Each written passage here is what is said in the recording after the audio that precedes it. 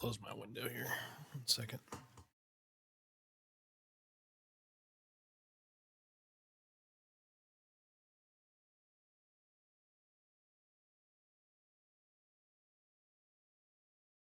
There we go.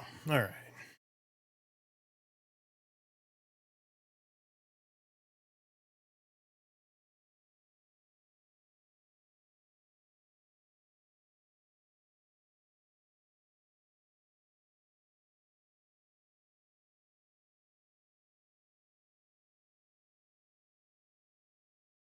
All right.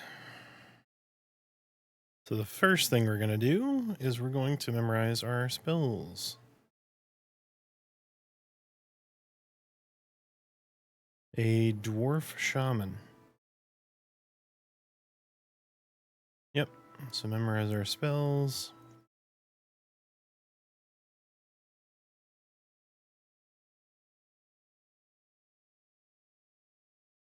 Yep. Are you trying to lead me on here? Is that what's going on? Well, they're going to have to look up keybinds. I'm not going through literally every button press. Yep. So in your inventory, there's spells. And then there's a mysterious letter. It says right-click to begin a task. We're going to right-click that. It's going to give us a quest. Yeah, I'll cover that when I get to it. Good lord. And you're muted, by the way, so I'm just talking to myself now. Yeah, I'm not going to use any of this voiceover for the YouTube video. I will voice over all of it again. All right, so we're going to use our mysterious letter. Right-click. It's going to say, hey, I have an opportunity for you. Find me near the well in the center of the village of Avelia. I will explain more. So we're going to want to accept that. So you can hit J. Here's our quests. And then B brings up our book for all the stuff we just memmed. We have our Serpent Strike, which was already on our bar. Mantle of Mist, which is our heal. And Fang of Heroon, which is our first damage spell.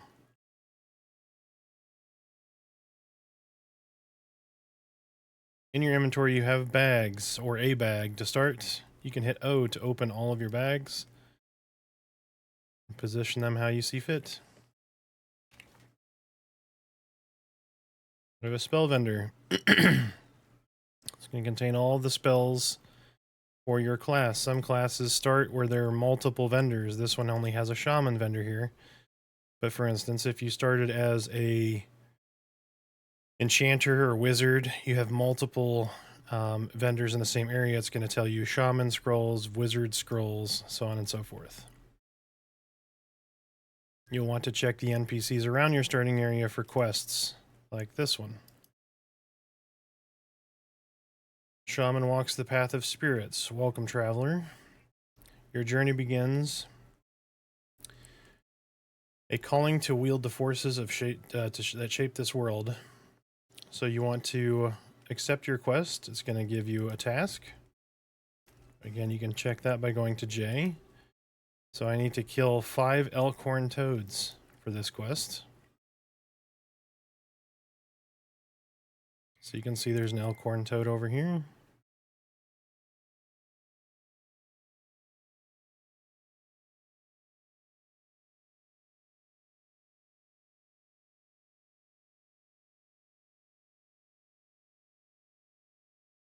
He used sticky tongue on me, which pulled me to him. So I'm using my attack spells with him targeted. Over here to the right is your offensive target. If I target myself, you have a defensive target. So if you cast a heal, for instance, I have him targeted, but I also have myself targeted. My defensive target, my heal would go off on healing myself. So I don't have to, like in most games, target the mob, cast something, target myself, cast something, target the mob again, cast something. It stays targeted. And then you can use your F keys if I had a group member. So like, what is your name, babe? The Monk? So I'm going to join a group. So there's Merida the Monk.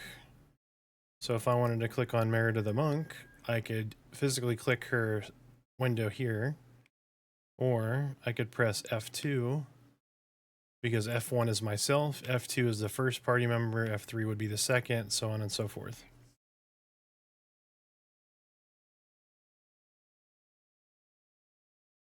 So now we got to kill 5 Elkhorn Toads. So Fang of Heroon does minor nature damage to the target. If it's poisoned, it does 50% more. Serpent Strike is another damaging spell, which I happen to miss there. But so some of these will ramp up as you do more and more damage and get more and more spells.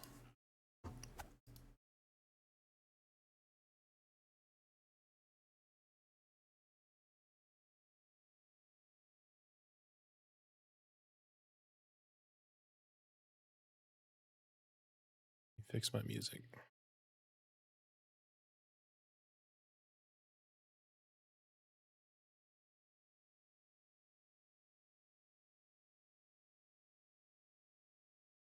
All right, so if we look in our journal, we see we're now at 2 of 5.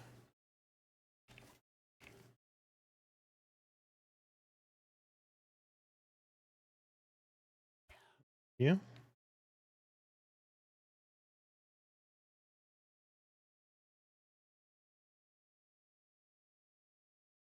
Nope. How's Vi attack?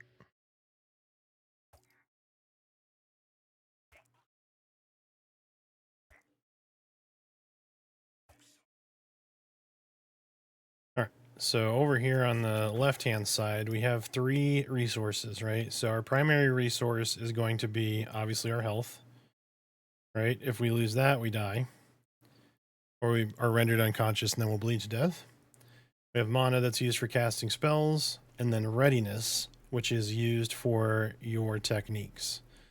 So these guys right here are our techniques.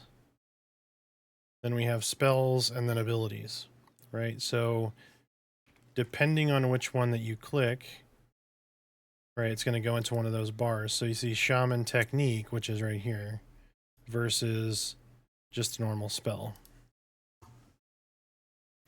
Most of the time, your buffs will go here, your offensive spells will go here, and your techniques will go here.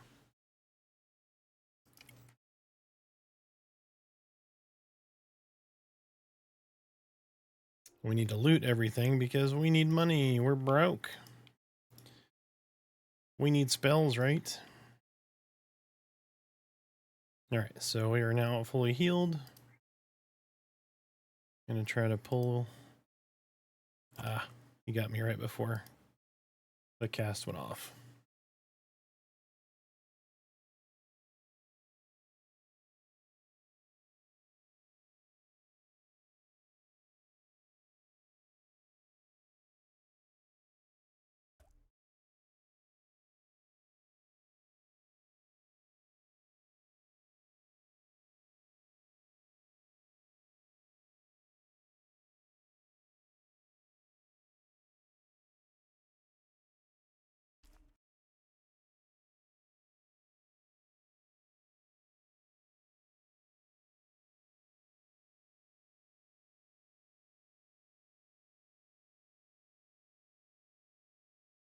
Oh, you talking about the thing I posted in our Discord? No, that's what the changes are going to be before EA. So they're adding a lot more items that make it more valuable for you to go in the challenging areas.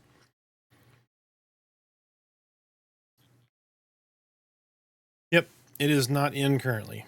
But yeah, that's the plan. So you have the 3, you have common, uncommon, and rare items. And common is almost exactly the same as rare because itemization hasn't been completed yet. So they're making sure, for instance, Halnir Cave is a very challenging zone to go in, but you don't really get much reward and you have a lot of risk to go there. So with the itemization revamp, it's going to be worth going in there because you're going to get something that's going to make your person more and more powerful.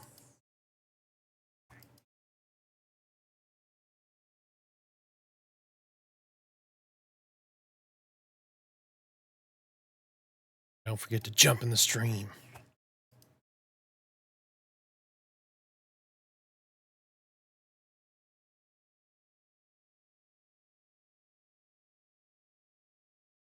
No, he died under the water. Yeah. Alright, so I'm going to show really quick how to get to Avelia from the Shaman starting area. Because we need to go see the Scavenger anyway, right? We need to turn that quest in so we can get our mining tools and all that. Alright, so this is the bridge from the starting area right there. Alright, so we're going to run this way. Hey, there's Merida the Monk. Oh, we're both dwarves. Oh, it's so adorable.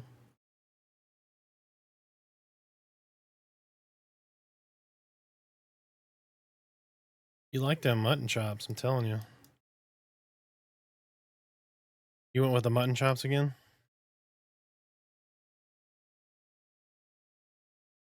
Yeah, you do.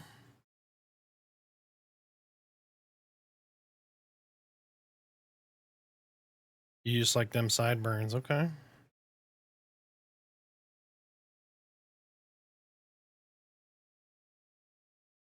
Hey, if you like mutton chops, you know, more power to you. Alright, so we came through this here. So this is what is referred to as the Newbie Yard. Right, so like there's a ton of stuff in here. It respawns pretty quickly. So that's the Shaman area, nice big blue tree. So you're going to come out into the Newbie Yard. And then if you look left behind these trees, there's a little path right there, right? So naturally we want to go to the path, right? The path probably leads us somewhere. So we're going to run over to the path. You can see it right here.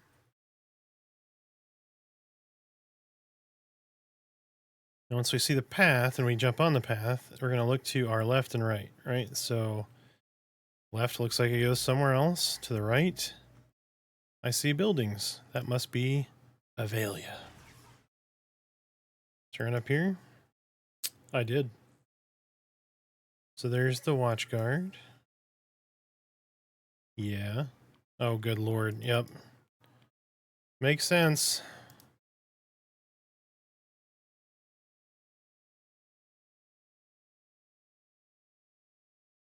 Did we all go dwarf? That's hilarious. Man, look at them triceps. I just like to say, I may be a shaman, but this mofo works out.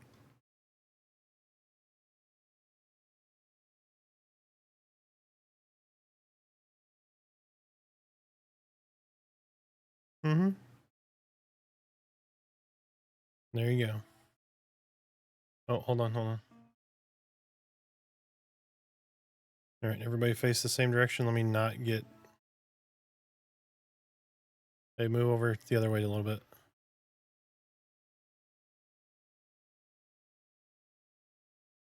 There we go.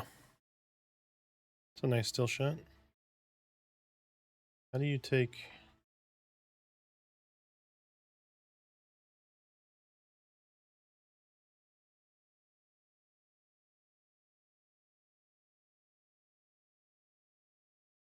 Look at them mutton chops. They're glorious.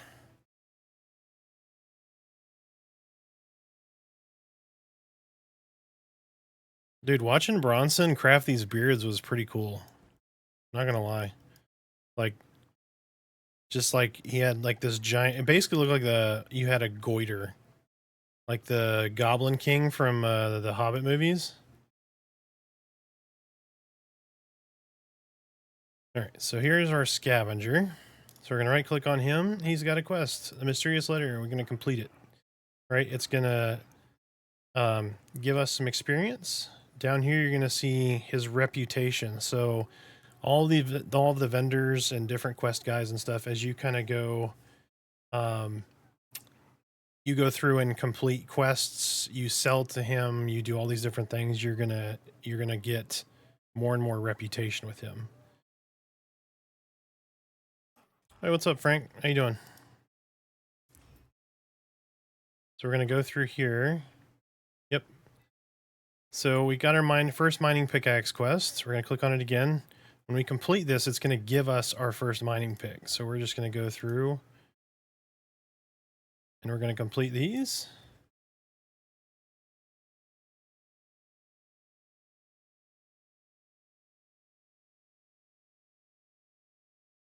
So these are our gathering tools, right? And so now that we have all of our gathering tools. We're going to look in our inventory here by hitting I. And we have our basic mining picks. So all of these are tools for crafting and professions, right? So we have two tabs in our inventory. We have an adventuring tab, and then we have a professions tab. So we're going to click on our professions tab. Right, it's going to change our inventory here. So you're eventually going to have inventory or profession gear and tools. So I'm going to right click on our basic harvesting sickle. It's going to go into our inventory, right? So if I go back here, it's gone, but it's in this inventory, right? You can click on them from either one. So you can just equip all of our tools, come back, all of our tools are equipped. All right. Next, we're going to complete or get the additional quest that he has. So one of the important reasons to do this is those tools have an efficiency tied to them. So this basic mining pick has a tool effectiveness of 8. So as I go through and do these quests, I'm going to get progressive tool upgrades where I'm going to have a tool effectiveness of 14 and a tool effectiveness of 18 and maybe some stats. So it's important to go through and do these quests here. So we're going to go through and accept all of our mining quests, harvesting, wood cutting, and skinning. Then you have the Art of Scavenging quest. So this is going to teach you a schematic. So when we hit OK here, now we have salvage. So this is going to give us a salvaging tool by completing this. So we're going to hit accept. We're going to complete both of those. And then we're going to accept the remaining quests here. It's going to have us do scavenging tasks. All right, now we have schematics, right? So schematics don't have a slot here, but they do have an inventory for them. So this is your schematics bag. All right, so when you get a schematic, and some tools like the salvage tool ends up going into your schematic bag. But your schematics, as you click on them, they're going to go in here and populate this bag for you. So these are essentially your recipes, right? So you know how to make this because you have the plans to make it. All right, so we're going to go look at our quests now. So we've got that one to complete. Mine 3 chunks of Asherite ore. Harvest 3 golden potatoes from wild vegetables. Chop down 3 maple, chop down trees and get 3 maple logs. And then get 3 tattered pelts from skinning animals. Next, we have to create a fox fur paintbrush. Obtain rusted longsword, handful of metal bolts, and a handsaw. And then scrap metal in an empty bottle. So first, we're going to look at this fox fur paintbrush, right? So if you read the scavenger text, which we didn't because we're running through this, you're going to come right over here to the scavenger's workbench. Okay, so you right click on it. Now in here, you'll recognize all 3 of these as being things that we just accepted from the scavenger quest, right? So if we click on fox fur paintbrush, we need a young foxtail, a sturdy stick, and emerald spider silk. So we need 1 of each of those. If we wanted to make burlap bandages, we need scraps of burlap cloth, which will drop off of like bandits and that kind of thing. And then the crude salvaging tool. So if I had an item, whether it's weapon, armor, or shield, you'd be able to, as an example, I don't think I can break this down, but we can try. Yep. So our newbie weapon, it's no trade, but we can break that down into Asherium bars, which are then used for crafting. If you don't do like blacksmithing or something like that, you can turn around and use that as a means to gain money, right? So you could sell that Asherium bar to a blacksmith, essentially. So it's a way to take some of these items that maybe you need for crafting materials and break them down into raw crafting materials and then either sell them to other players or use them in your trade skills. So we're not going to break that down because I don't have another weapon right now. And then we're going to go look at what we need one more time real quick. So we need skinning. We need to obtain tattered pelts, right? Wood cutting. We need maple logs, golden potatoes, and Asherium ore. And then we can go complete our quest. Oh. Did you just die, Rain? Oh, Merida's going down. What are y'all fighting? Run towards me. I has the heals.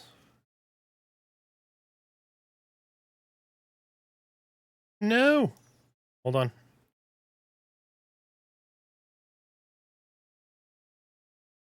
Oh no, I couldn't make it to you. I'm sorry. I ran's out of stamina.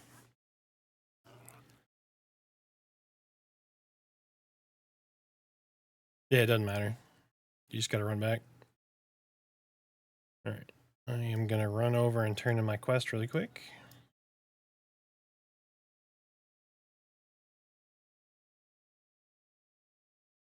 Yes, those in chat, feel free to ask questions.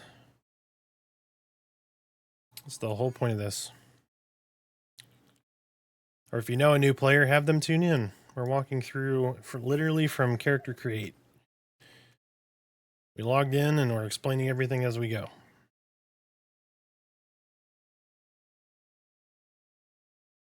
Got a lot of comments on the YouTube videos about things being confusing for new players and that kind of thing, so.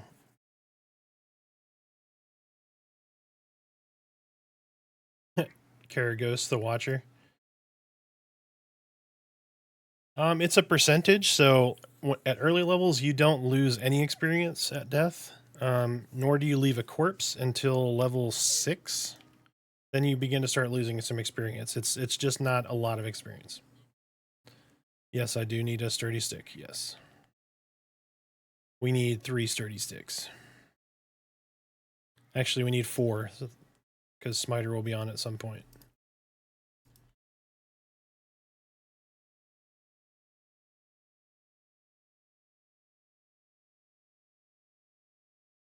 You can look at my YouTube video if you want to see what a level 9 looks like against Caragh the Watcher.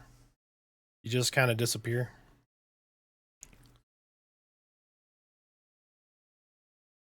Alright, so what does he want us to do? Scale a cliff and listen to the wind's whisper.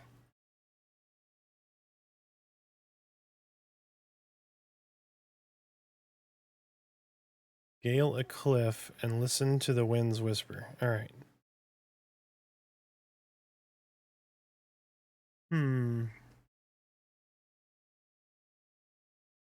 Let's read the whole thing here. So, deepen your connection. You must seek further guidance. To the west, a cliff awaits.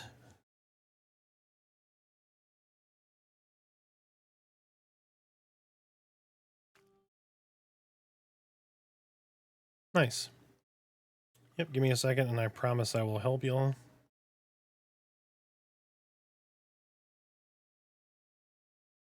These quests are just easy to do. So one thing to remember, I'm gonna mute so y'all don't hear me just dialoguing here. One thing to remember is you're not going to find like the giant exclamation marks against or above the heads of quest NPCs. Like you literally have to go talk to them, right? And then in some cases, like the new pulse system coming online, they're going to emote towards you. So as you run by them, they may say something that leads you to click on them. So that living, kind of breathing, immersive world is part of what is coming.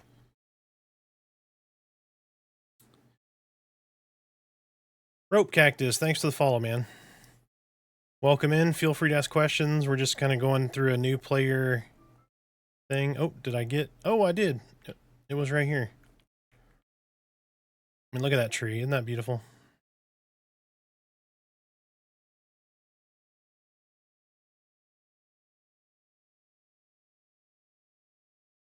All right, so we turned our quest in.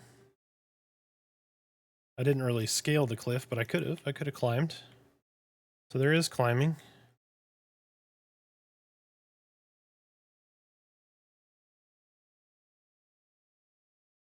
The downward climbing animation on the newest models for the ogre and dwarf race are not completely done, so they just kind of slide if you go straight down, which looks hilarious. Oh, but one of the most important parts I forgot. Hold on. You have to watch them sit down.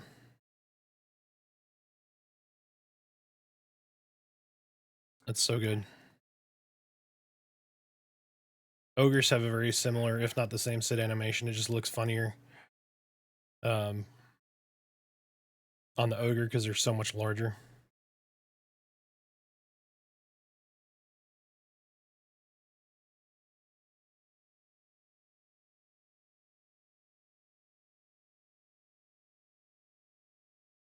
Yes, it is 5 rat tails per quest completion. So we would need 15, we need 20 total once Smiter gets on. And if anyone is on stream right now and starting a new character, you're more than welcome to join us. We are on Broken Maw. Oh, I hit level 2. For that quest turn. Did I just pick, I just totally picked up another quest without even thinking about it. Alright, so Spiderville Omen. So we need to kill one Omen Weaver and then bring the Fang of Omen back to this quest NPC.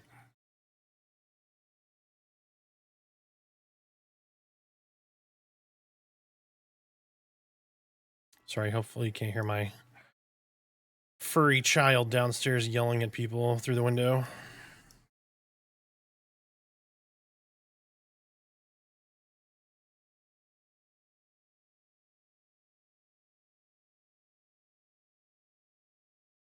Alright, so the Spiderville Omen will spawn, I believe, right over in this area. It's been a minute.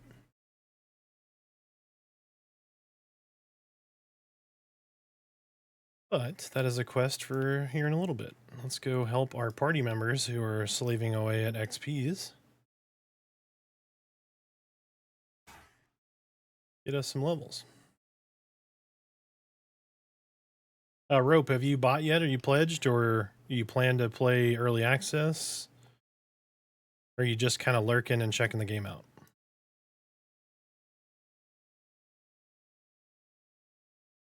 No pressure to answer, obviously.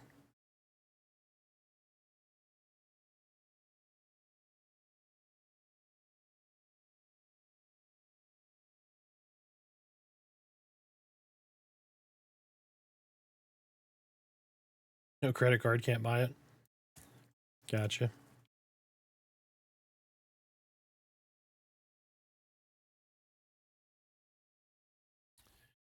Yeah, the world tries to force you to get them, so you have to have them at some point, but you should be very responsible with them.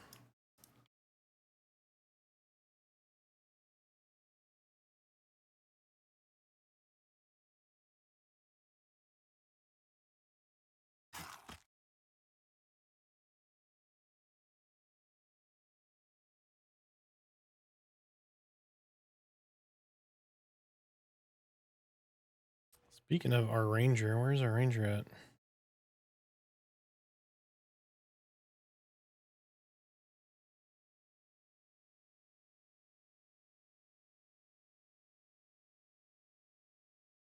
Yes, I did.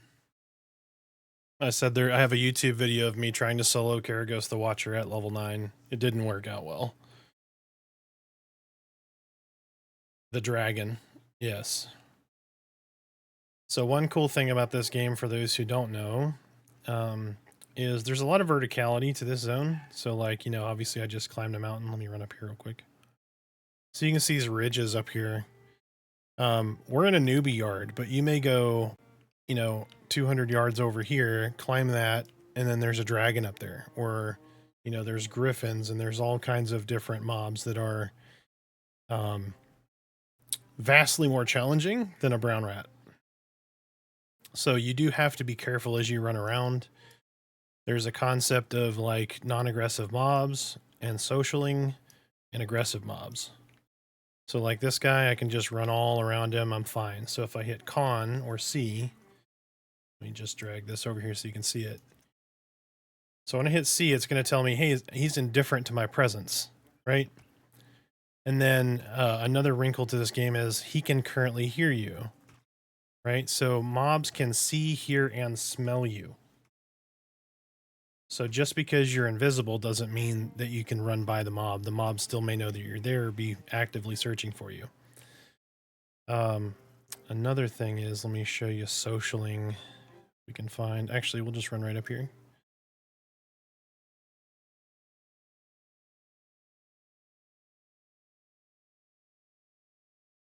So these guys, social. So if I was to attack this guy and his buddy sees me, like here, I'll do this. Now I'm going to die here, probably, because now, see, they all saw me fight them. They all gang up on me, and now I die, right? Not all mobs do this. Don't fight, babe. Don't fight. I'm dying on purpose. Are you looting my corpse? What are you doing? I just said don't fight him. They're going to kill both of us. But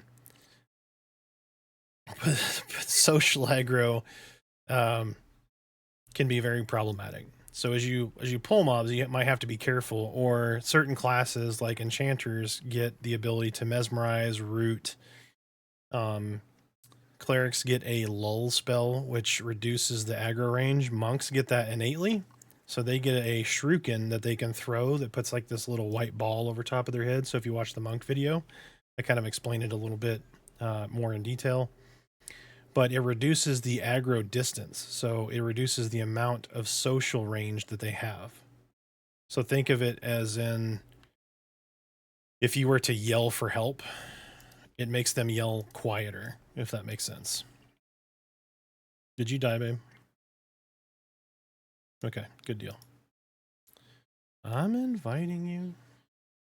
Oh, nice. Oh, here. I guess I should do healer things, right? Oh, look, you have Mantle of the Mist. You can go fight now. I guess I should mantle myself, right?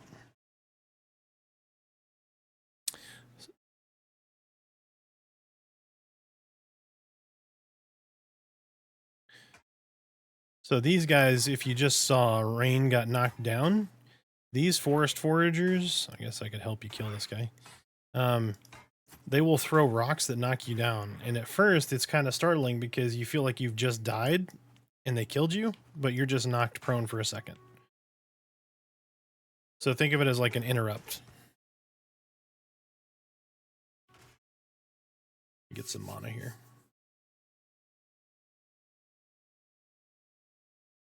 I can. Are you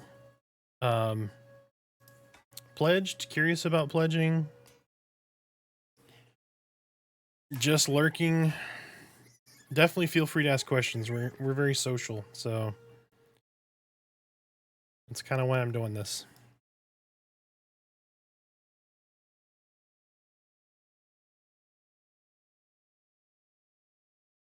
Oh, nice. Yeah, welcome to the club. What do you give me your honest feedback on your first couple of days in the game.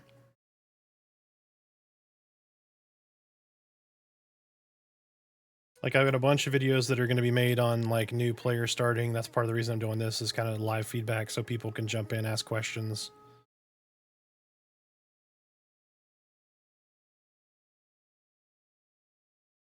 Everybody's skinning. I guess I should be skinning too, right? Like,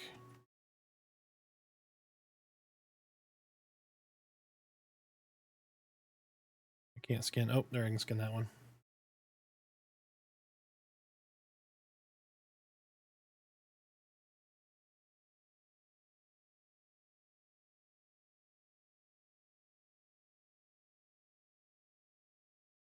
It was really confusing, LO. I started off with a ranger and liked it, but as solo I didn't get to use my bow as much. Yeah, absolutely. So ranger is a very active class. And yeah, you're right. You do transition from melee into ranged and ranged back into melee if the mob comes and goes, which I think is really good. But you definitely can't be like bow soloing, right? That's not a thing right now. Maybe later with roots or traps and that kind of stuff, maybe you're able to manage that. But you definitely have to weave in and out. I've enjoyed my first week, real week in a bit. Yeah, it's definitely one of those games that's not gonna tell you how to do everything and anything. So some people like figuring that out, some people don't. That's why I'm doing some of the videos that I'm doing, to kind of give people an idea. I mean, the class videos are to give you a thematic review of all the different classes so that you can better decide, hey, which of these classes fits the role that I see myself wanting to play.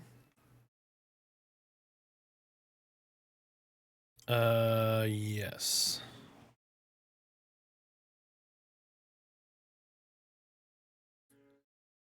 But Yeah, I want to make sure that there's enough content out there for those people that want to consume that kind of stuff and don't want to figure it out for themselves, or maybe get stuck and can't figure it out. And you're like, how the hell do I sell to a vendor? Or, you know, where do I go to finish this quest, or that kind of thing. So having some content out for people to consume on those things if they want to is wonderful. I tried Monk and Paladin, didn't like them right away, so I've made a Necro, and that is the class I've played the farthest. Yeah, Necro is really good. They really come into their own around level 12 when you get your leech dot. Because then I feel like you drop enough dots on them that you can really start to feel the damage, and then, you know, equipping your pets with gear and weapons. And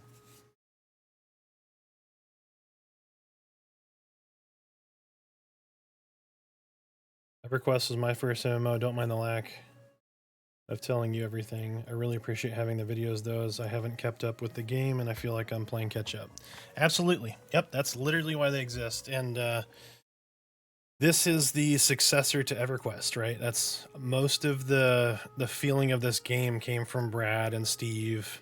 And there's definitely a big thumbprint of EverQuest in this game.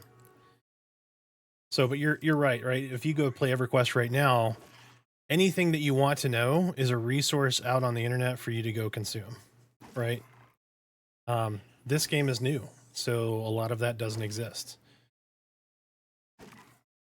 So having some of that out there, like, I don't want to spoil everything and give a guide on how to do it, literally everything, but having some generalized guides to help you navigate the different systems and understand some certain things, like different camps, or, you know, Merida is new to games like this, period. So she doesn't know a lot of the lingo. She doesn't understand camp versus like crawl, you know, social aggro, that kind of thing. So that's all new to her, which is why we have our top 10 tips, is for people like that maybe this is their first MMO. They've never played anything else. Oh, I gotta heal myself.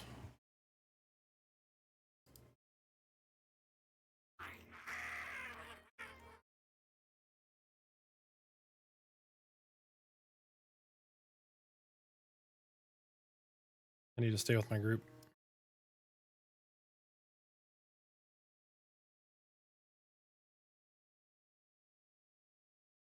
He's this way.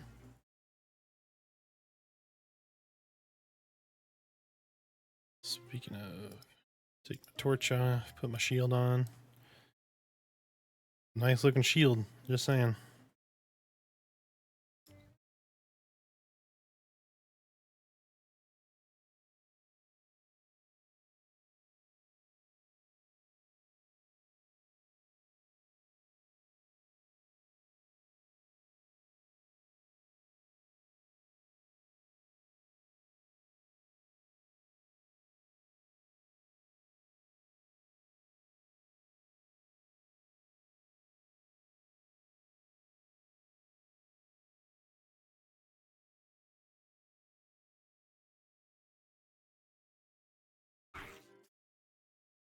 So Malachi, what's your tune? Like, what is your first guy? Or what guy are you currently playing?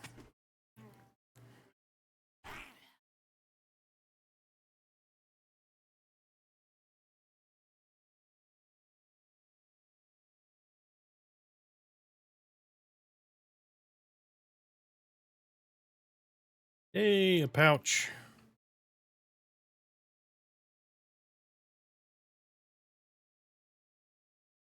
Seven monk. Yep, so you know what I'm talking about. I think you've already gotten Shuriken, right?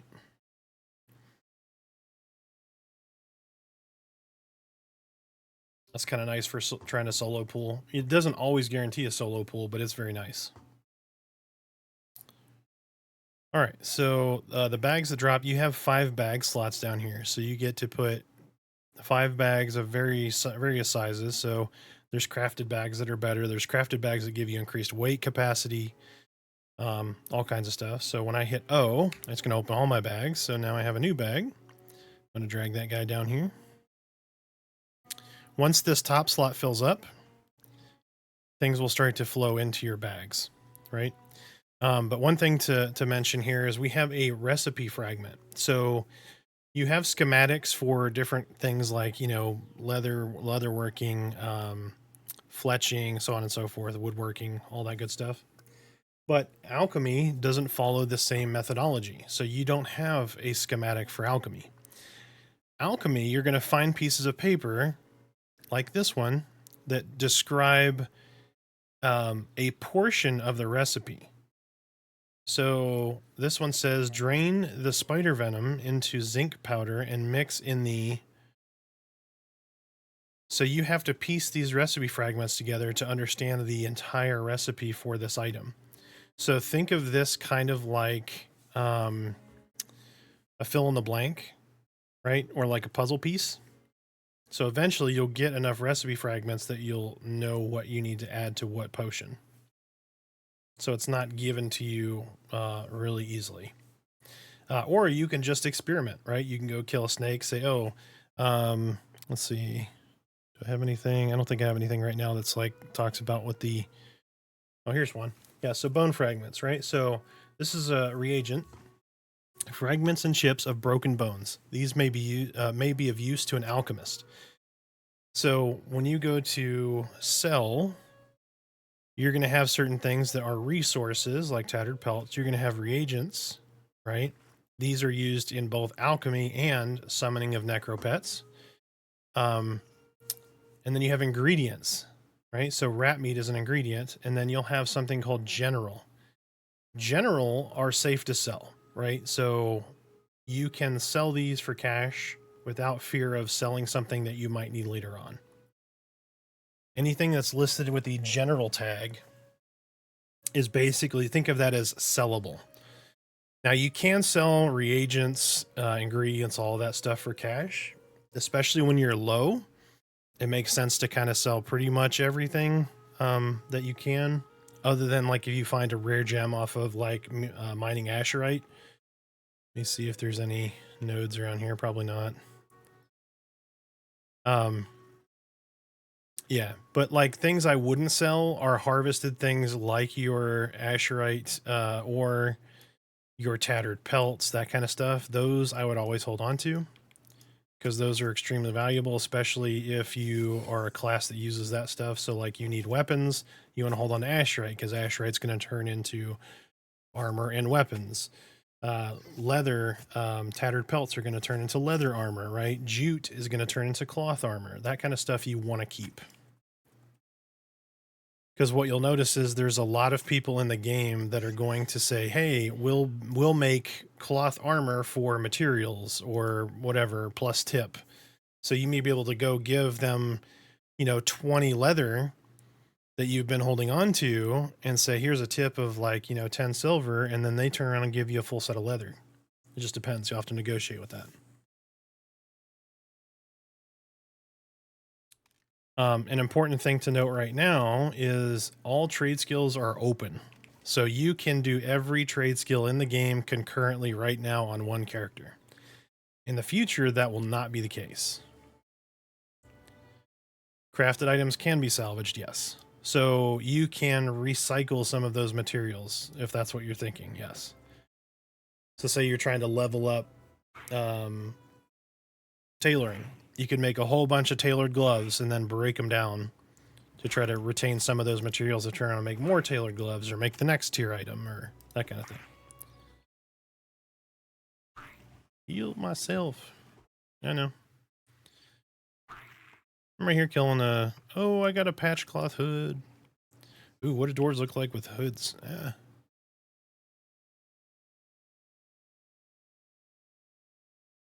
Terrible.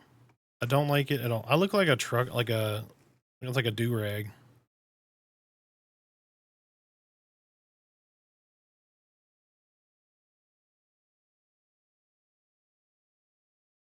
I don't like that one bit. But it's armor.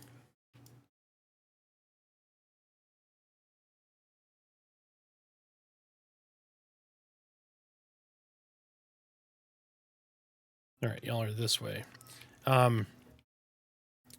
Finding your group. That's a good point. So if you look right over here, there's a little ring around each of these guys. So number one, you can tell who the class is. It's like, let me move this over so you can see the tooltip a little bit better. So Merida's a monk. You know what? Let me drag this over here. So Merida's a monk. Rain is a ranger. But that little circle around there, you see there's like a tiny little arrow. If I turn, that's the direction that they're in. So it helps me navigate to my party. I think all games should have that right there. I'm just saying.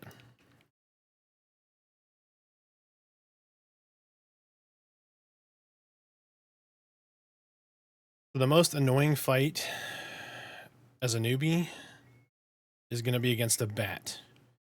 Because most of the time you're going to use your melee abilities against a bat, right?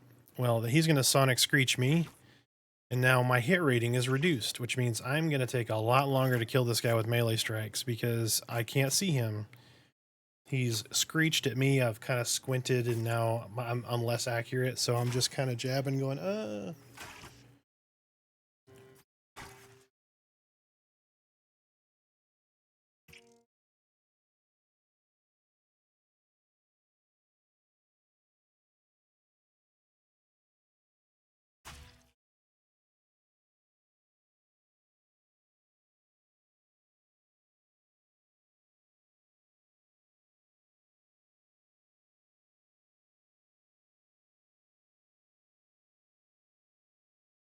No, I can skin the bat. I guess I can take his blood first.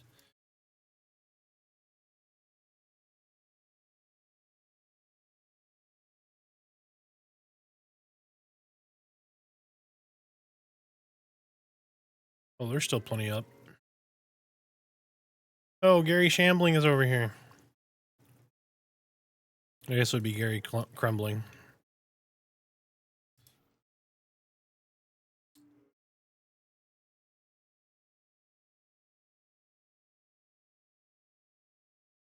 I went to look for my group window and I was like, where did it go? Because I'm so used to it being on the left. I got to put it back over there. I can't do that. Another really cool thing, and I don't know if it'll show up on stream very well. Let me see. There are these little arrows right here. You can prioritize your group window. So I can move Rain up or down. That should reallocate to your F keys, but I think there is a bug right now that doesn't do that. But it should in the future. But that is fantastic. So if you're used to how, like, you always want your tank at the top or the bottom or whatever, you're able to do that. Where did y'all go? Yeah, especially as a healer.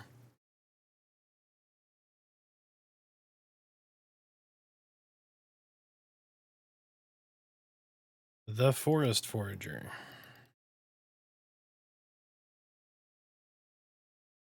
Oh, my knee. I was a great shaman, and then I took an arrow to the knee.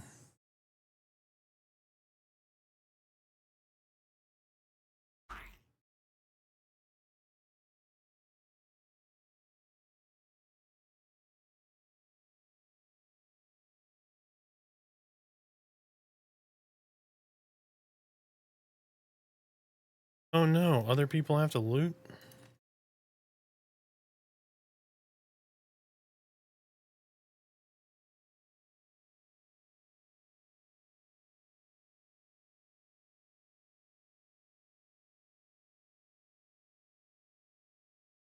You're a ranger, sir. You should wreck that thing.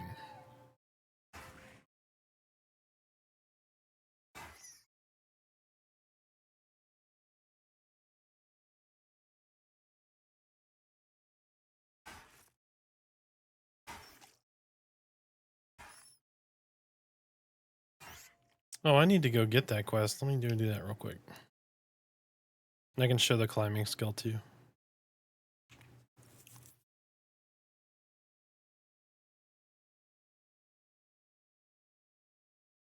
Oh, you do get a surname. Nope, never mind. That's just two different people. It just looked like, I was gonna say, yeah, way back there it was like, looked like two people. I was like, oh, you do get surnames. Oh, here you go. Here's a great example. I'm glad I came up here. So we need 3 Asherite ore. There's an Asherite ore deposit, and then there's wild vegetables, which hopefully we'll get potatoes off of. So the mining is really, really slow early on, as you can tell. Oh, my guy glitched out and he's not mining anymore. He's actually still mining, but his animation stopped. But this will go faster the higher your tool effectiveness is. Yeah. Yep. So there we go. I got 3 Asherite ore, and you can see that my mining part 1 is complete. Now we're going to do wild vegetables, and we're going to get 3 golden potatoes, because that's what we need, right? We're not going to get anything else, just the 3 golden potatoes.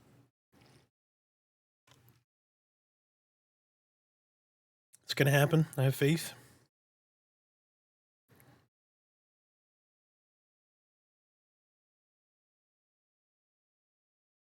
Four carrots, 3 black tea leaves. You just trolled me, you silly vegetables. We are going to eventually need blackberries, so I'm going to come and get these blackberries too. As a part of the trade skills, you're going to have one primary crafting trade skill, being like armor, smithing, woodworking, so on and so forth. I believe everyone will be able to have like fishing, cooking, all of that in all of your gathering skills. But I think as far as the crafting skills, the major crafting skills, you'll only be able to have one. All right, this is the perfect time to say it gets really freaking dark in this game. So I'm using a shield and a spear right now. We're gonna put a torch on so I can see what the hell I'm doing. I put this in some of my videos, and everyone's like, "It's too damn dark for me to see what the hell's going on in your video." And I'm like, that was meant to illustrate that how crazy dark it gets and how it's a challenge in this game.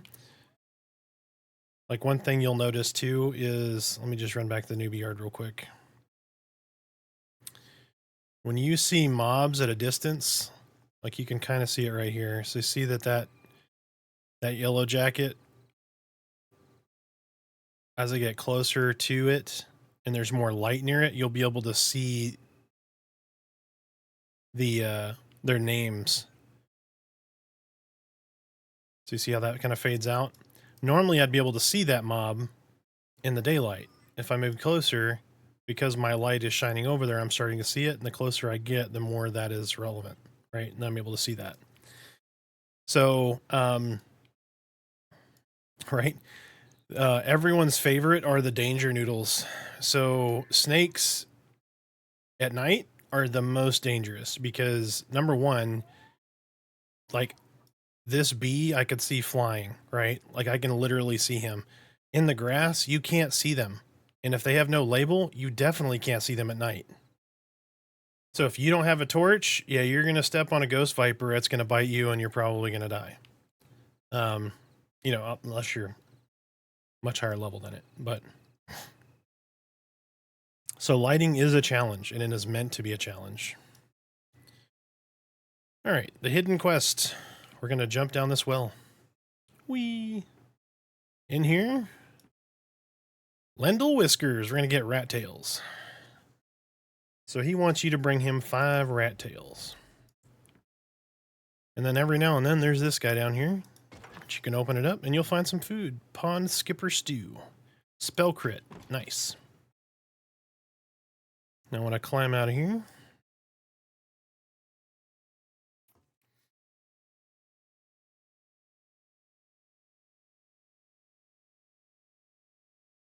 all right, and then we're going to go show you the undead real quick. So we're going to run out of Avelia. So the bank is right back there. This way, that is to the Newbie Yard. This way is out to the undead.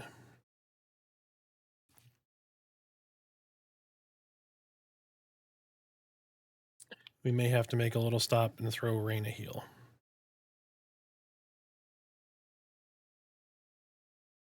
Run towards me, I will patch you. This also is the backside of, we just ran up there a little bit ago, so we're just looping back around here.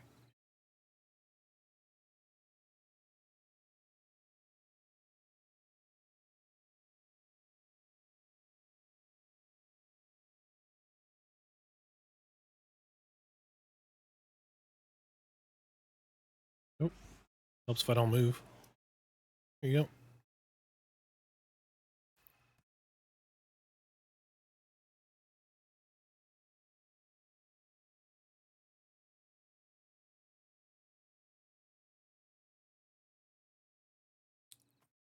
Oh, so this frog you don't want to try to kill because he will murder me. This is the Nightbane Toad. If I con him, he is red. Red is bad. He's indifferent to my presence, but this fight would be madness. Do you have a death wish? So it's important to read the names, because I have just gone killing these elkhorn toads and attacked this guy and got killed, so... Hey, there's Gary Shambling. How you doing, Gary Shambling?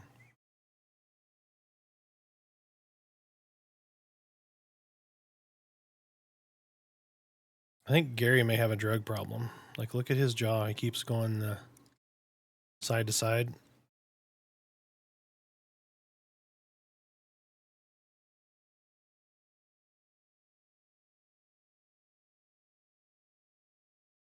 Yep. He's on that Molly. Yep. Oh, here's Summoner Pet, if y'all want to see what a Summoner Pet looks like. Yep, you get 2 of them at level 20. It's really good. And you can control them independently.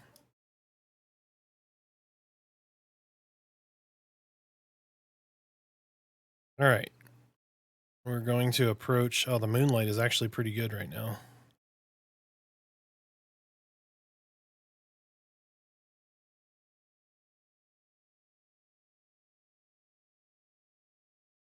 So there's kind of a magical darkness too. I don't know if you can see it. So as I get closer, I'm going to enter the magical darkness.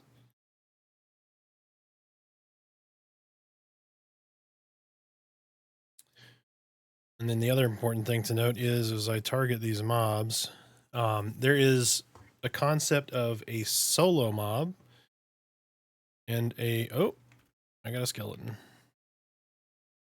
I don't know if I'll be able to kill him, but... So this one doesn't have a chevron versus the other one, which does. Yep, he killed me. But let me try to target the other one real quick and show you. So the Brittle Bonecaster over here. So these are single chevron mobs. There eventually, I think, will be multiple chevron mobs. A chevron mob essentially means group, right? So it takes a group to kill one of those guys. So when you con something, so like this guy conned orange, the Brittle Bonecaster, that really just means red, right? So he's eager to slay you, which means he's going to come kill you if he sees you. And Deadly Adversary.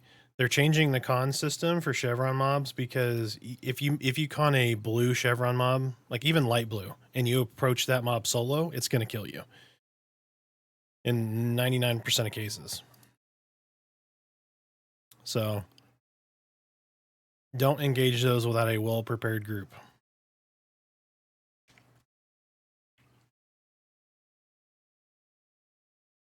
Yep.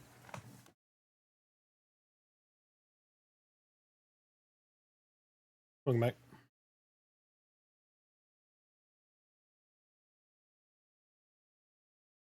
Now the I already did die. I got killed by a skeleton.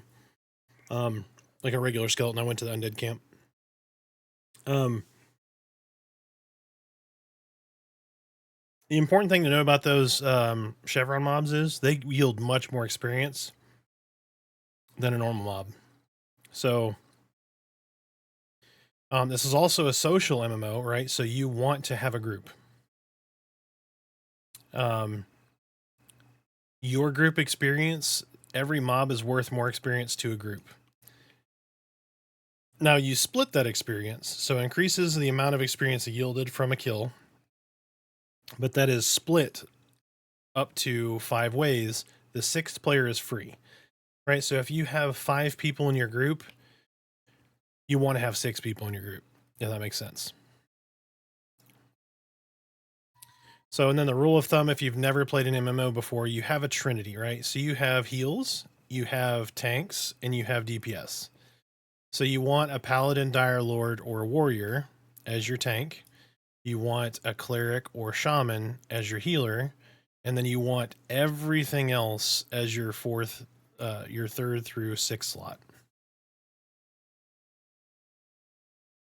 So, and there's a lot of class synergy. So those techniques that you get, as an example, say a rogue can open a gap on a mob, and then a summoner can slow the mob using his opening gap consumption. Right? And then there's like things that reduce armor. There's all these different techniques that help debuff the mob that are used by someone opening a gap, somebody consuming that gap, or exposing a target and then consuming that expose. There's like off balance. There's a bunch of different conditions that are openers for another class to consume into a debuff.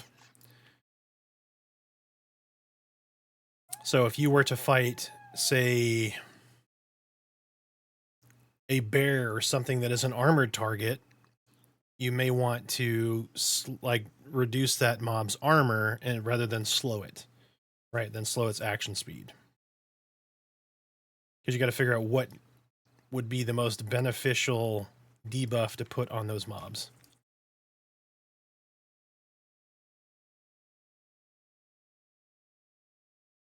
Speaking of danger noodles,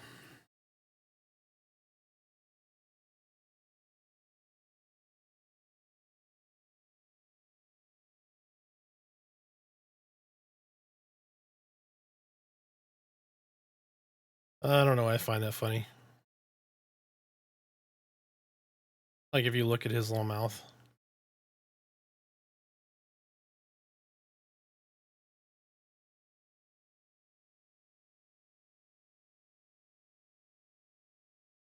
Like I know people complain about the models, like the graphics in this game. Yeah, they're not super high fidelity, but I actually think they're pretty. Yes, they are social. We can kill him. You're a monk. Get over here and punch this one. Yeah. They won't chain aggro though. So like if you pull this one, it'll pull like two, maybe. Like this guy right here. Pull this guy. Watch. We'll test it. I'm a healer. I can heal you. No, the hornet.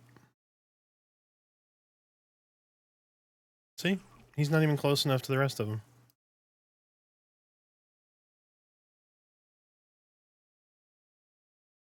See? I'm trying to remember what level you get your shrieking.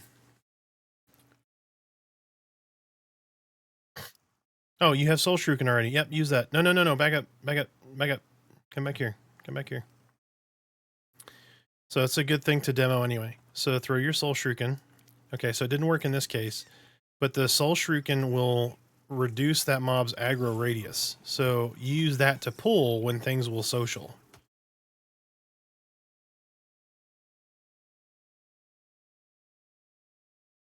Let's see, look, we're perfectly fine. You punched the crap out of that stuff, so you're going to do work. I'm just going to sit here and watch. Yep, that's what I'm here for. I'm here to look pretty.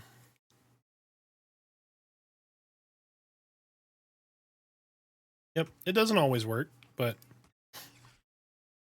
because it's got a 30 or 50% chance, I think. What's your tooltip say?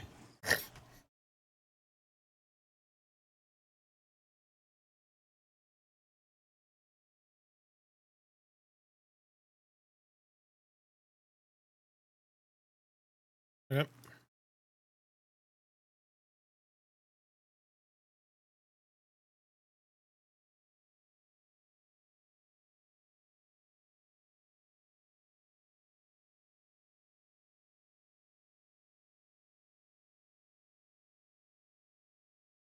No, hit B. Read all the text. 25%. So you got a 25% chance. 1 out of 4.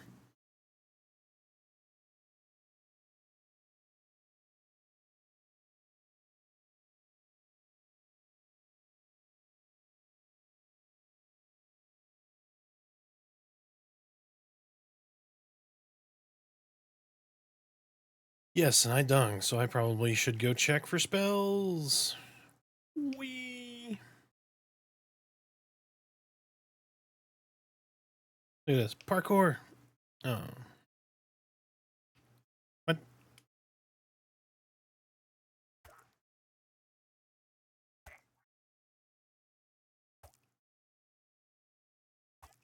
You know what his favorite band is? The Toadies. Oh! By the way, I don't charge for dad jokes.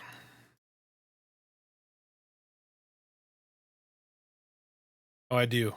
The charge for dad jokes is 1 Prime sub. Just kidding.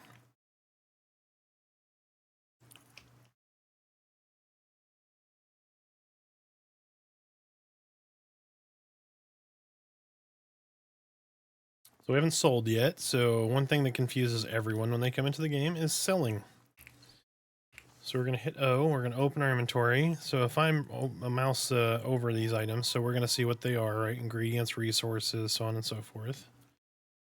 Here's general. So this one is 14 copper.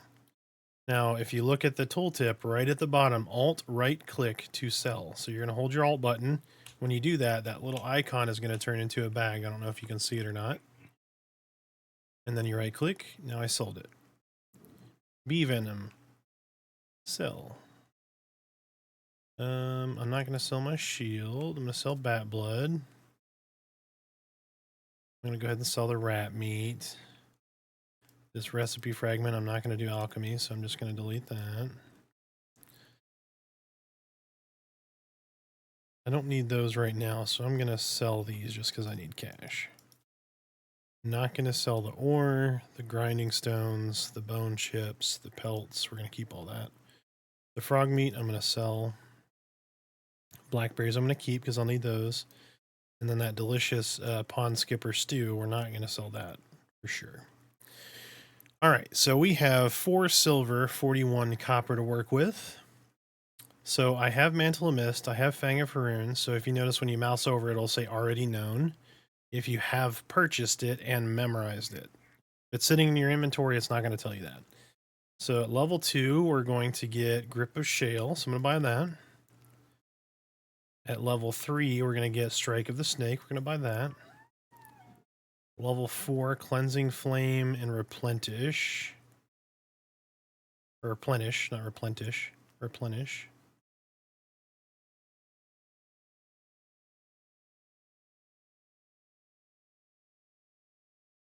So we're going to need 6. So that's 4. So between 4 and 5. That's 5. So we're going to need 9 silver roundabout by the time we hit level 5 to buy our 4 and 5 spells.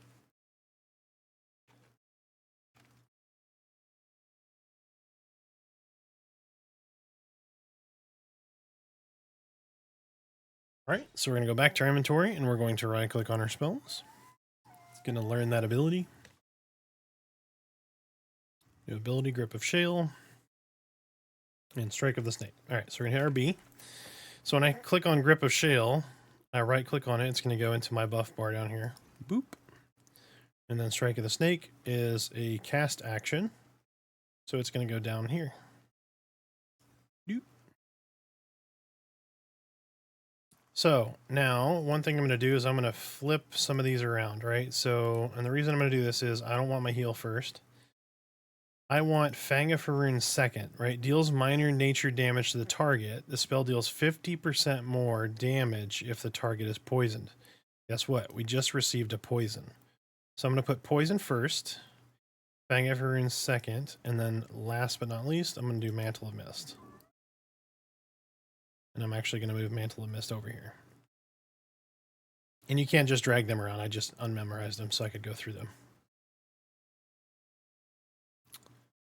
And then we don't have a new technique yet. So I want to cast those in that order, right? Number 1, then number 2. Because number 2 is going to do more damage with number 1 on it.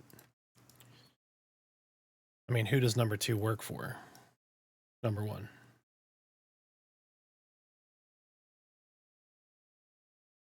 Oh, the green chick? Yeah, Shrek. You should totally make an ogre chick named Fiona.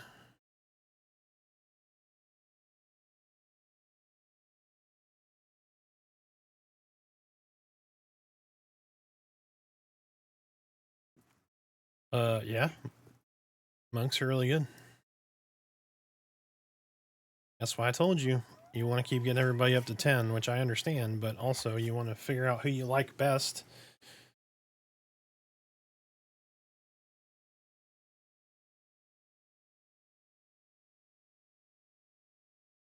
Have some grip of shale. You get more strength and stamina, so you're going to hit harder.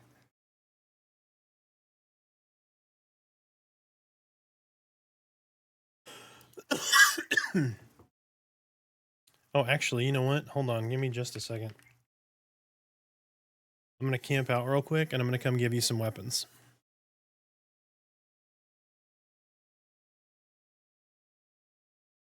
You can get your own money, lady.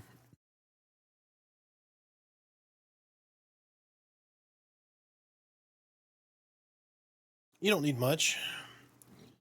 I'm about to give you gear. Don't complain.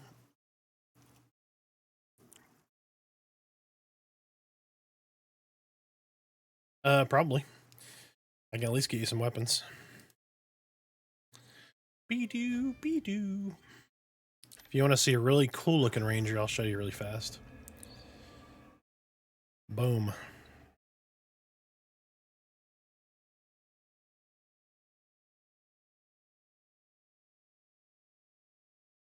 Sweetest weapons in the game, right here. Ready?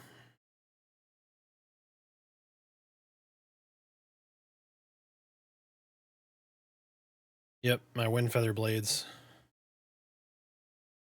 I mean, those are just sexy weapons right there.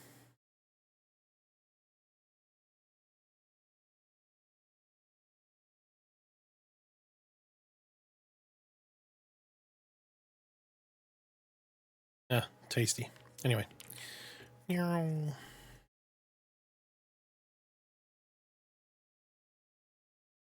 me introduce you to the bank. Full of bank boxes. Boom. That's a lot of stuff. All right, Ranger. Got you a bow. Simple longbow. Do I have you an arrow? I think I have you a level 2 arrow. I do. Ding, ding, ding. Winner, winner. Crude Asherium broadsword. Oh, those are level 7. Hold on.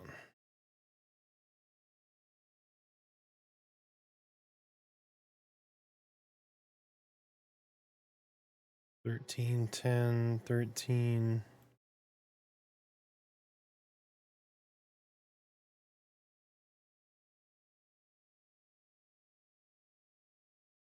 I got tarnished hammers.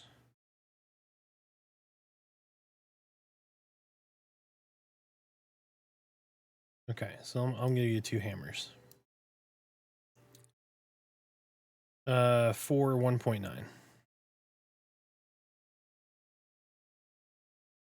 Yep, so let me grab those.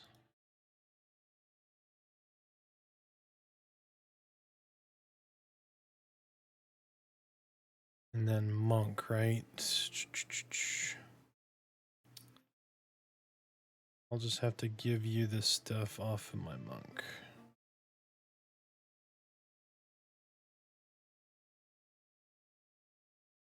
All right.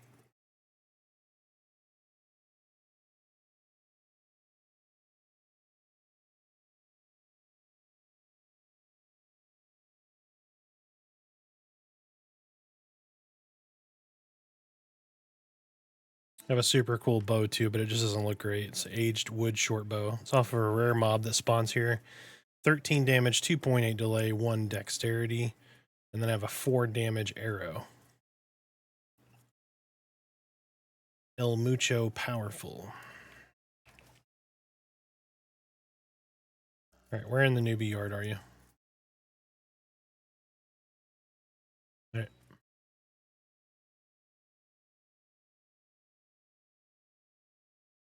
So if you've never seen Ranger 2, this is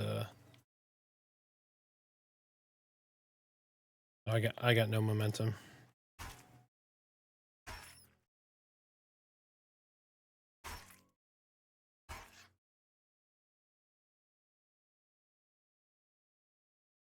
Show you how rangers do right here. We just got hit by a wind cutter. All right, so rangers can engage, jump to the mob, and crit. And then rangers will withdraw and crit. Oh, of course he jumped in too quick. I'll just send my panther at him. Oh, wrecked. So rangers are going to be jumping in and out, in and out.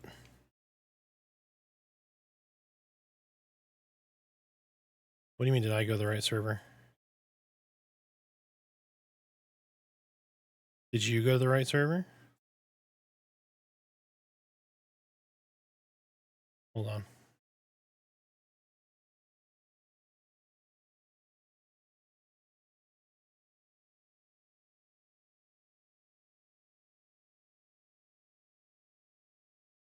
Okay, where are you standing? Like, precisely.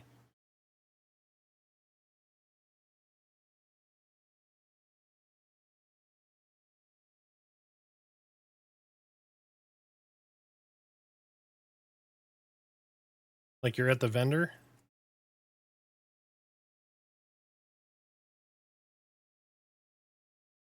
All I did was hit next. I don't know how.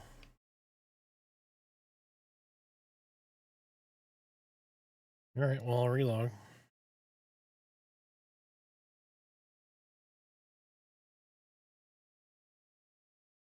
I mean, it should have selected the same one that I was already on, but that's fine. Genevieve. All right.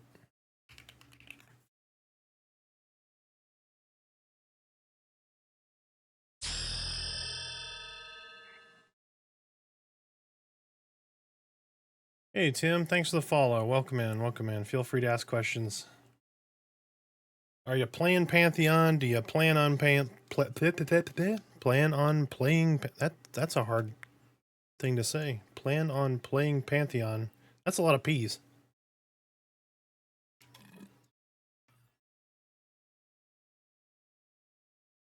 All right. Oh, I did click on Haven Song. Okay. I don't know how. Maybe it goes to the last character you logged in on? I don't know. All right. For you some gear, get Meredith some gear. Speaking is hard, I try to avoid it. Yep, that ain't no joke. Oh, there you are. I was like, I'm right here and you're not here. All right. Trade. Hammer. Get hammered. Oh. All right. There we go. All right. Give me a second to get you some monk stuff.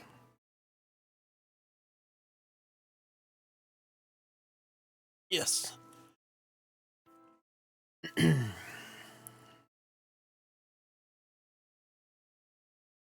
Oh, yep, I can.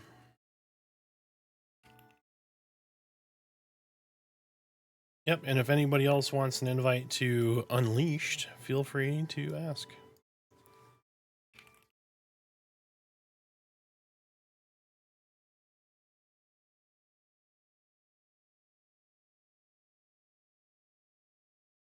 Let me guild promote y'all.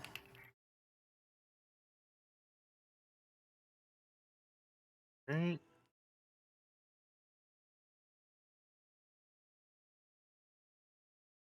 You're a goober. We're... Oh, yeah, the tar command isn't in there. You're a dork.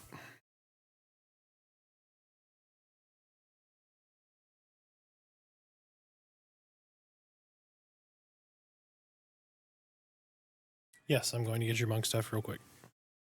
First, I had to hook the ranger up. Show off my ranger. Yeah, I gotta log the monk in. Remember, I level all these guys for class videos, so...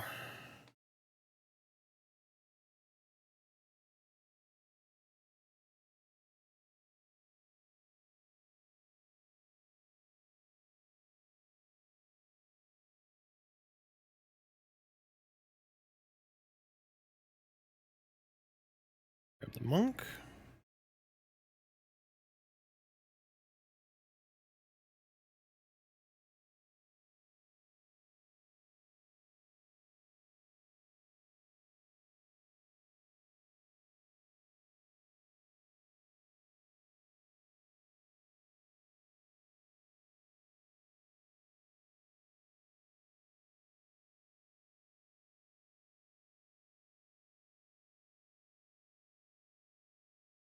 What level are you?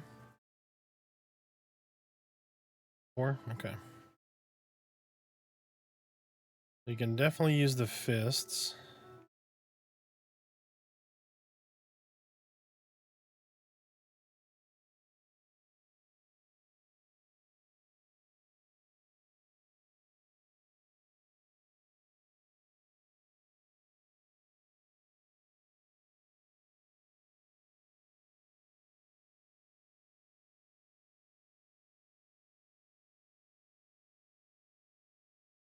You can use all of that. You can't use the gi yet. You can use the headpiece. Just like running around and undressing. Alright, there's these, that, this, that, and that. Oh, you don't have the room? Oh, you can hit no on the group. Sorry, I clicked the wrong button. How much, like, you need to sell? This whole time you were sitting next to a vendor. Run, short legs, run. I'm gonna beat you. I'm gonna beat you. Oh no. Oh, you barely won.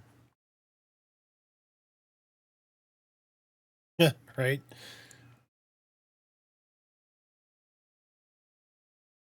That burlap gi. You can't use it till 7, but it's good armor. It's like 9 armor. Alright. I'll give you some bags while we're at it.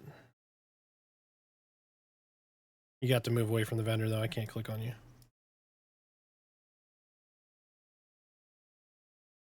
Alright.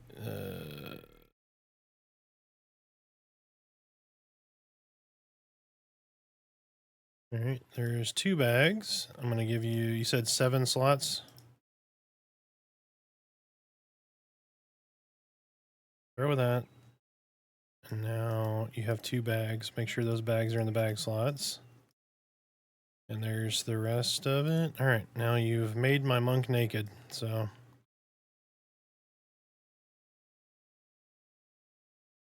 Oh, let me put this back. Hold on. Here's 29 silver, so... What? Okay. Well, at least you left me my pants. At least I can put some pants on.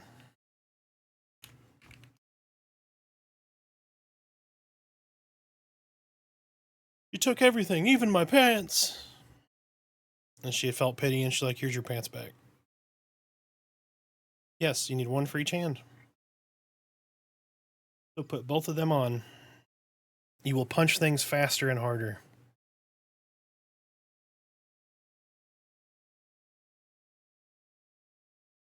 Alright, now back to our regularly scheduled programming.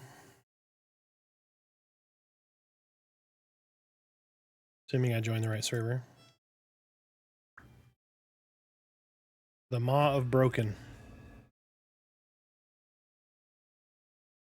Alright, not that guy. We're doing Shaman. My god, that hat looks so terrible. Not my coffee, it's gone. Alright. Invite Rainbow. Invite. A player is already in a group. Alright, somebody has to invite me now.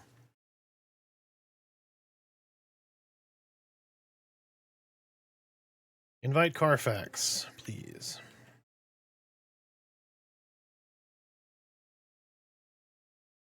Just /invite with me targeted, or /invite space Carfax. And then do /guild invite with me targeted, please. All one word. While I stare at your glorious mutton chops.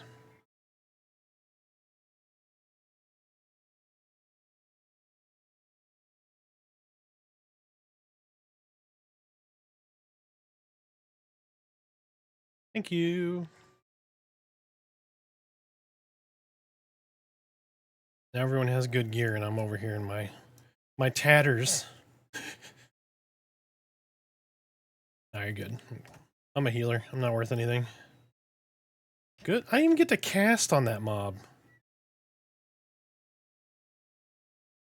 Like, I literally didn't even finish my 1.5-second cast. You just punched it to death. That's it. I'm going to go over here and play by myself. I know where you were going with that. Tee hee hee.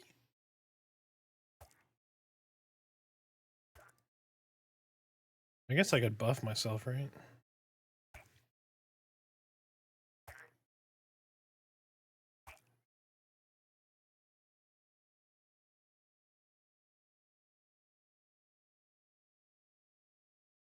No, you just need to kill really quick instead of skinning everything. Just murder.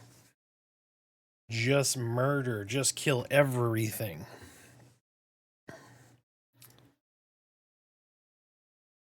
If y'all stay relatively near each other and we just absolutely... Look at you hitting things and there's sparks coming off of that toad.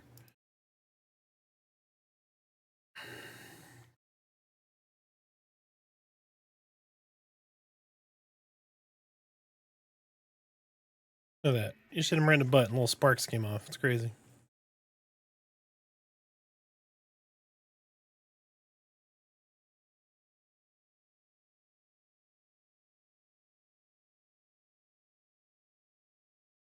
Alright, we should be fighting near rain though. That way we're all getting experience for you guys murdering everything. Mm-hmm.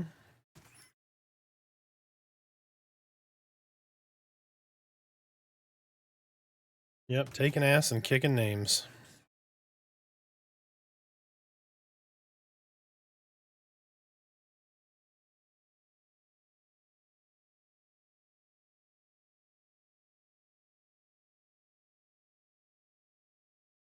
Live action Pantheon. Danny DeVito punches out one of those 3-foot spiders in Australia.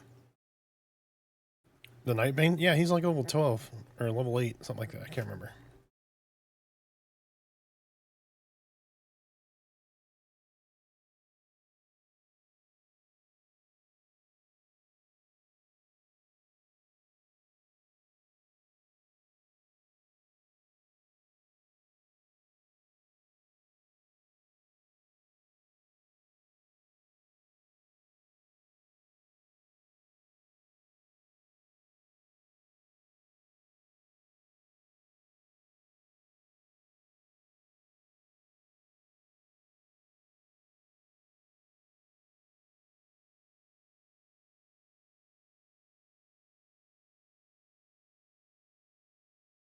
Oh, excuse me. Glad I muted, otherwise I would have blown your ears out.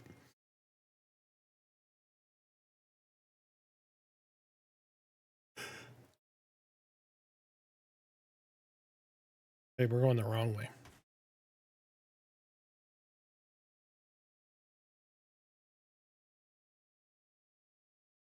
Yep, Newbie Yard. High density mass killing. Level 4? I'm only a third of the way through 3. Where did you go?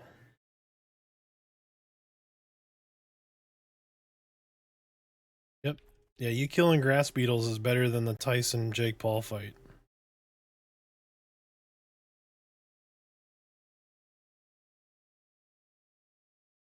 But hey, everyone got to watch the death of boxing live on fucking Netflix. Good lord.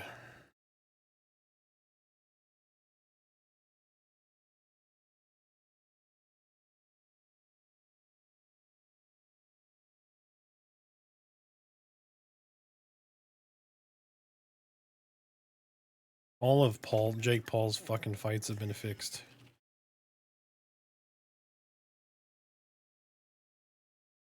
Yeah, to an actual boxer.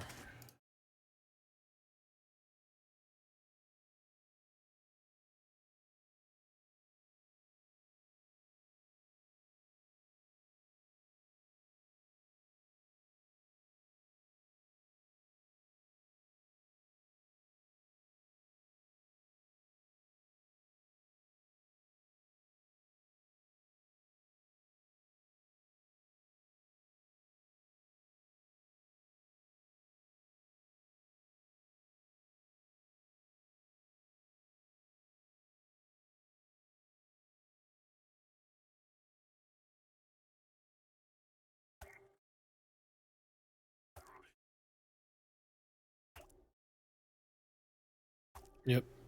Just wait till he comes back out. Just start fighting something else. He'll come back and get you. Click the button.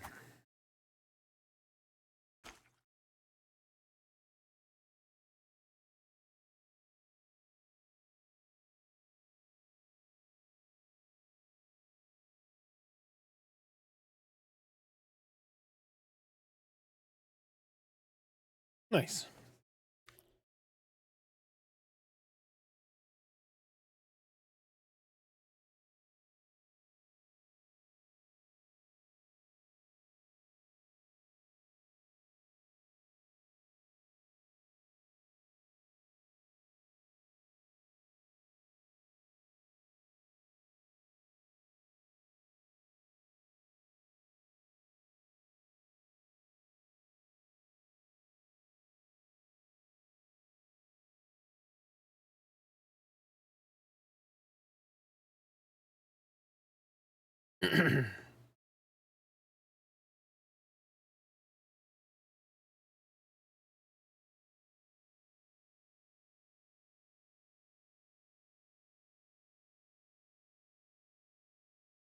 Finally full mana.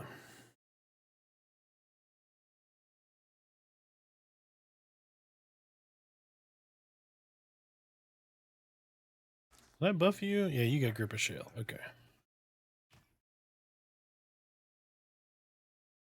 Well, if you'd come this way. I have to herd Merida places because she's like a cat. She's all nimbly bimbly like.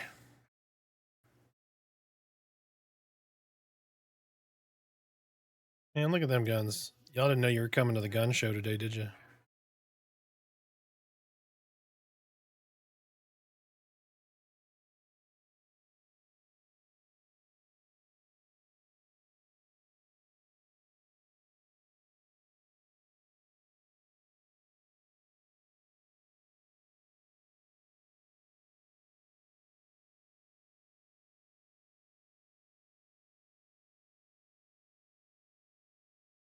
Y'all went two different directions again.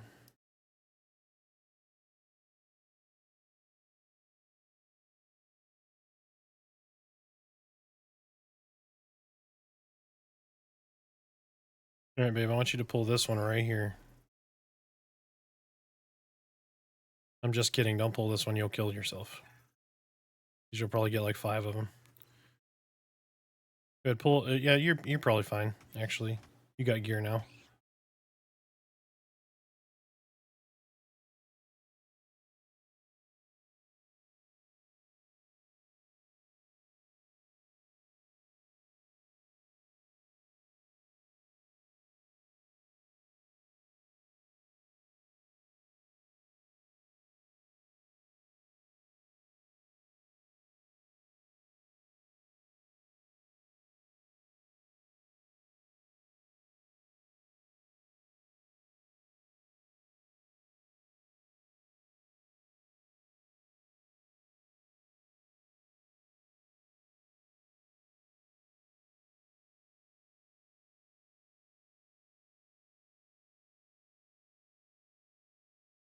So after 4 levels, do you feel better about the monk or the rogue?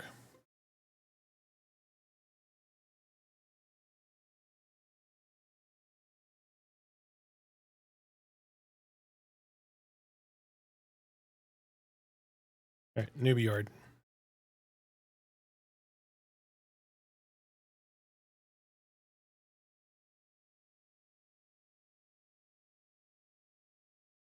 Don't run away.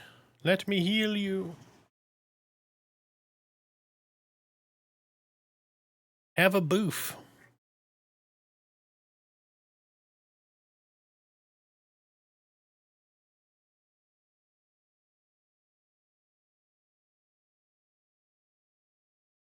I know, it makes you all shiny, right? If they buff you.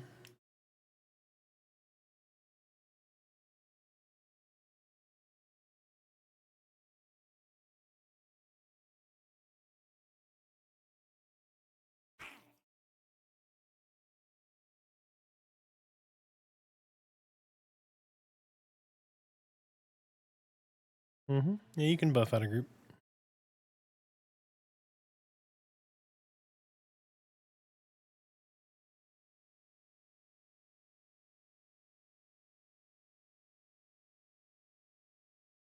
Have a buff, Valu.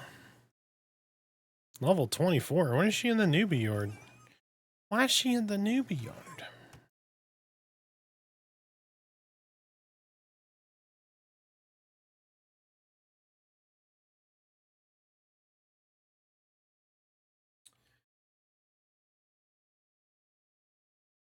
Oh, that's true. Yeah, I should probably get an alchemy stuff.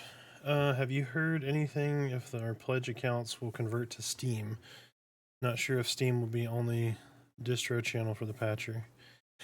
That's a good question. I will inquire on how that's going to work. I would assume Steam will not be the only methodology for getting the patcher, but I'll check on that.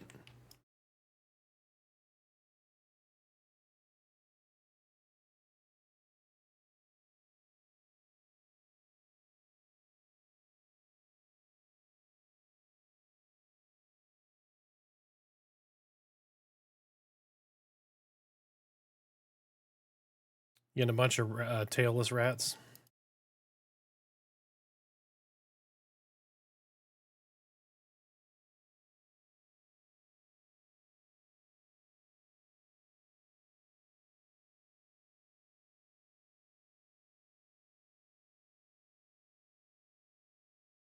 Which side of the Newbie Yard are you on, Rain?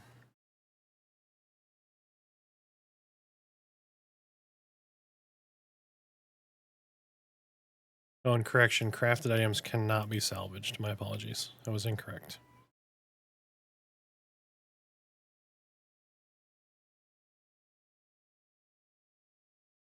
Oh, I like that shield. The shield looks nice. I definitely like the darker hair on the halflings.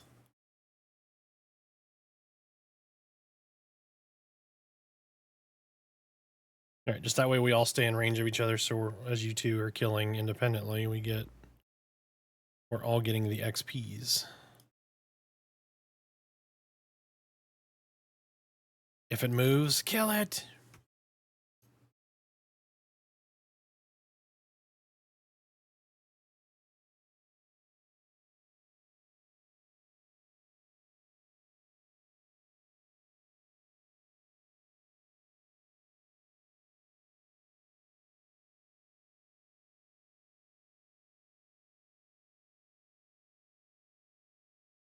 Oh, I'm engaged a hornet and then I'm not even killing it.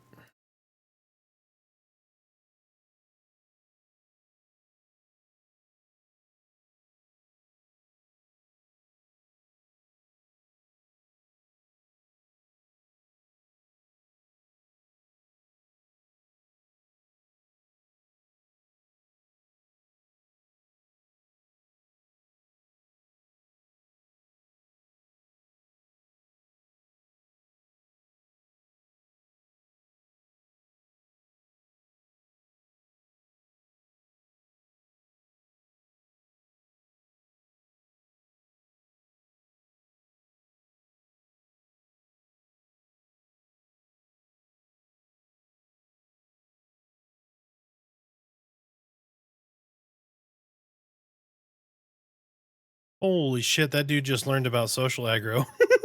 He's got he's got 5 grass beetles on him. I would intervene, dude, but I would just get wrecked. He's gonna make it to the guard, though, I think. That is the largest beetle train I've ever seen in this game.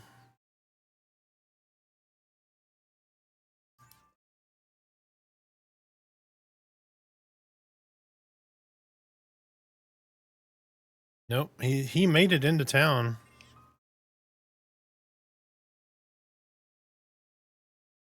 Oh, I just now noticed he got moved way back here. The watch guard. He doesn't stand by these trees anymore. They must have fixed that because you know the skeleton's cackle or whatever was pulling all of the, like he would be pulled all the way out here and just murder all of the newbie mobs. They fixed the range of the skeleton's cackle too, which is really nice. Because like if he was there and you were like way over here by this tree from where he just was, he'd get hit by the cackle, and it was everybody because it was an AoE. And so what would happen is somebody'd be back at like these trees over here, and the skeleton would cackle, it'd aggro you, and then the guard would run out and kill it. And because he ran so far to kill it, then he's like, oh, there's all these other mobs, and he would just start ruthlessly murdering the newbie area. So they toned down the cackle.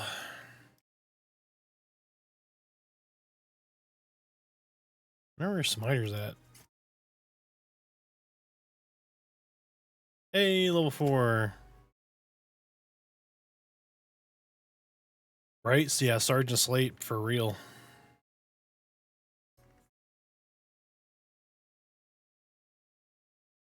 I'm getting closer to being a real shaman. Oh, that's right. I didn't buy my spells.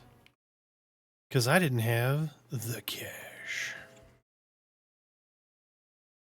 That will help you with that bat, because he's... Oh, you're still doing really good damage to that bat.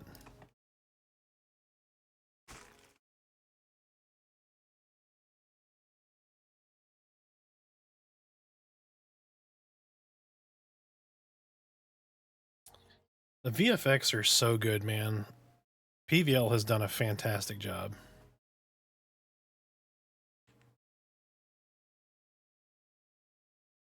Like, I know they're not over the top or, like, super crazy, but I feel very much like when they did when they started adding all the spell effects into EQ, like way back, like 26 years ago.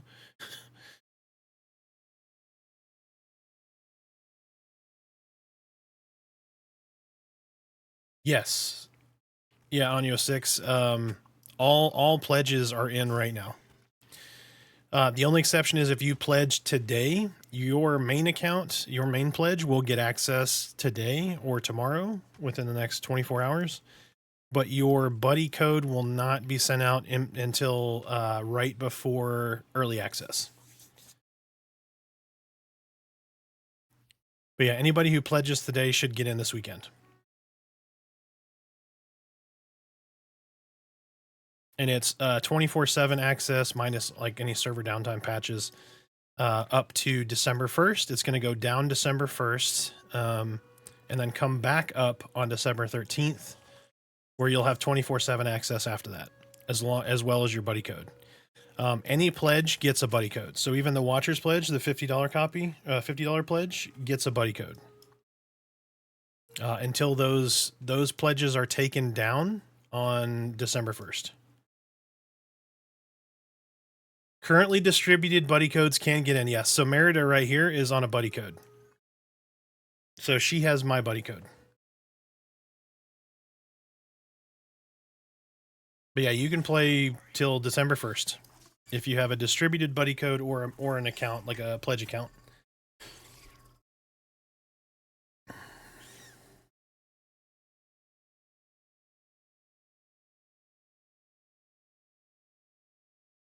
Yeah, man. If you're already pledged, get in here. Have some fun.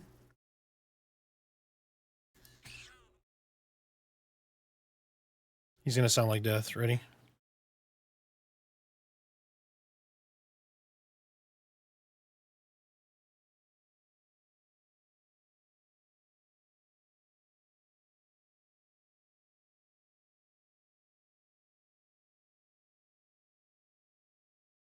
Is there anybody on stream that is thinking about pledging that has not yet pledged? Feel free to chime in.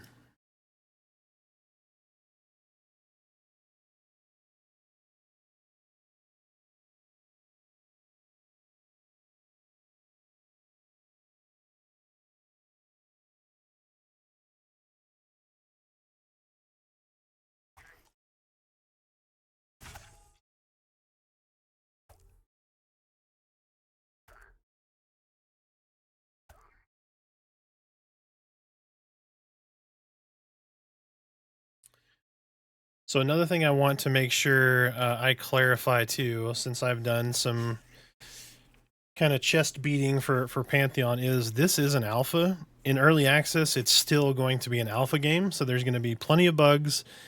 There could be wipes. There's going to be a wipe between now and December 13th.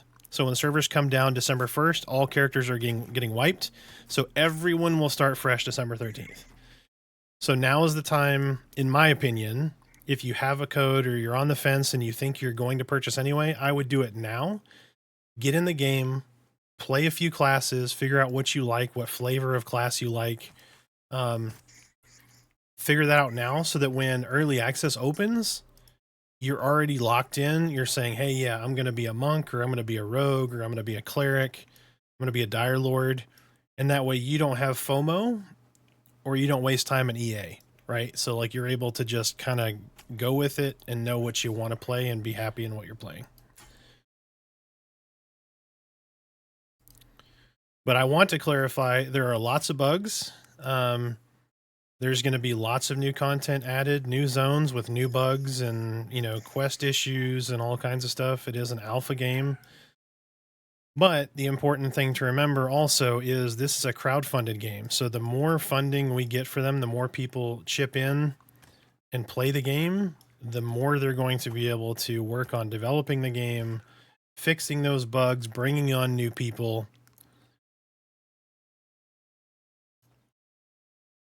A lot of people don't like that, but it's not pay to win, it's pay to develop. The game has taken far longer to come out than it should have. But if you go back and look, at least in my experience, from December 2023 to May was a giant leap in development. And then from May to now, same thing. Huge leap in content added, balancing. The combat revamp has been fantastic.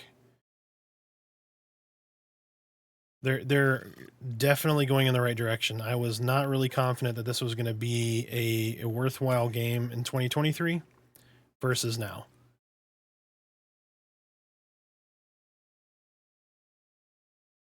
So I just want to make that known. So I'm not homering over the game, but there is a great amount of potential to the game. And I'm trying to do my part to support that. It is a fun game. It's a buggy game and a young game, but I have a lot of fun in this game. The combat system is engaging compared to like EverQuest, right? It's not like what was that game? Age of Conan, where you had like you had to worry about blocking left, right, center, that kind of stuff. It's not that kind of combat system, but the synergy between classes where like I'll open a gap and somebody else consumes it with a slow or that kind of thing. There's this rhythm that goes between the different classes to make sure that you're doing the right things on the right mobs.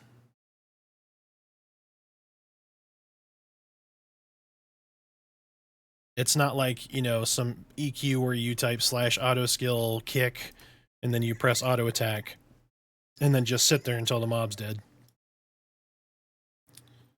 Like even Wizard, you can't just mash the one button, right? You can't just go nuke because you'll die. You'll blow yourself up. Like you have to be focused, paying attention, and doing the right things.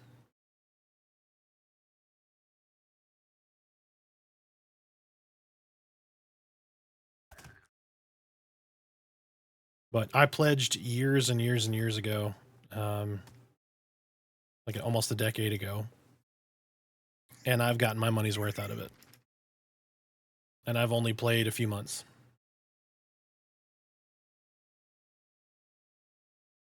This has kept me more engaged over the time that I've played it than probably 2 or 3 games would have.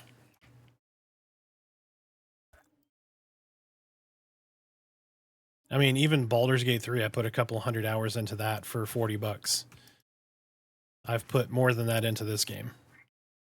And Baldur's Gate 3 was well worth my money. Easily. And I'll go back and play it probably 5 more times.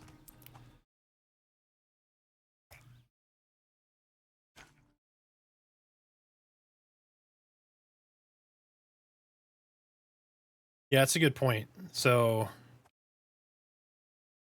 like, there's a lot of difficulty to this game. Like, we're just running around killing newbie stuff, but there's a lot of more difficult, a lot more difficult content that we really haven't gotten that much into. Some stuff unbalanced, like Ravage, at least in my opinion. You know, you got pressure plate, you've got these mechanics on mobs that you really have to be aware of, otherwise you will die very, very quickly. And then you've got some class synergies where you're building your group together. You got to make sure you have the certain components of a group to do certain camps. Like if you know you're going to be pulling stuff with a lot of social aggro, you need crowd control, right? You need somebody who can root or somebody who can mez, that kind of stuff. So there's those kind of dynamics to the game that you have to pay attention to.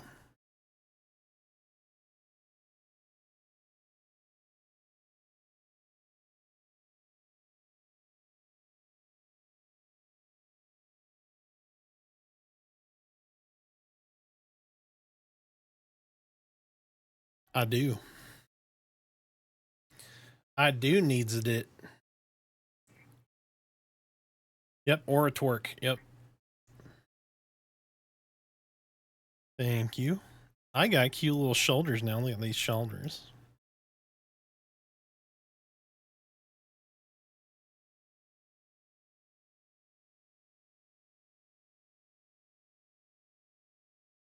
But yeah, my favorite complaint that I've gotten so far is the haters on the graphics. I'm like, y'all know Minecraft exists, right? Like, how much money has Minecraft made? Oh my god, these graphics are so 2004.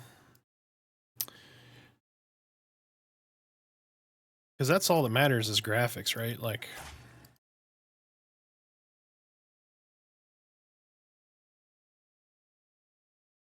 oh yeah, like Goose Simulator or whatever. Yeah, it's like, if all you care about is graphics, then, I mean, go for it. I personally have played a lot of beautiful pieces of shit. I'm just saying. I've played a lot of really good looking graphical games that are just horrible games. It's like we spent our entire budget on graphics and there's no game of substance behind it, or it's just not a fun game. Yeah. Yep.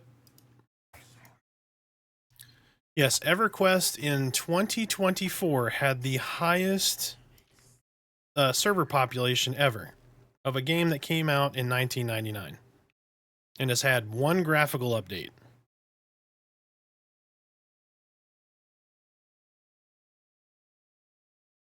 Yeah, and some people don't use the new graphics because they don't like it. They want the classic graphics. Like,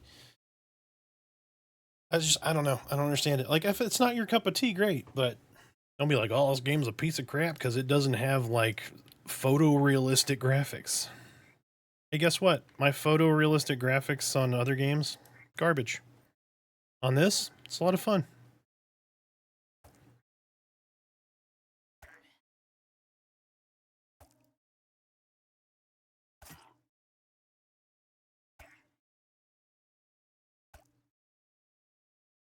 Like I completely understand the complaint of it's been in development for 10 years. I backed it. I spent, $750 on this game. I've wanted to play it for a decade. Valid complaint. But to shit on the game because like they changed the graphical model because they're not a AAA game company with $100 million to spend on a graphics engine or a graphics team, an art team. It's just dumb. But that's just my opinion.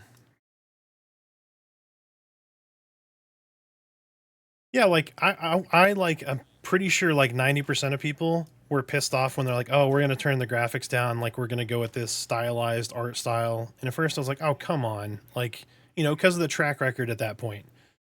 Like I was really discouraged, and then 2023 I played, I was like, "Oh my god, I thought there would be so much more to this game by now." Super disappointed. And then coming back to the seasonal structure, in playing that, and I was like, okay, there's something here. You know, I don't know that I'm super happy with the graphics, but after playing it for like a couple of days, I'm like, I actually don't hate it. Like, you know, the tree doesn't look super realistic, but it doesn't look bad.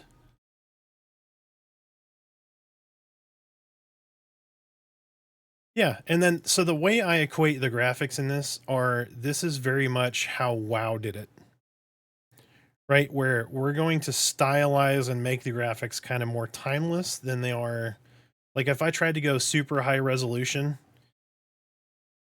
and like really high fidelity graphics, when that ages, you're going to be like, well, this was intended to look realistic. Now it looks like shit. Versus this, it's like this is a stylized approach. It's going to look more timeless than, say, if you tried to make it realistic.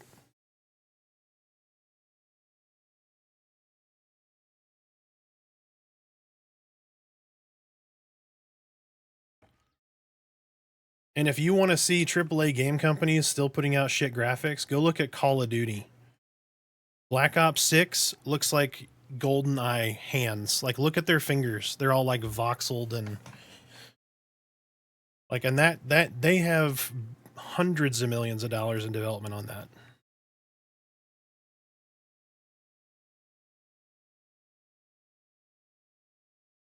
Yep. Like, those are the game companies you need to be critical of. They have like wells full of money to develop, and they still don't do anything. But then you've got these guys that have, they're crowd-funded, which means every dollar that we spend goes to the development of the game. And then you have these people like, well, I'm not going to give them a penny because they haven't done a bunch with the money that they have gotten. Like, that's a valid argument, right? 10 years of development, all the money that they've gotten, and they should have been farther. But the less you support them, the less likely it is to come out. So you're actively rooting against a game that you supported. I think that's kind of a dumb approach to things.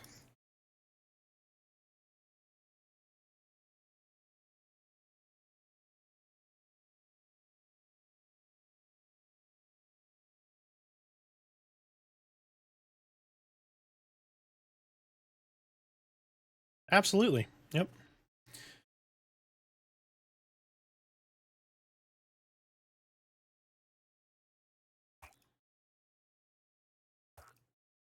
Yeah. Yeah, that's another important thing is, I mean, because of the amount of funding and the fact that these developers weren't able to do this full time, that's also a reason why we're not where we are right now. Not that that's the only reason, but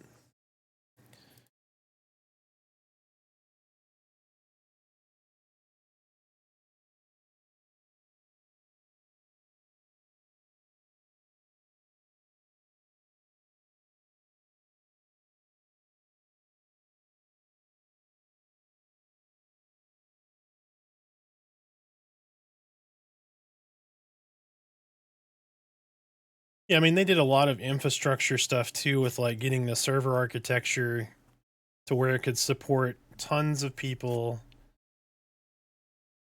You know, they put these complex systems in. They're trying to do something different. I mean, the perception system in itself, design-wise, is a very difficult thing to achieve, and it was one of the most exciting things for me hearing it on, you know, in the early years about, oh, you're going to be able to have a chance to trigger like a prompt that says you just got hit with a breeze, and then you look over and now there's a cave there where there previously maybe wasn't, or you didn't notice.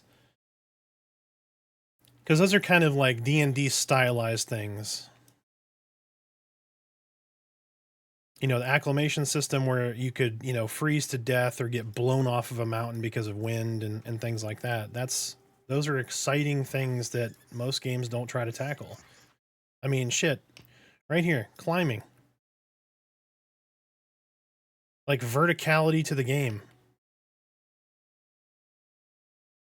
They could have just scrapped all that, but they said, this is what our vision is, and we're going to try to tackle it. And we're not going to sell out to a company because we're running out of funding. We're going to try to find creative ways to raise more money to finish these systems.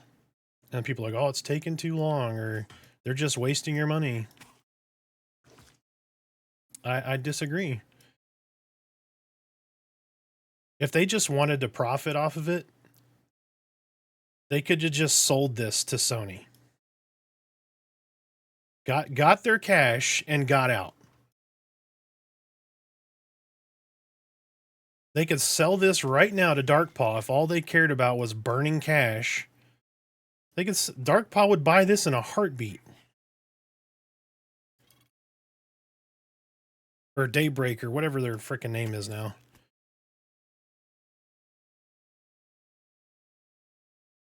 But they're staying with their original vision. They're not selling out. They're trying to find creative ways to raise the funds to get where they want to get. Like, I don't know. Anyway, enough arguing the trolls on Reddit and other areas.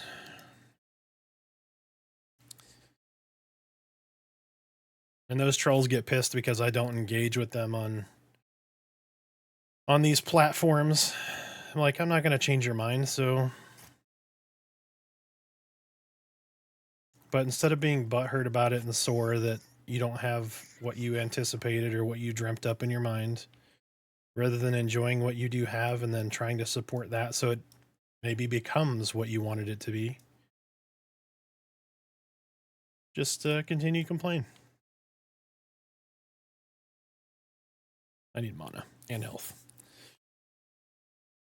But I can honestly say, since 1998, when I beta tested EverQuest, I've never left EverQuest for a game like EverQuest.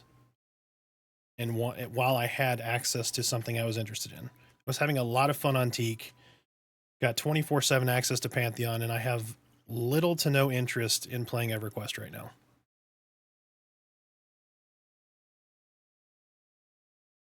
No other game in 25, 26 years has done that. And this is an alpha. I mean, it's alpha test. This is pre-alpha testing right now.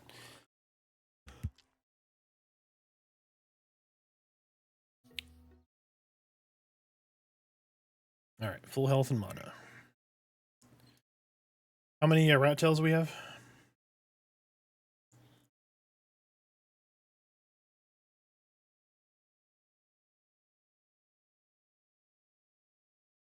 Oh, you know what?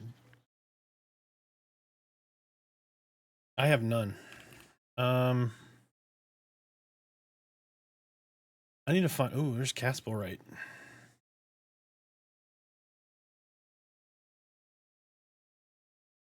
Anyway, my apologies. Soapbox. I'm dismounting the soapbox.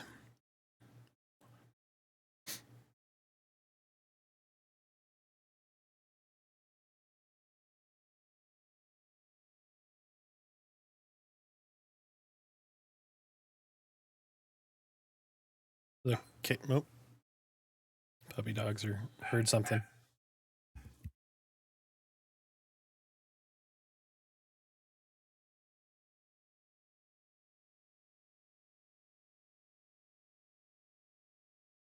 The Avalia sewers.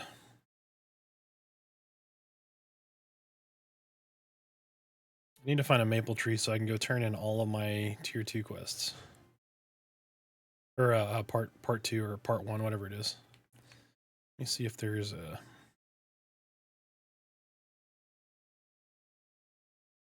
a maple tree somewhere.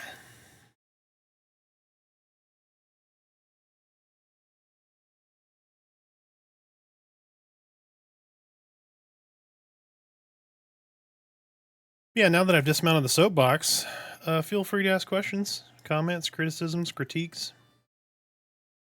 And if anybody has feedback on the YouTube stuff, I'm always eager to hear what everybody feels needs to be added, changed for the content that's out there, or something that maybe isn't covered that you want covered.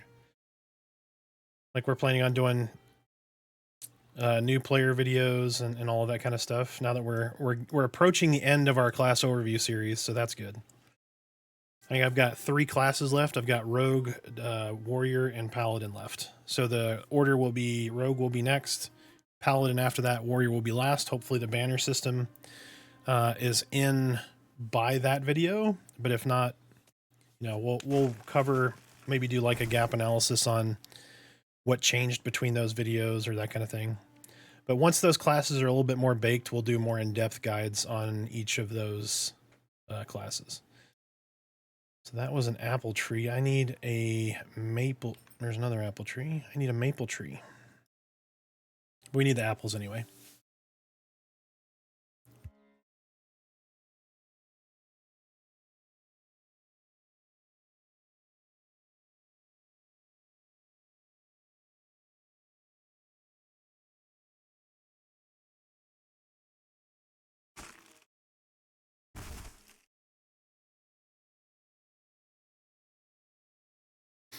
Man, this stuff is so good. Cherry Obituary Liquid Death. Oh.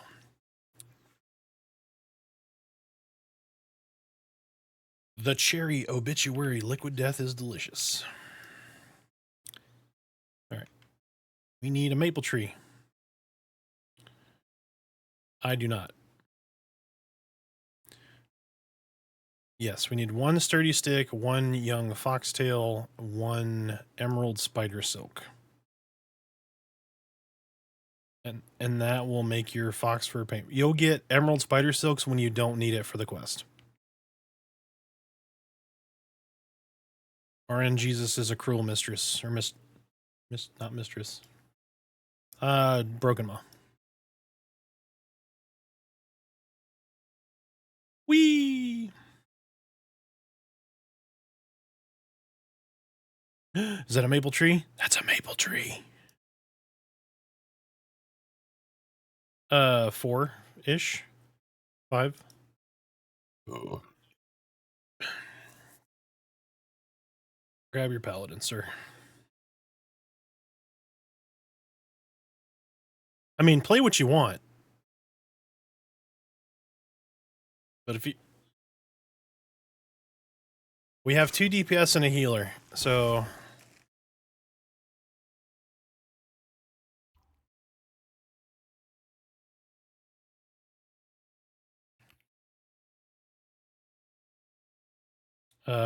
Merida is group lead.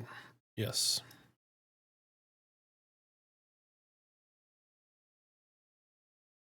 I got the maple.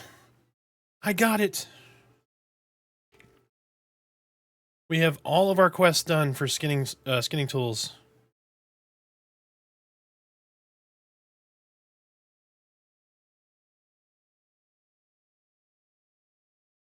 I know everyone's so excited. Y'all settle down now. Okay, settle down. It's just a couple of quests.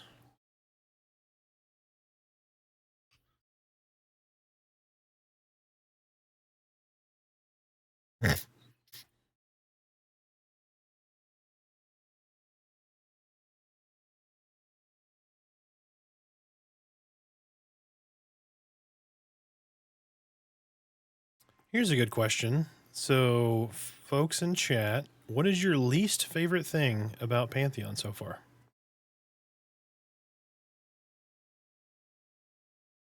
That's why you guys are muted.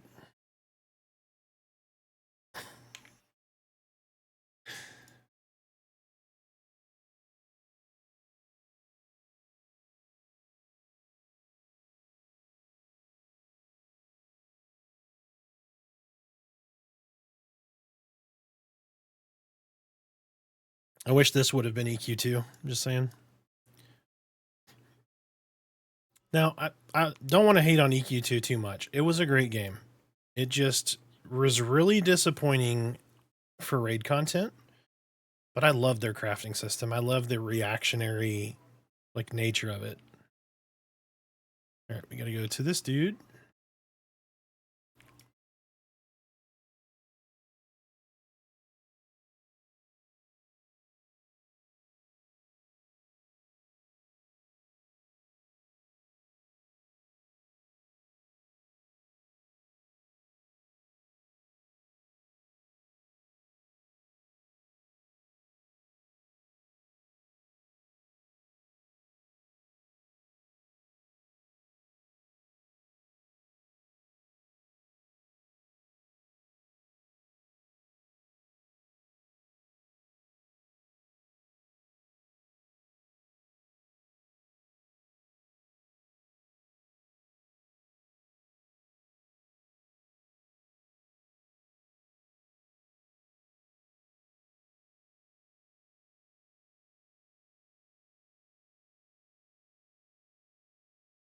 Sorry, 1 second here.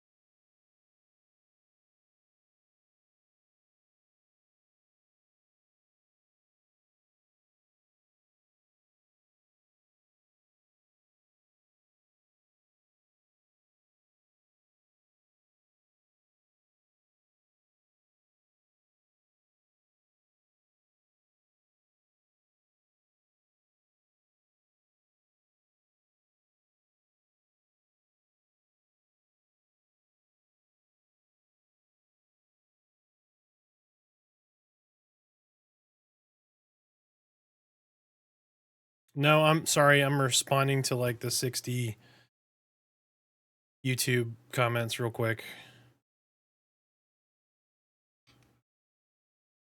Oh, gotcha.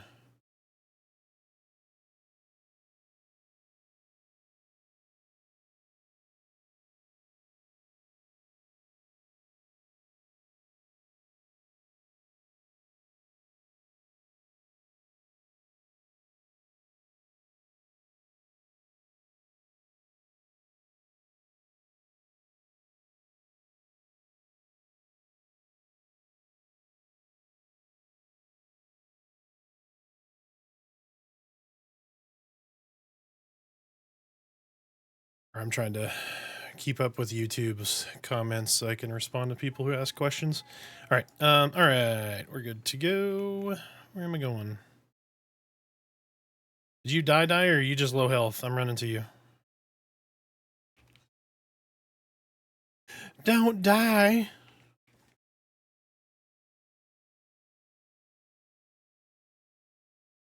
Not once I get over there.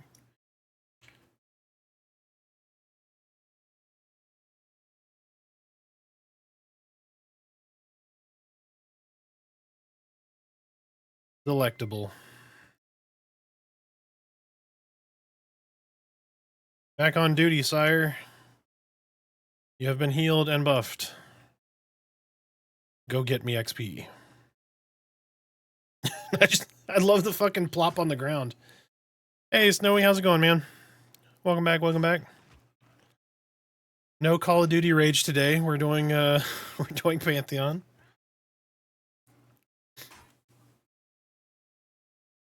It's our anniversary, so we're going to have some steak here in a little while.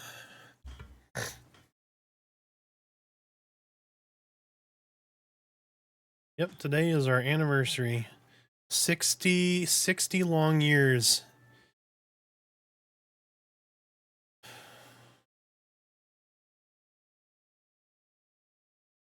It is. It's a lot of torture.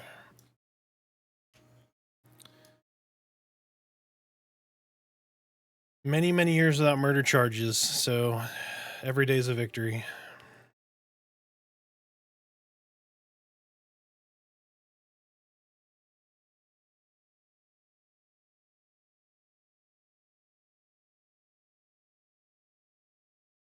Yeah, no, I look good for 60, right, Snowy? Well, I've been married at birth, so I look good for like 80, I guess, would be the... No, not 60 years. It just feels like 60. I'm just kidding.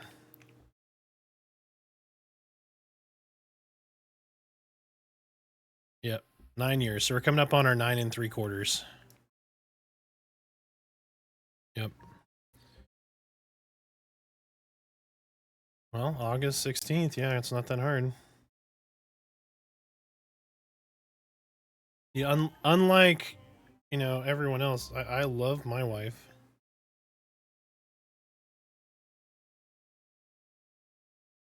Oh, that's true. There is that clip. Oh, we ain't happy.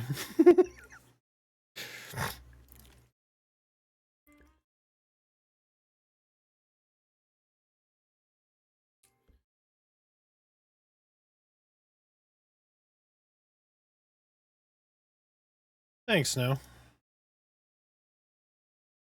Snowy says, congrats, in case you weren't watching.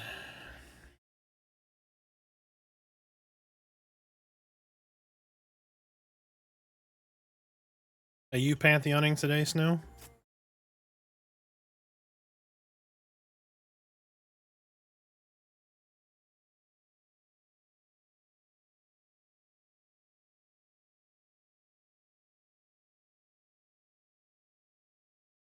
Yep. You need health?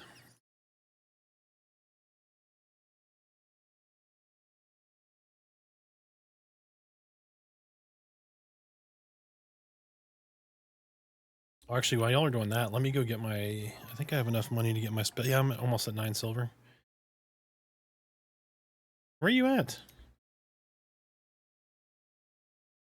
Well, y'all are in 3 different areas, so... Because I ran to you. You were way away from me. I was over by the gap there.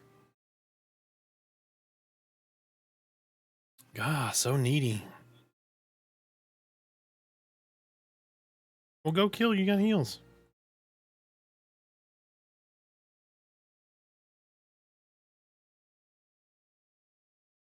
Gosh, tanks are so needy. You... Right?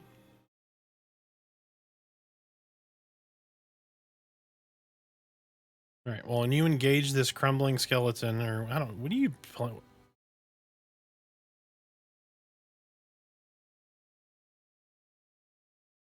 You ran right by a skeleton. He's not fighting that. He has a skeleton. Use your eyeballs, sir. Use your eyeballs. You really got to start wearing your glasses.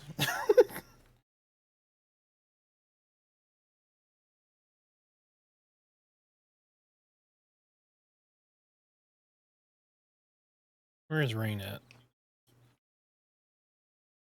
Yeah, I don't think the alcohol was the problem. I think the glasses was the solution.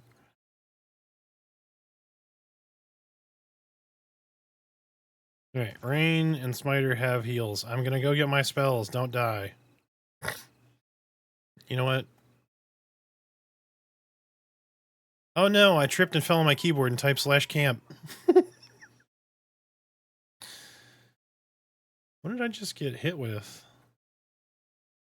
Oh, so if anyone hasn't seen, there's a bug where the mobs will say something that a player has said, so this large elkhorn toad just goes, plate! I love it. I hope they never fix that.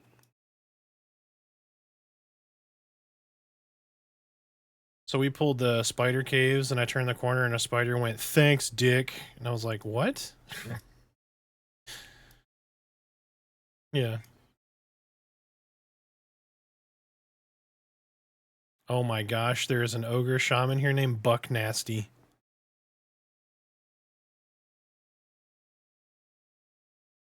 Alright, so we need Cleansing Flame, Replenish. I'm going to go ahead and pick up Weathering and Fireclaw. Weathering and... Oh, I don't have enough money for Fireclaw.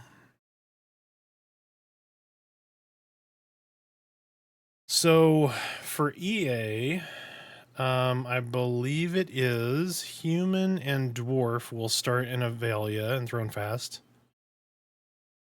Yes, that's here.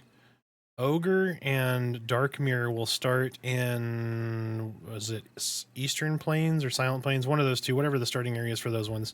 And then Halfling and Elf will start in Wild's End. I don't. So I'm trying to figure out, based on what Merida wants to do, what makes the most sense from a starting standpoint.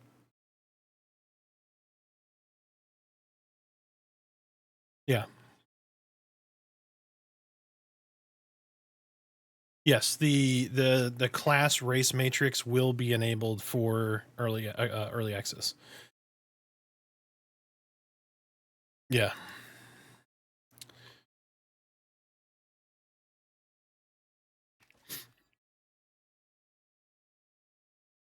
Yep. And that will be the first video post class overviews. Will be the racial bonuses and class race matrix. I'll go over that in a video right after I finish the class overviews.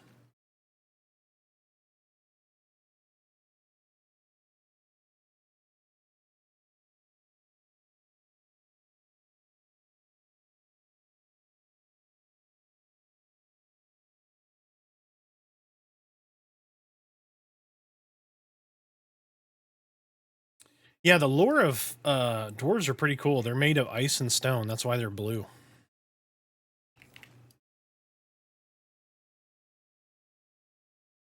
Yep. These are the Coldane dwarves right here.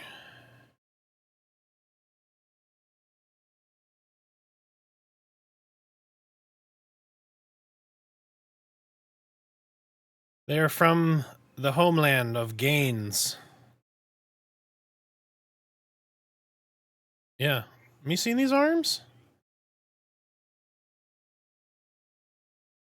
I mean, these guys literally eat protein shakes. Like, they don't drink them. They eat them. They just eat the whole bottle.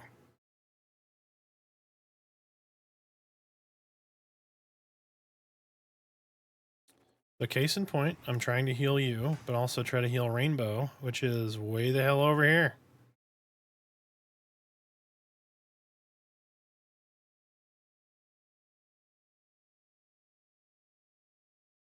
Yeah, they use protein powder like dip. They just stick it in their lip.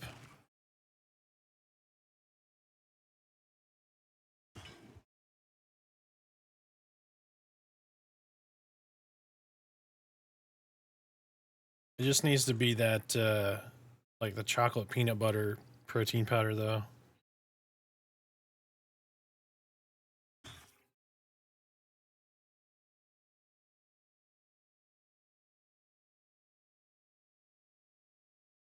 Y'all done with combat so I can mem my spells? Thank you. Okay.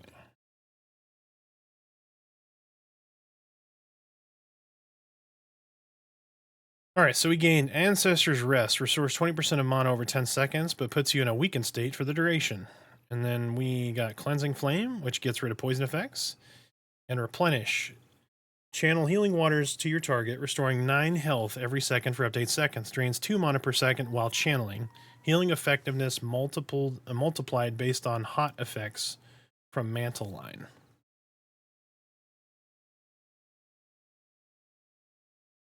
So we're going to move that over here. Might switch those actually. And then Cleansing Flame got up here. We're going to put that way over here.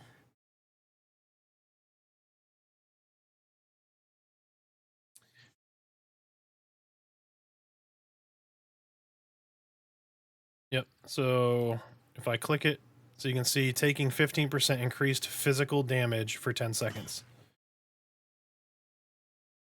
Make sure you can see that tooltip. Yep.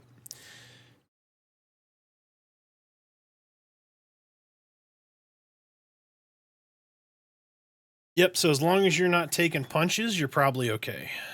What did I just get hit with? Oh, you're fighting a skeleton. Never mind. And Smiter is way over here somewhere.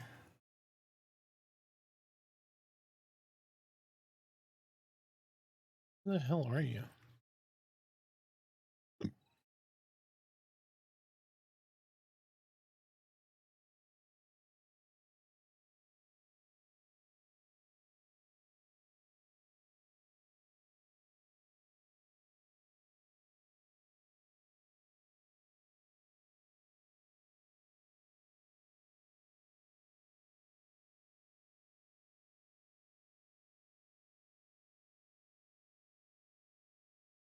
Oh, so another system I don't think I mentioned was the hunger and thirst system. So if you ever played EQ, like eventually you'll get to the point where you have not eaten or drank in a while and you'll stop regenerating. If you haven't eaten, you'll stop regenerating health. If you haven't drank, you'll stop regenerating mana. The same kind of thing happens here where you have these little bars here. And then as you have your food, so you right click on your food, you right click on your water, and then you'll see these bars kind of fill up a little bit. So you want to keep those up. Once they get down to like 20% or less, they'll start flashing red. You won't be able to sprint. So everything regenerates slower or stops regenerating. So you got to make, I don't know where I'm going. That's not even my group. I need to put my glasses on now. Hey, level 5. I can memorize my other spells.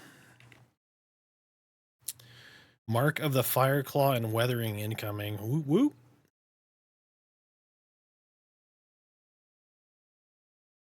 What? With a level 5 at 2? Alright, so drop group, and I will just run around and heal you.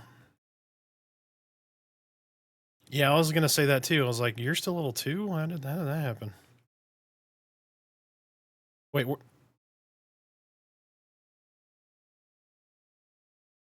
I thought 2 and 5 worked. I guess not. Maybe it's 3 and 6. I don't remember. Womp womp. Yeah, you need a minimum gap. Like, it should be like 5 can group all the way down to 1 is what it should be, in my opinion.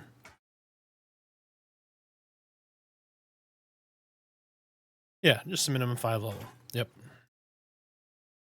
And then do that calculation of like half plus 1 or whatever. New one coming in for you? Oh, there's 2. Yep.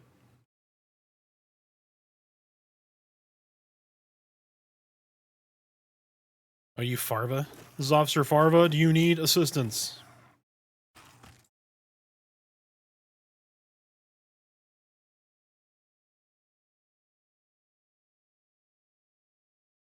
Need to watch that.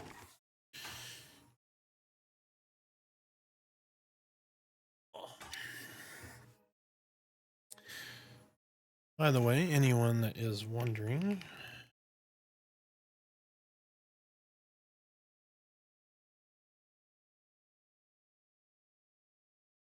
oh, I have me targeted. That would be why. Da, da, da, da, da, da. Look at that. You're full health. What are you talking about?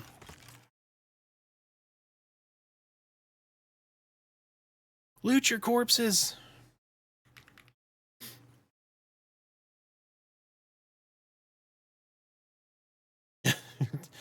Loot or die.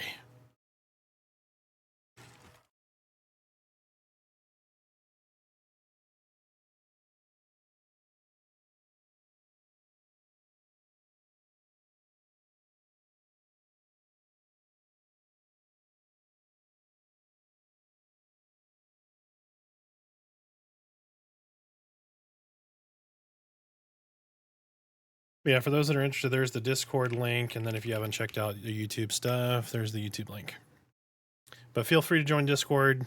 Got some channels in there so everybody can group up and play Pantheon together. We put together a couple of followers into a group the other day so they had somebody to play with, as they both had just started new characters, and we're trying to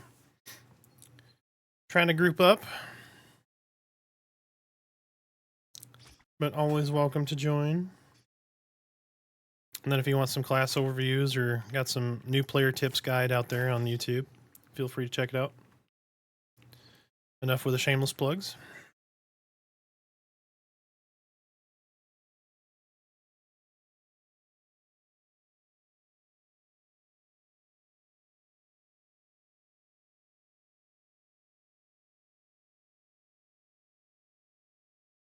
Got them hot pants.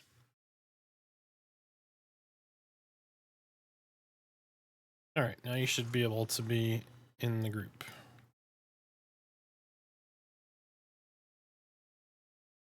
How close to 5 are you? Or 6? Okay, he'll probably level before that. I would hope.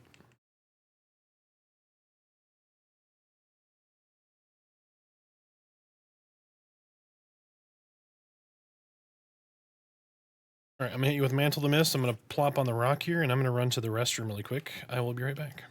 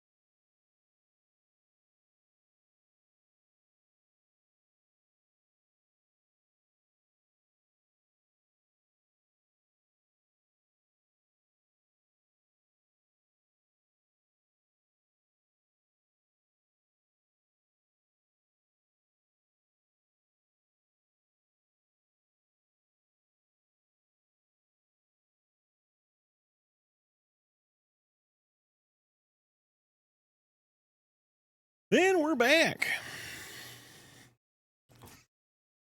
Oh god, Rain's almost dead.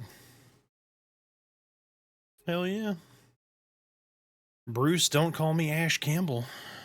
Ashy slashy. Felt like that was a creative enough, like, AFK thing. Where the hell are you at?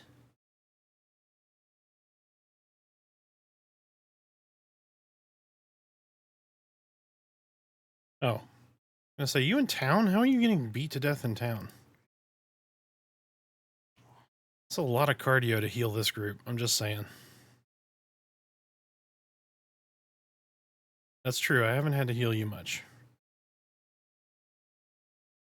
But like, I just healed Rain. Now I gotta run all the way back over here. Smiter's half dead.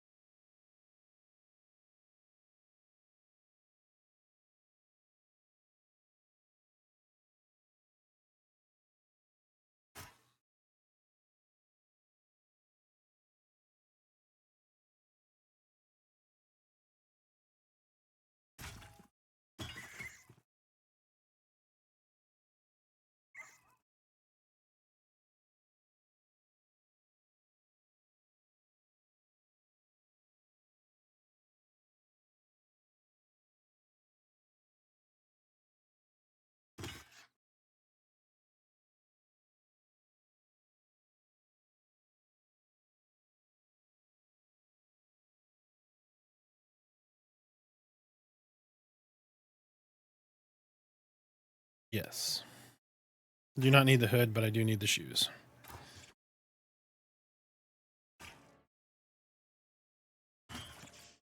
But people who are going to be taking melee damage should get that first, if anybody else needs it.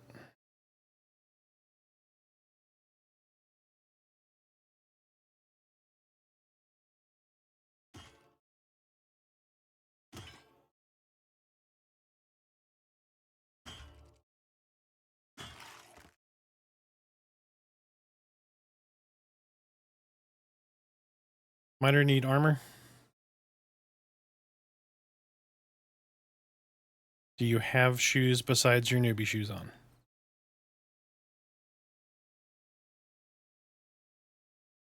Then you need the boots.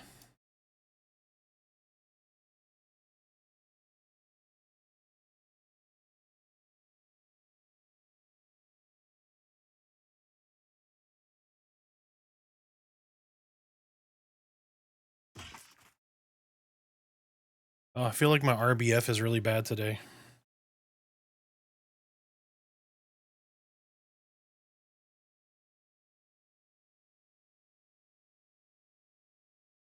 Gotta fix my RBF.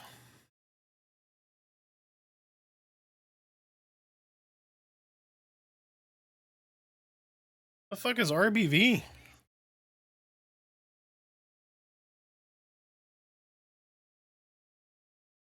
I've never heard of Restless Bitch Voice, but I guess, yeah, man, I can see how.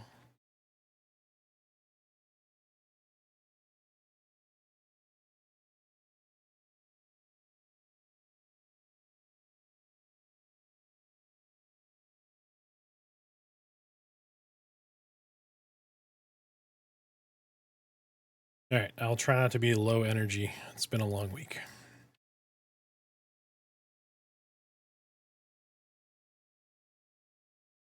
Bazool, welcome to the Discord. Glad to have you.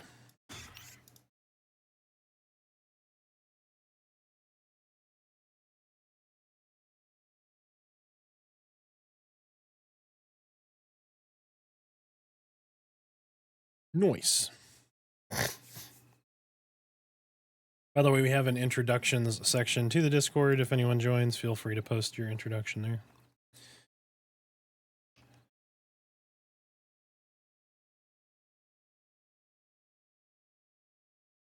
Yeah, I mean, you can put that here better than them in there. That's fine. Yeah, it's good. I keep doing that. I need to cast Strike of the Snake and then Fang of Heroon. I keep doing that backwards. I don't know why.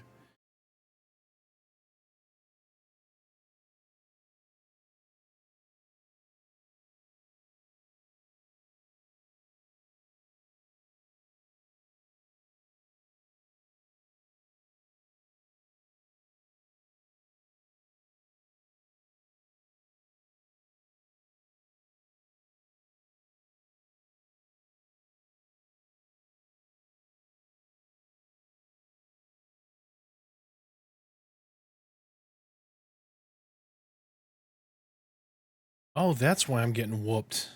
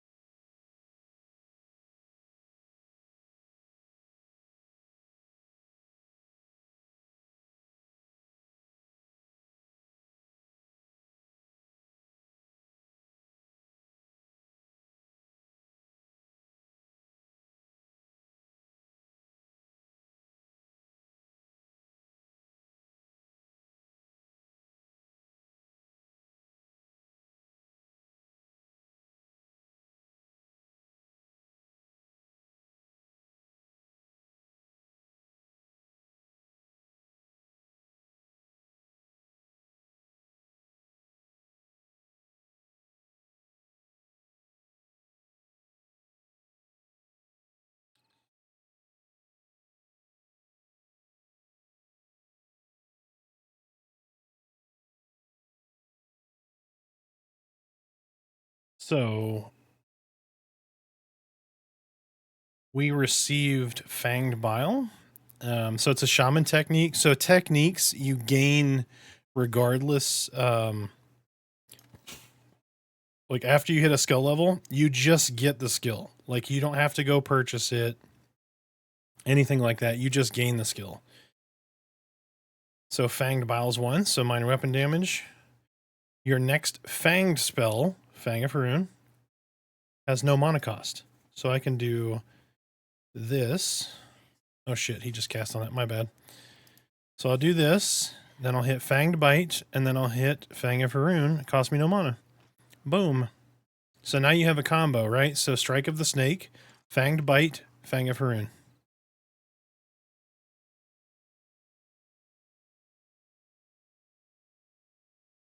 This is starting to get to where I said the combat gets like a little more engaging.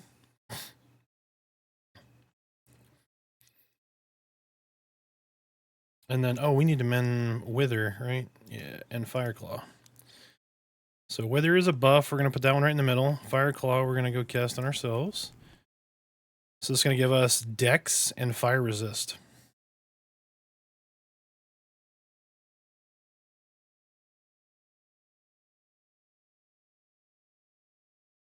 We're going to go buff our party, so we're going to give them Grip of Shale again. And Mark of the Fireclaw. And then we're going to med a little bit.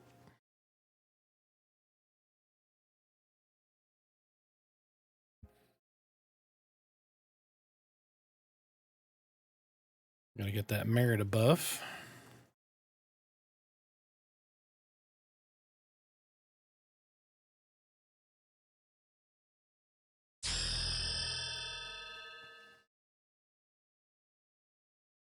Oh no, the OG government's here. Shh, everybody quiet.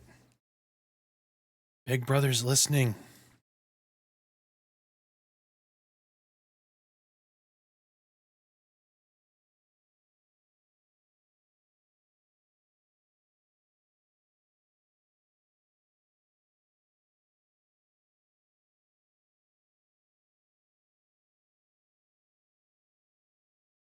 Ding dong. Yeah, the Grats is when somebody follows me, it makes the EverQuest ding noise. So it can be kind of confusing, but I just get to hear it more often, and it's one of my favorite sounds in gaming. So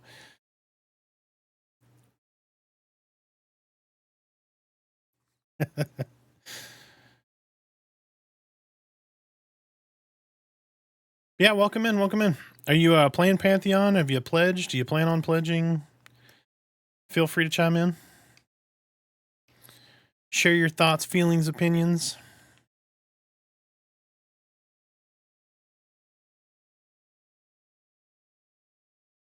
All right, so we got Weathering. So when you cast Weathering, you're going to debuff their AC by 25%.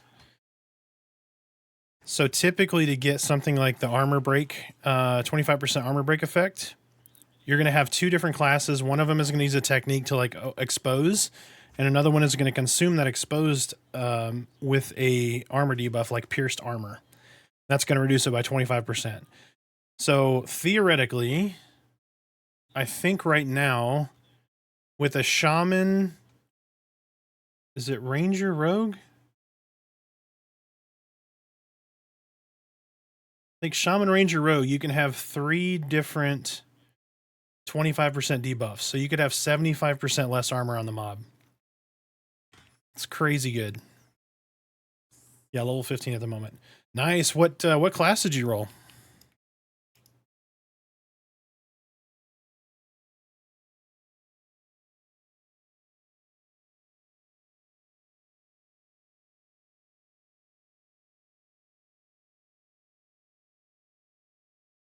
Nice, shaman. That's what I just rolled this morning.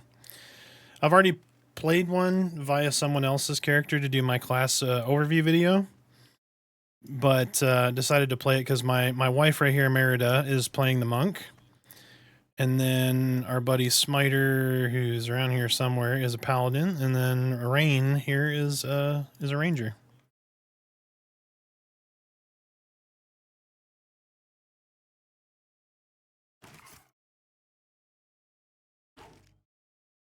How are you enjoying the game so far? I'm curious. I try to get everybody's feedback, and we're pretty social on the stream.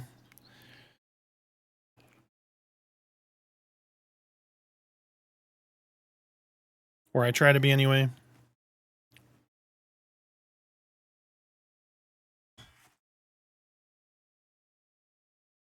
He's healed. Yeah.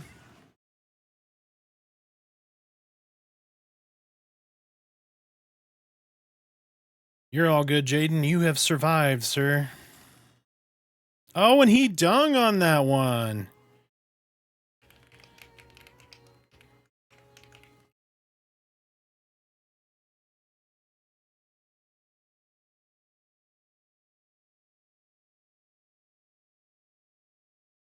Where's Smiter?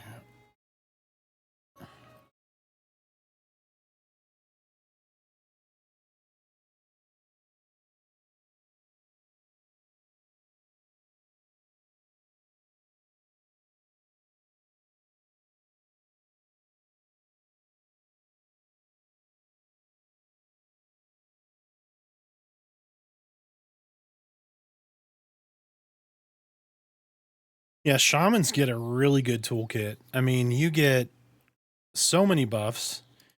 You get run speed and stamina, so you can run faster and longer. You get Skymane's Pact, so you can haste people. You can debuff armor, you can heal, you can dot, you get a pet. Like, there's so many good tools.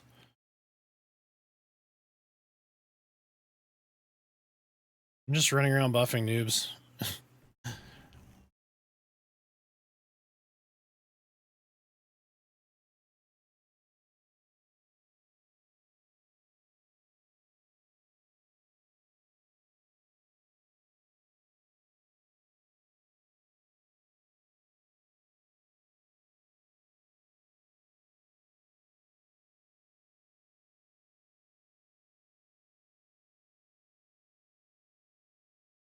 Yeah, kind of what I've been recommending for folks playing right now is just play a few classes, see what you really like. So when you start on EA, you're balls to the wall, right? You're ready to go. You're kind of somewhat cemented in what you want to play.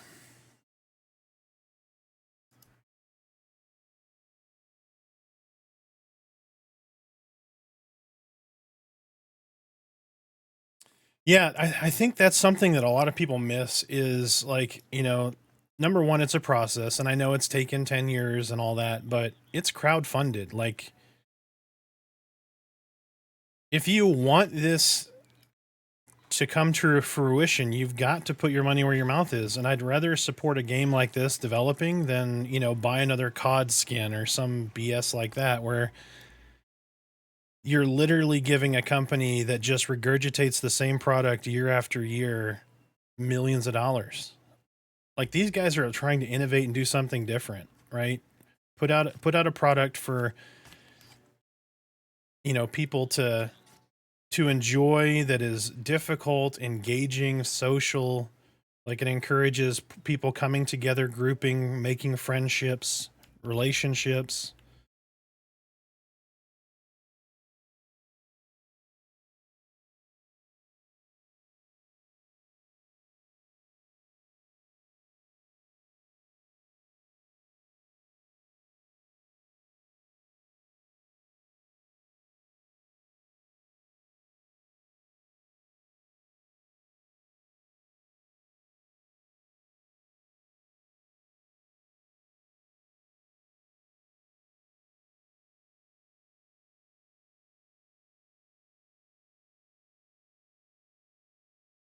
So I'm trying to figure out, what are we going to do between December 1st and 13th?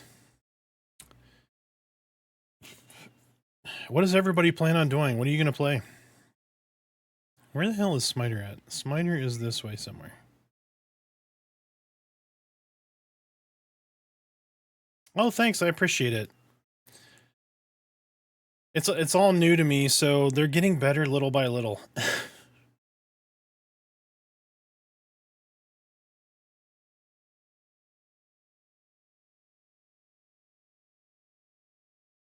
I've seen weird complaints about a gameplay being fine to camp and then sit there killing mobs.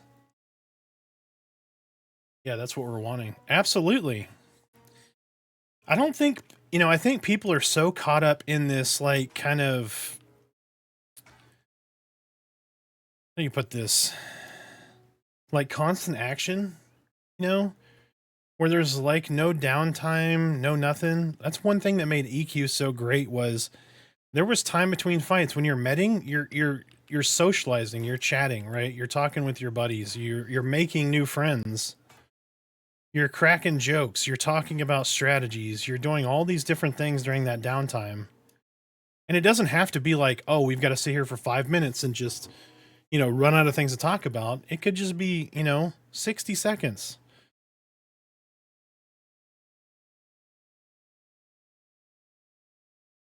Those times allow like communication between players, and or you to look up and check whatever you're watching on Netflix or something of that nature. Like, that is a sorely missed component in games.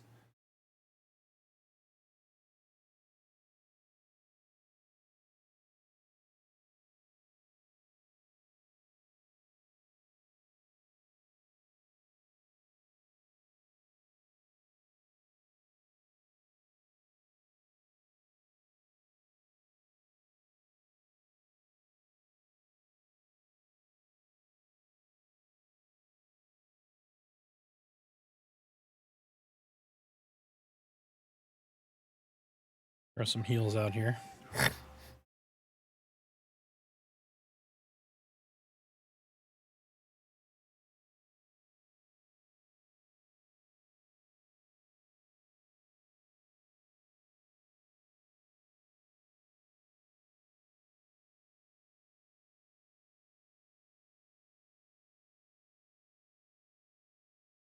Yeah, like those dungeons, right? So you crawl in, you do a part of the dungeon, you sit there, and maybe it's getting a little hard, or you're encountering a different mob type, and so you establish a camp for a little bit till you grow into it. Maybe you get a level.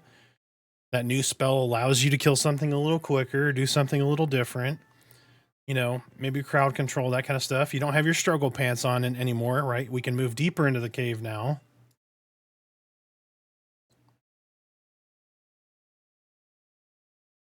Like, those are great design elements of the game, but people have a different idea of what's fun, and then they shit on something that they haven't, you know, really tried to play. They just see it and like, okay, well, seeing it and feeling it are two different things. Like, so somebody came in the stream a little while ago and was talking about something to the effect of like, their spouse, their friend was watching them play, and they're like, this seems really boring, because they were playing, I think it was they were playing a shaman or something. And they're like, you're just like sitting there. And they don't understand the responsibility of the shaman. Or whatever that class was, that, yeah, you're just sitting there because you're memming stuff, or you're medding to get mana so that you don't run out during the fight, and you keep the group alive.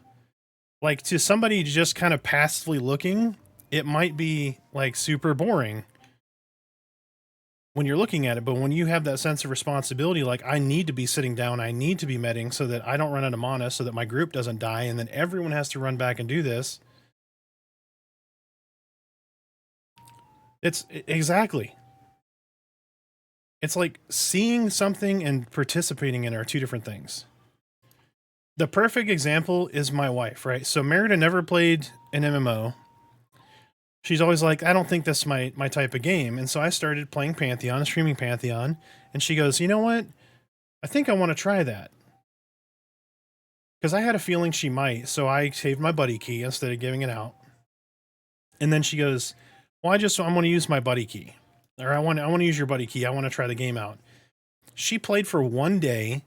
The next day, Amazon showed up, and she has a cleric sweater that says cleric because somebody has to heal you idiots, or whatever. And she's like, yep, we're doing this. Like, I love this game. You know, she's a teacher. She gets home from work. She's like, hey, we're just going to play Pantheon tonight. And she's at the computer before I am, ready to play.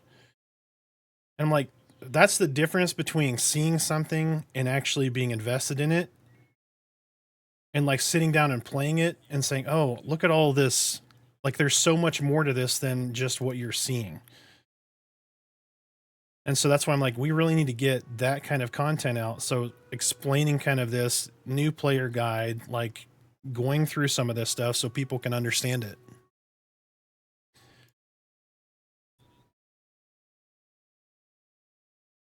It's like, you know, if you, how do you explain this? I'll use fat person terms, right? It's like seeing somebody eat a Reese's and then eating a Reese's yourself. Like, seeing a Reese's, like, oh, it's cool, it's chocolate, and it's got some peanut butter, that's probably okay. And then you try one, and you're like, holy shit, this is going to change my life.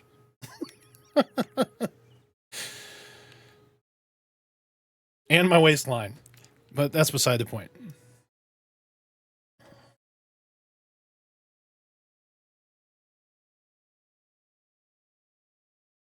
But yeah, looks can be deceiving. Like I said, you know, before.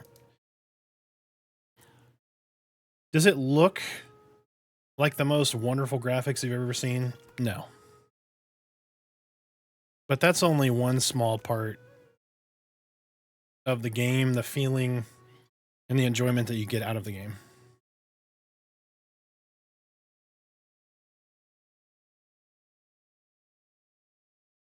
Oh, 100%. And I expect when it comes out on Steam, it's going to get shit on. People are going to complain. It's got terrible graphics. It's not done. It's been in development for however long. Yeah, okay. We get it. It's the exact same complaint as every other complaint. But guess what? There are thousands of people in the game loving it, enjoying it, that aren't super concerned with having the highest fidelity graphics. I'd rather have fun than have a pretty game. And to be honest, it's not a bad looking game.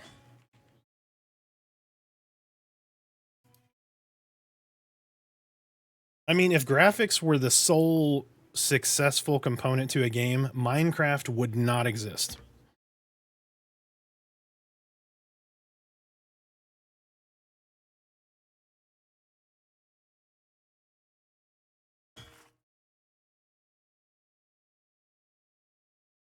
The reason Minecraft is so successful is because they made Legos for children and adults into a 3D game where you can express and do things that you want to do.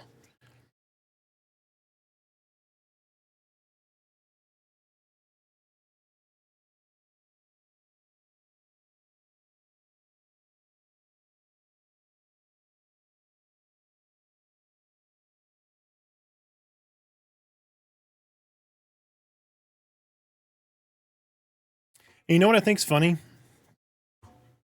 If I go through and if I take, maybe I'll do this. If I go through and let's say I purchase a buddy, like an account, okay?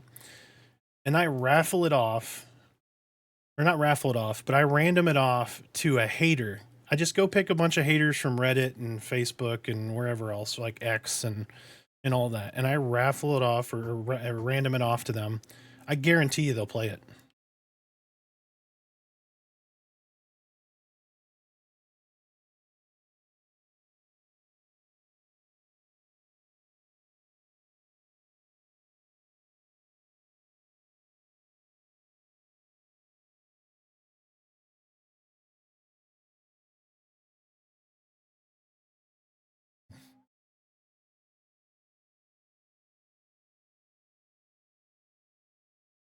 Yeah, that's another one of the comments that I've gotten is like the animations that they've worked on. Like, let me just go look at this guy real quick.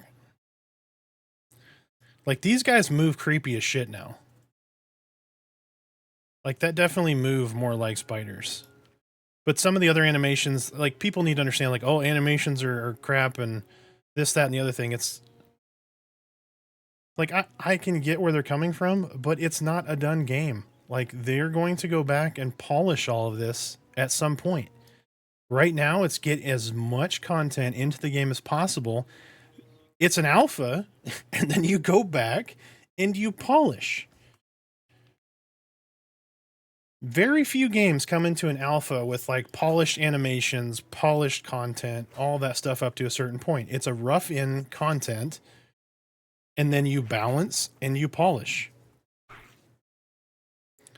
Right now, they don't have a lot of content past, you know, what, 30, 20 something? That's all coming. And then once that content is in, they'll go back, revamp, polish, balance, all of that good stuff. Like, it's part of a development cycle.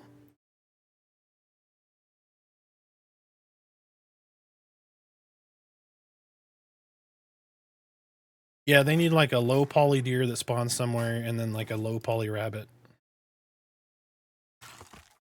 Like, leave the jacked rabbit as low poly. I think that would be funny.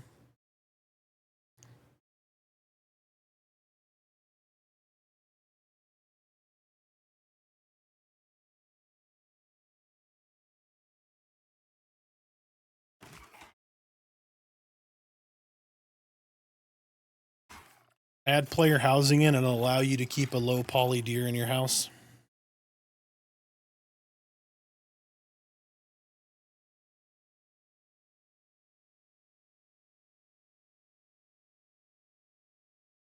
%, right? They're not having to build the engine. They just need to build the graphics. So they could 100% just revamp what they already have. Like, you know, Bronson was talking like, you know, he did all these beards and all of this, and there's going to be more. Like, there's a few in to get custom, you know, character customization in. All that stuff can be touched up. The character models. I mean, they changed the entire art structure. You don't think they can't do it again? I mean, if you want better graphics, put your money where your mouth is. Drop a higher supporter pledge. You can't look at this game from 2023 to now and say they haven't busted their ass and got a lot of content in, got a lot of things polished up. You know, content, like some of the way the mobs move, right? That's to me is polish, right? Spiders move more creepily like spiders now. That is polish, but they're at the point now where they can't really do those polishing things because they need content in. They need content in because they need players. To get players, they have to have content.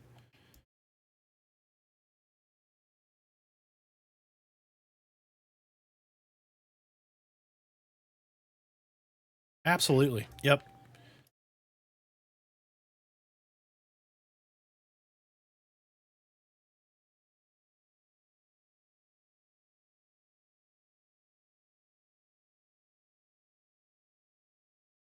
You got to get one of these 49-inch behemoths, man. 5120 by 1440 OLEDs. Because, like, so when you guys see dark, I'm using an OLED, so that shit is off. Like, there is no light. The pixel is off. So black is, like, monitor off black. So, like, when I did the Ranger video, I was trying to show the Ranger class overview video. I was trying to show the challenge of darkness, right? So I was doing melee damage with no torch, and it was pitch black. Like, this makes for a shitty video. I was like, well, I was trying to show like the challenge of darkness in the video, and then I realized, okay, after the fact, I put the video out. I'm like, that's probably the wrong avenue to kind of show that. I was just trying to get too much in to the video at one time. But I'm like, for them people to be, for this stuff to be like dark for them, oh, it's black for me. So I'm like, you know, squinting at the screen and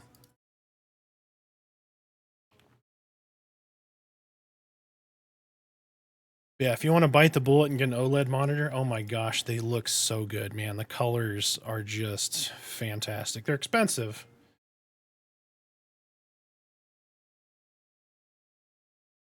Tweak the darkness over the skelly camp when it's nighttime. Oh, you mean make it a little brighter? Yeah, dude, that gets dark. Like, you have to, it's kind of like if you go, how do I equate this to real world?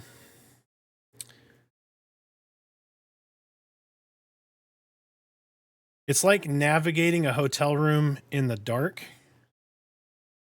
Like, you have to remember your path when you get out of bed, so you don't like whack your toe on the dresser or something like that, because you just can't see. You've got to remember, okay, I go this far, turn, go this far, turn, go this far, and now I'm there, right? And I can turn the light on.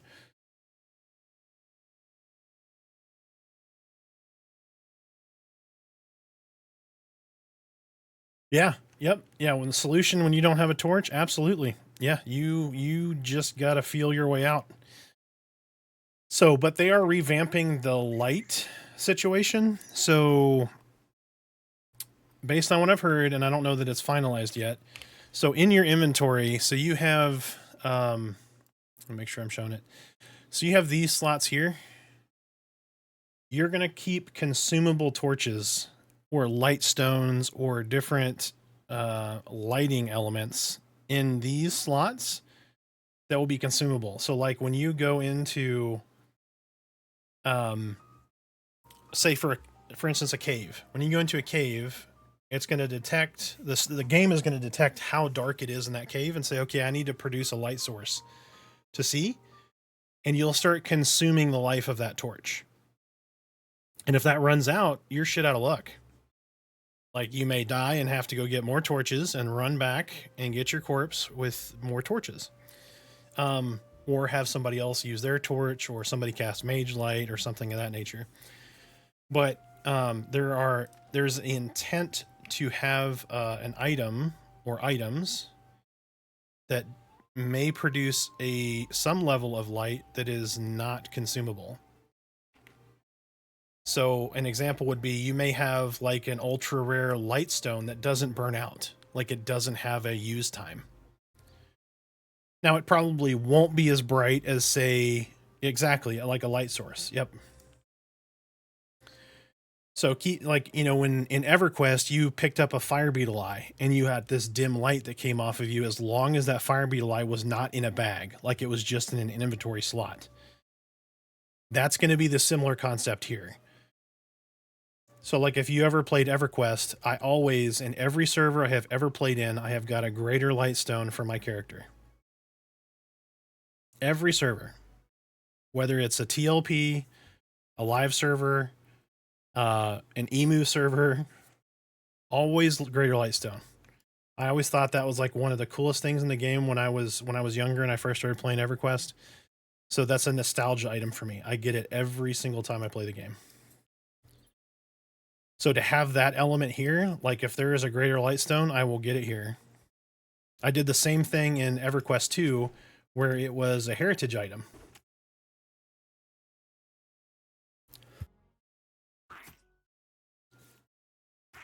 The Gadai camp. Yeah, the Gadai camp. Sorry, I've been chit-chatting and muted, so. Oh, you're listening to the stream? Okay, just making sure.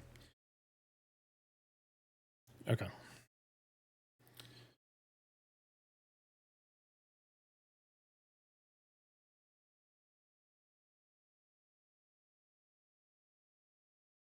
But yeah, there is so much potential to this game. I'm going to do every freaking thing I can do to try to help them realize that potential.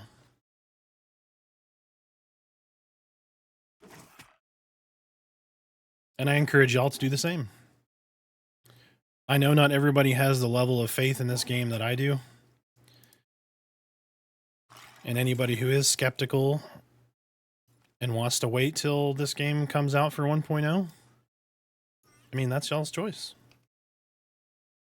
But I'm going to do what I can do to try to get it to that point.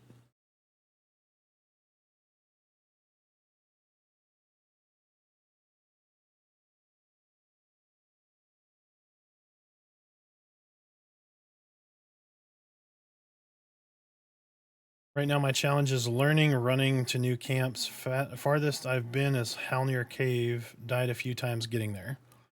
So you have not been into... Hold on a second.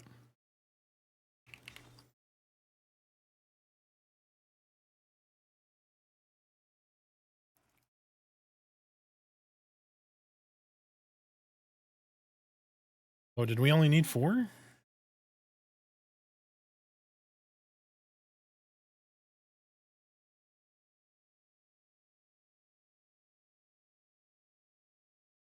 Oh, I just found a bug.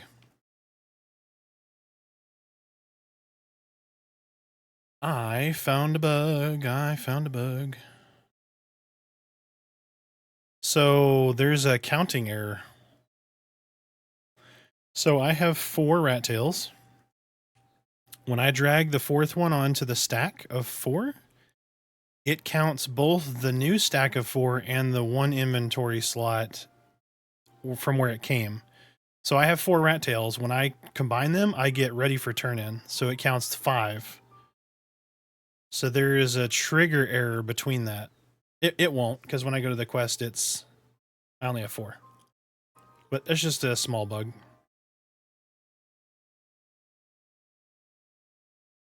Yeah. Yep. But if I split them, see, ready for turn in. Just a small bug, not a big deal. I was like, wait a second, I stacked those and it says I'm ready for turn in. All right, let me kill a couple more rats and get a stupid rat tail, because Smiter's going to take 6 months to get back.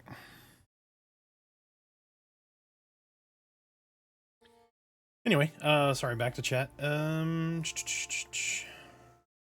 been to Halnir Cave yet. I keep making alts. Yeah, Halnir's is good. It's just, so there is a mob in Halnir's Cave that has an ability. They're called a Ravager, and they use this ability called Ravage, which is a conal, really, it's a tank buster. So it's meant to kill the tank. And it is really strong. Like, if you are over leveled for the mob, like the mob may be level 12, if you're like level 18 and you spend a second and a half in that tank buster, you're going to die. Like, it is a real skill that those mobs have that will just murder you. And you cannot be like caught like checking your cell phone or looking at a spell. Like, you have to be paying attention for it. It is a very real skill, and there are a lot of Ravagers in there. So personally, I feel like it's a little overtuned. Like, the mechanic absolutely should be in there, right? You should absolutely have a struggle pants mechanic that's going to make you pay attention and be deadly and lethal, and you have to be watching for it. But I feel like it's a little overtuned. So, and I think Joppa is going to do something to kind of introduce people to it, because that's the first time you really uncover that mechanic, is in Halnir Cave. But I think he's going to do something, whether it's like not trigger it immediately or something of that nature. He's going to work on either balancing that, or maybe he doesn't and confirms that, hey, that's just how it's going to work, and we're going to find a different mechanism to introduce you to it. But that is something that makes that cave a little more difficult. Yeah, it's like, it's one of the rat people Ravagers. I can't think of the exact mob name, but it's a something Ravager. I can't think of it. But if you see one of those, you just need to make sure. Yeah, as soon as you enter, that can be one of the first mobs you fight. And for us, it was.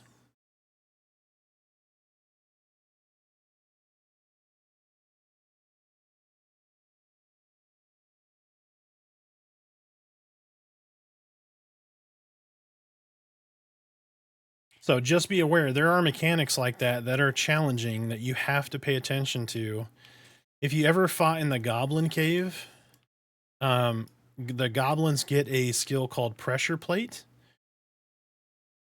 Pressure Plate was like that before, where like the more damage you do to the mob, it then at the end reflects all that back on you. Like, you just start taking damage and then it kind of bursts. Those are the mechanics that make the game challenging and interesting, and you have to pay attention to. It's kind of like, what was the Rampage or whatever in EverQuest way back when. Yeah, you've got to stop melee, right? You got to wait till Pressure Plate ends and then turn melee back on.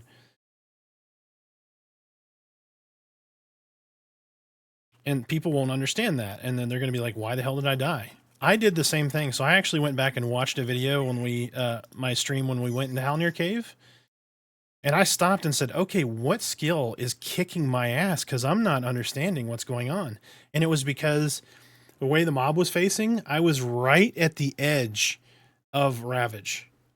So like, I was standing to the side, but not far enough to the side. So I was eating Ravage damage, and I didn't understand that. So I went back and looked at the log, and I was like, oh, okay. I was taking Ravage. That's where I'm getting damage from. And it wasn't the fact that I'm doing damage to the mob that is hurting me. It was just my positioning, period.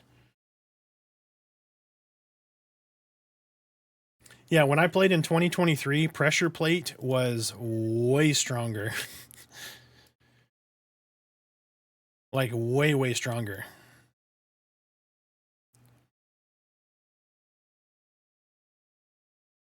Yeah, and it's fine if you're ready for it, but if you miss a second, it's Devastating.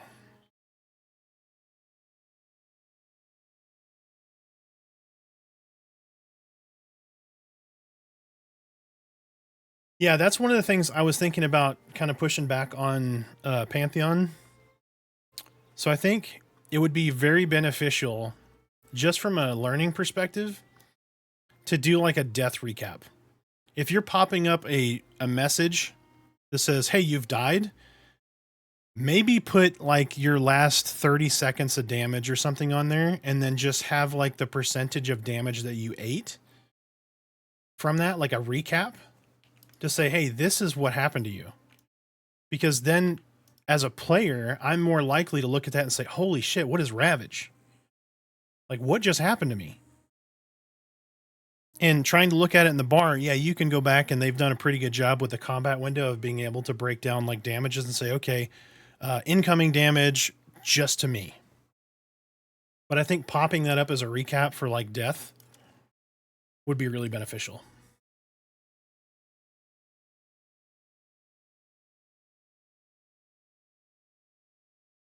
But again, they have 1,000 things to do.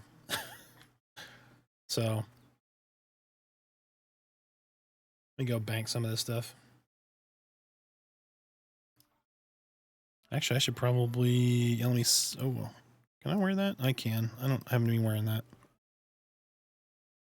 There's a bunch of naked fish people over here. Good Lord.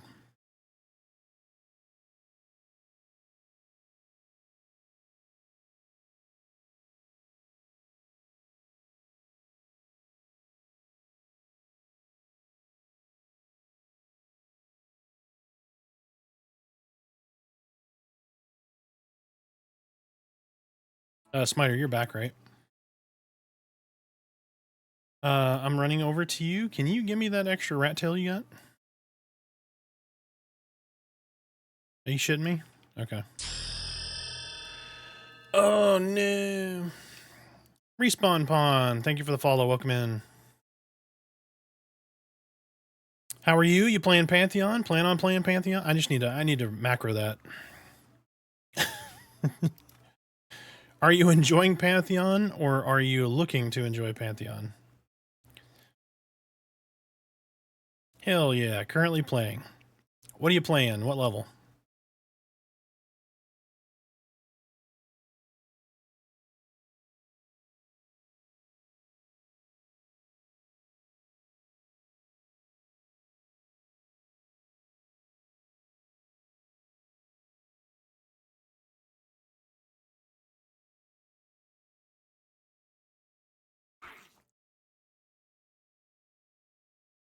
And for those folks that are currently lurking, same question to y'all. You don't have. I'm just saying, how are they doing? What are they playing? Because their name pops up in front of me. But I'm curious to everyone else too, even if you're a lurker. Trying a little bit. Perfect. Yeah, that's what I recommend to everybody right now during kind of the pre-early access time frame. Like, play a little bit of everything, man. Really feel some of these classes out. Figure out, is this my class fantasy? Is this what I really like? That way, December 13th, we can all hit it hard and kick ass.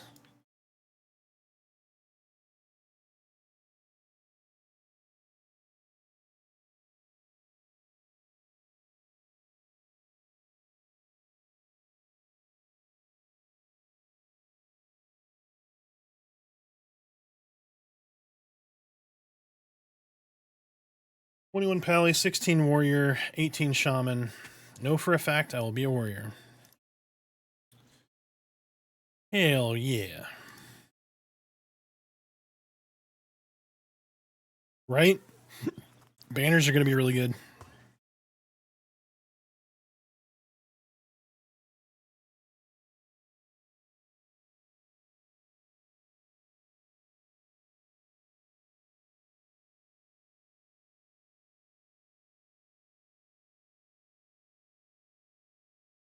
Did I kill this and not loot it, or I just didn't skin it? Okay, I just didn't skin it.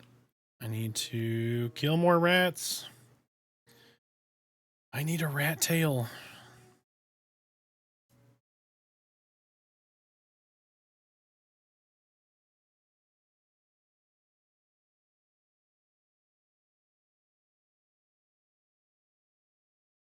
So Enchanter and Shaman, huh?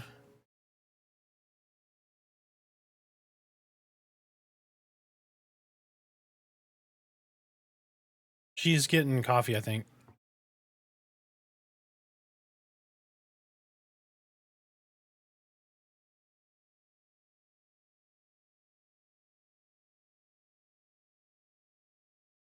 Undead being...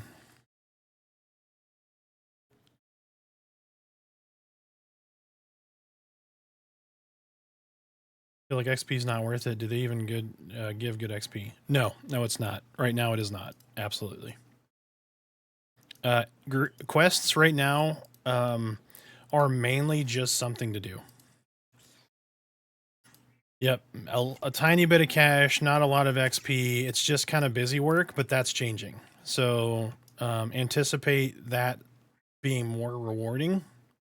Some of the quests are good. So like if you go to where the Ranger Guild is and you talk to the Huntress, you can get a pretty decent chess piece by doing her quest line, but not all quests are like that. Some of them are just busy work. They don't really give enough reward right now, but like I said, that should be changing to where it is very helpful.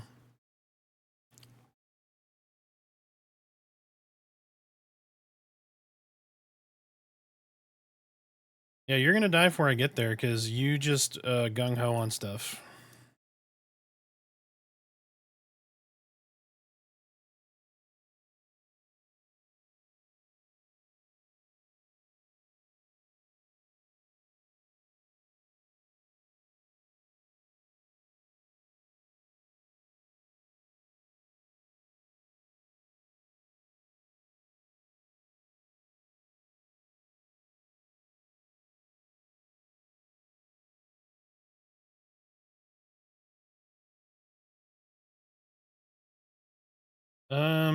Check the log.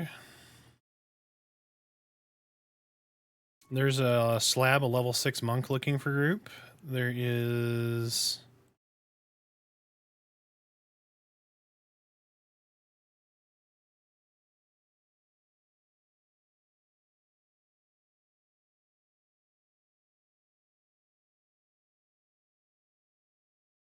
we are on Broken Maw right now. I think we're all around 5 or 6, level 5 or 6.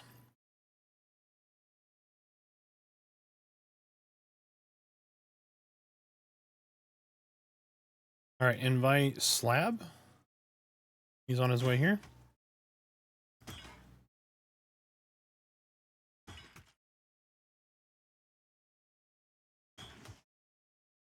SLABB, Slab.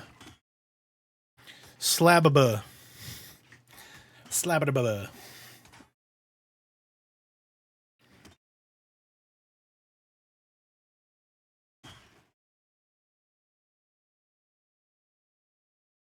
Look at that. Y'all doing work.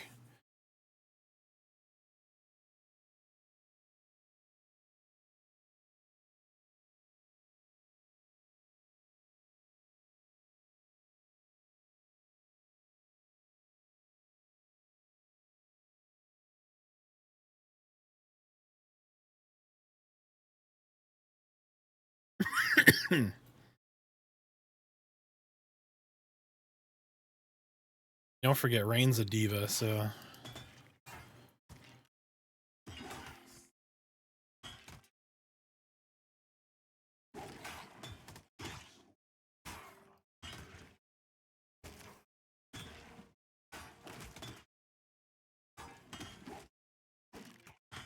You got to fight Torque. No, I don't think having 2 monks is a problem, to be honest.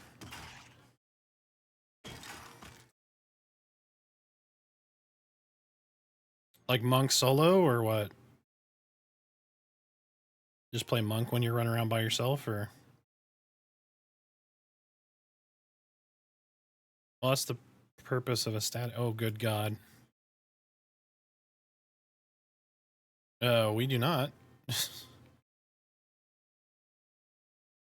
I don't know who that is, and he's level 2.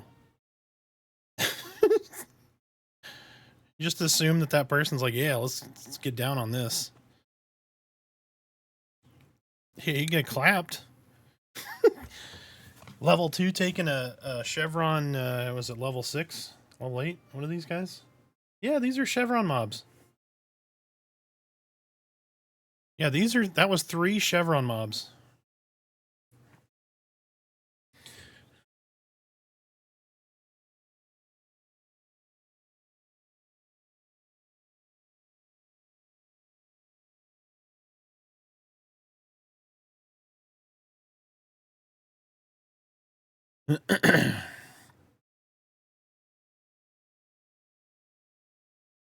Oh, you want health?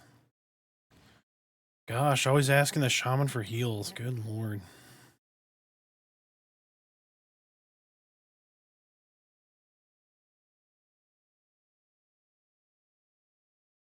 Yeah, that's one of the first things I put in my new player video is the Chevron mobs because it catches a lot of people off guard.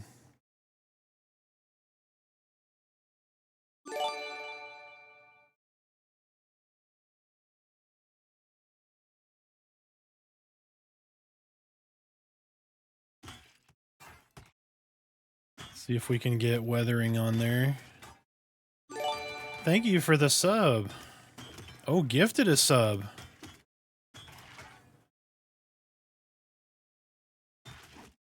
I'm sure Wake and Play would absolutely appreciate that. And we are 9 away from our goal. Look at that.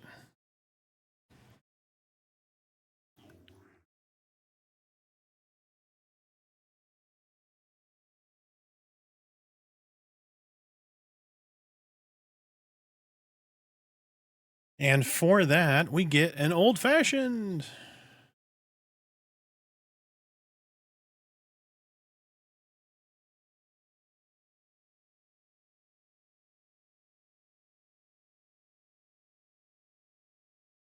Okay, that's just a regular skeleton.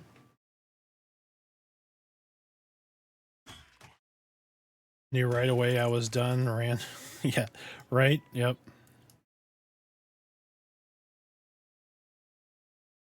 Oh, did she get she's on the gift train. There you go. Number 2 on the gift list. Haven't made an ogre yet. Definitely going ogre for early access. Yeah, I mean, you're going to be tied down. Oh.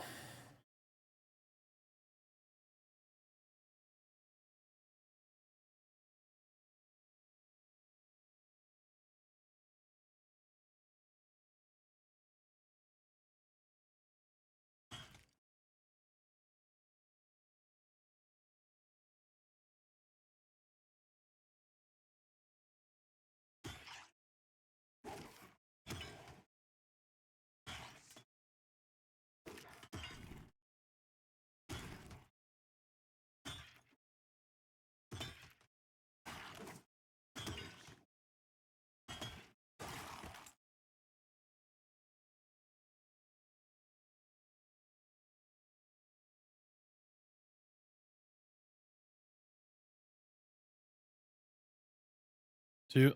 Okay, everybody on the last one. Everybody on the last one. Hurry up, hurry up. Looks like we're okay. Good job. Holy shit.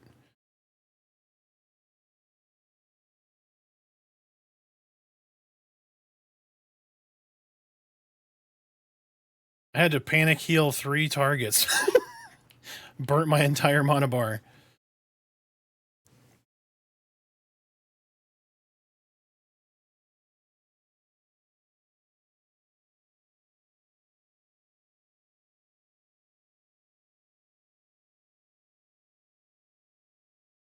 Oof.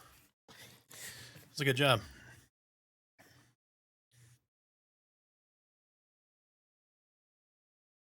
Oh, did you run by heal us? I was like, oh shit, I'm healing really well.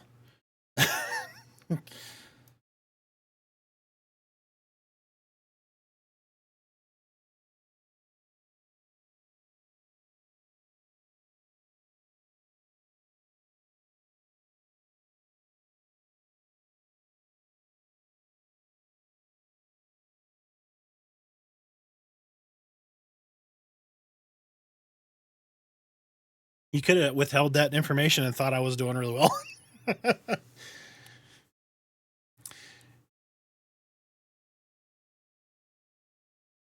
I'm a dark mirror, and I'm loyal. Yeah, yep.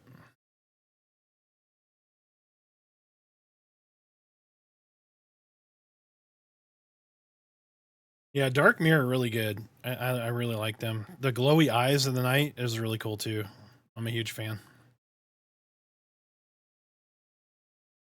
Oh, okay, I'll forget. Yeah, I forgot. That was totally me, all me. I did a wonderful job.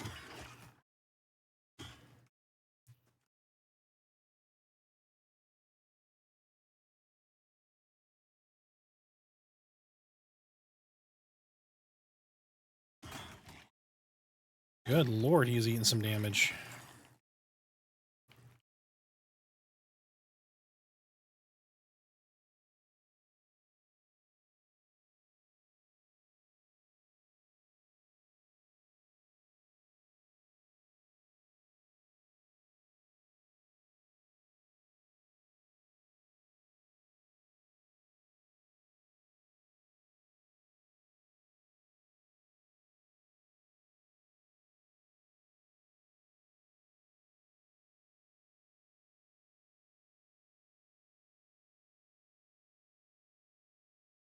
Do I can get wither on him? All right, he is withered.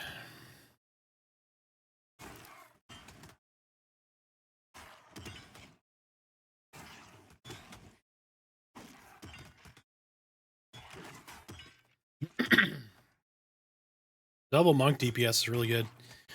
If anybody else has a tune on Broken Maw, well, it can be on Broken Maw. That's like anywhere from like 4 to 6 or 7. Feel free. We got room. Only 5 of us. We got room for one. Even if you have no idea what you're doing, we're more than happy to carry.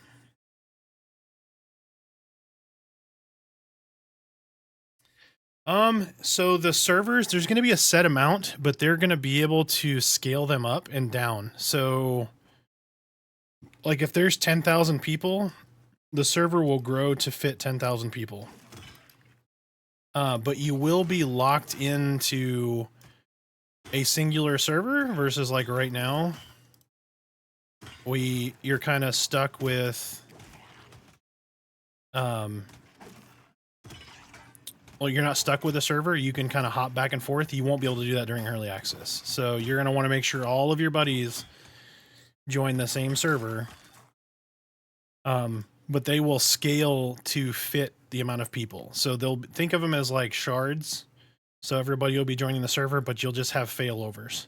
I don't know how they're going to do that with the architecture from a grouping standpoint, where like, hey, my buddies are on the server, but there's 5,000 people on right now. But a single server is built to hold like 10,000 people by itself. Not even a shard, just a singular server. The network infrastructure is built to handle that many people with no issue. But they're going to keep it scaled much, much smaller in the short term.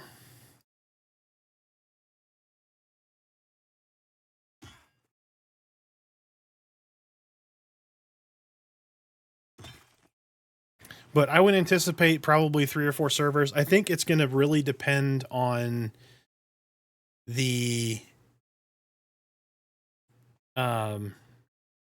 number of people that come in, right? Like if they get 12,000 people for early access like a day, right? They're going to probably need to scale up to have more base servers.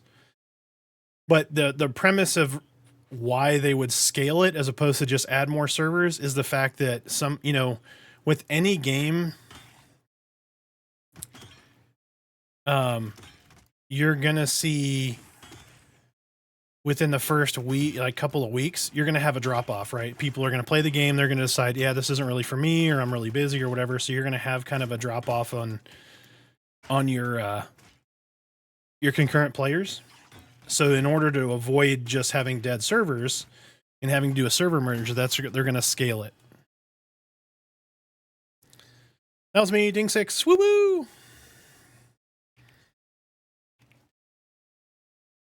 I don't have my new spells because I'm broke. Yeah, I think on my Discord, we're probably going to coordinate Anybody who kind of follows the stream and does that kind of stuff, we'll probably coordinate and get try to get everybody on the same server. We might do a stream player static group for those who might be interested. We're trying to figure out how that's going to work. Or might try to put some of the...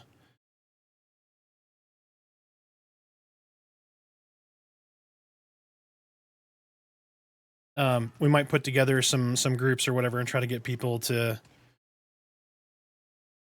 build their own little static groups. So if you want to join the Discord, feel free. Nope, I hit the wrong button.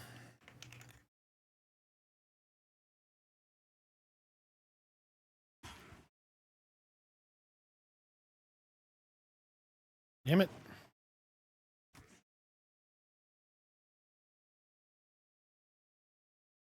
My bad, I fat-fingered my Discord link and...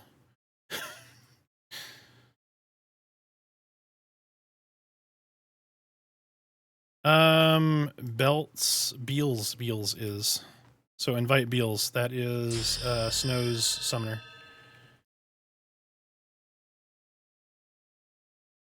Nocturne, welcome in, welcome in. Feel free to share if you're playing Pantheon, what you're playing, what level you are, your thoughts, your hopes, your dreams.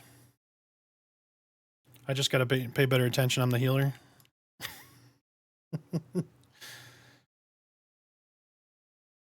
Yeah, feel free to jump in the Discord. We try to follow a lot of the stuff that's going on in Pantheon, so it'll announce here as well as in from the Pantheon announcements channel.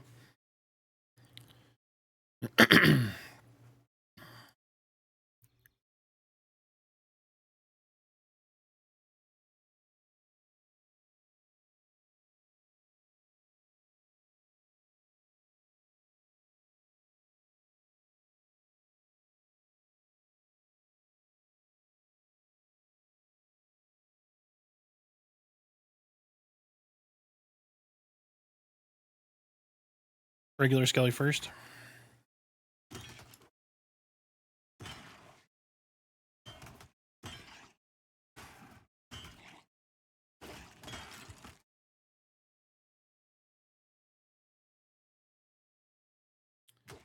Oh, so kind of what I was talking about earlier. So this is opening gap. So somebody here is doing opening gap, which then another class can consume to turn into a nice debuff.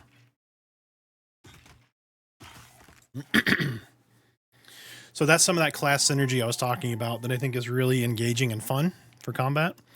Because you'll, with certain mobs, like say there's a heavily armored mob, right? You're going to want to use your armor debuffs as much as possible. So you'll negotiate with, hey, you know, Monk, can you open gaps so that the rogue can destroy their armor, that kind of thing.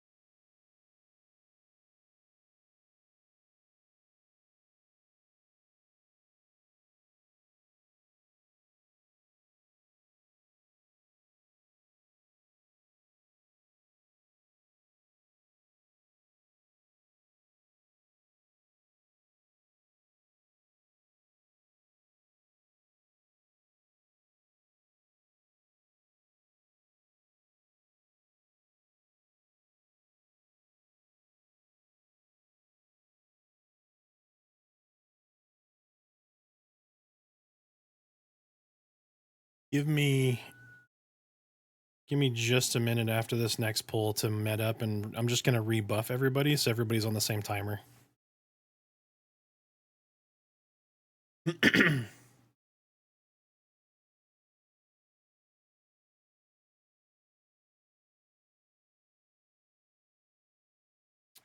That might actually be a thing. I was wondering that myself, if some of these were just kind of...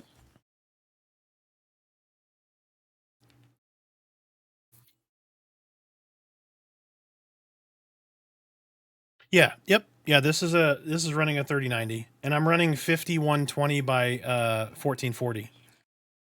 So it's got more than enough to run this. Like here, I'll show you. So what my screen actually looks like.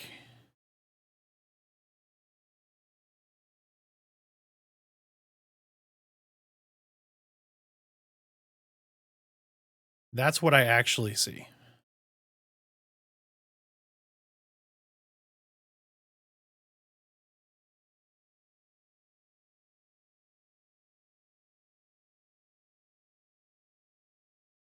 But yeah, 3090 will be able to run it fine. Merida's on a 3060 and she runs it buttery smooth too, but she's on 2K. She's on a 2K monitor.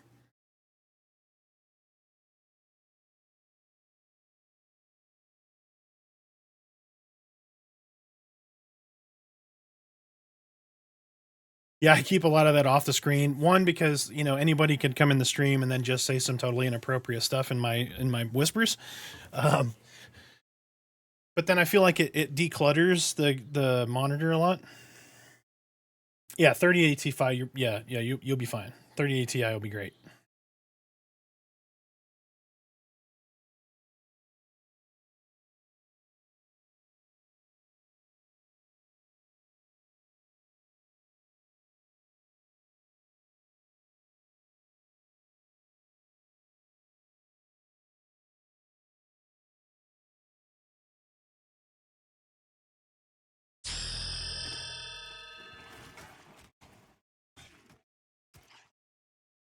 Lambdo, thanks for the follow, man. Welcome in, welcome in. Oh, Beals is taking damage. No, Beals, no.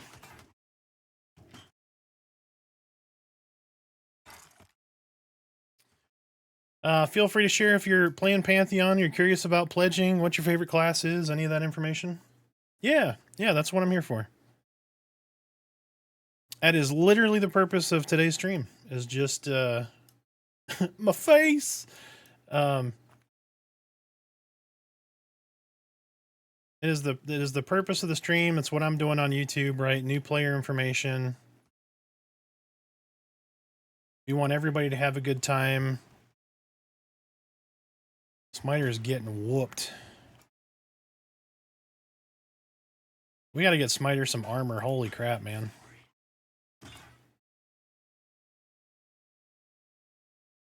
He's over here naked face tanking Chevron mobs.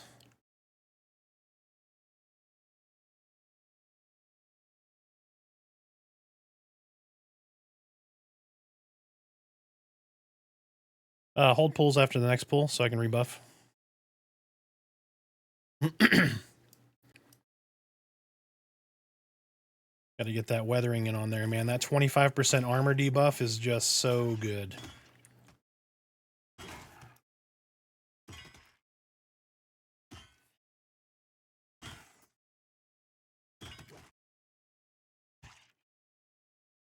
Man, I haven't heard this song in a minute. All right, buffs incoming.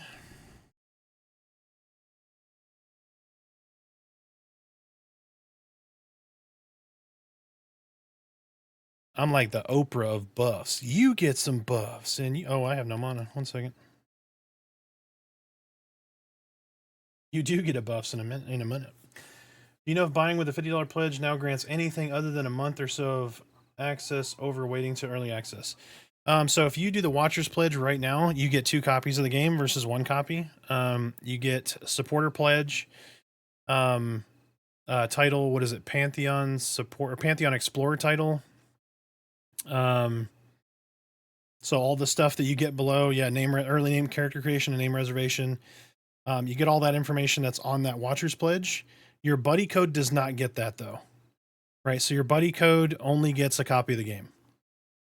The other thing is it's a crowdfunded game. If you give them $50 today, Visionary gets $50. If you give them $40 at early access, Visionary gets like $30. And then, of course, with the pledge today, you get to play today. Your buddy code gets to play at early access.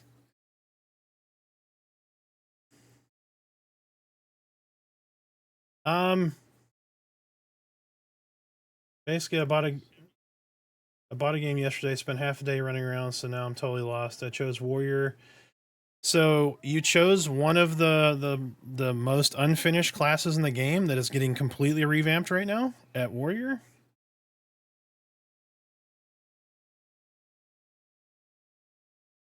Yeah, Rogue is really good in groups. Hold on just a minute. Sorry.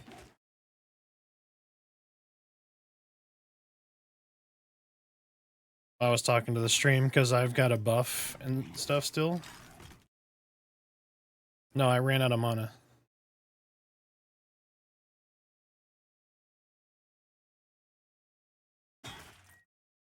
No, Beals, no!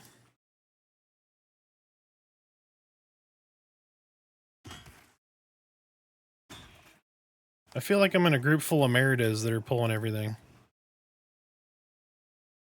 I know, I'm just giving you crap. Alright, let me rebuff one more. And then I got... Yep, give me just a sec. Yeah, we're full now.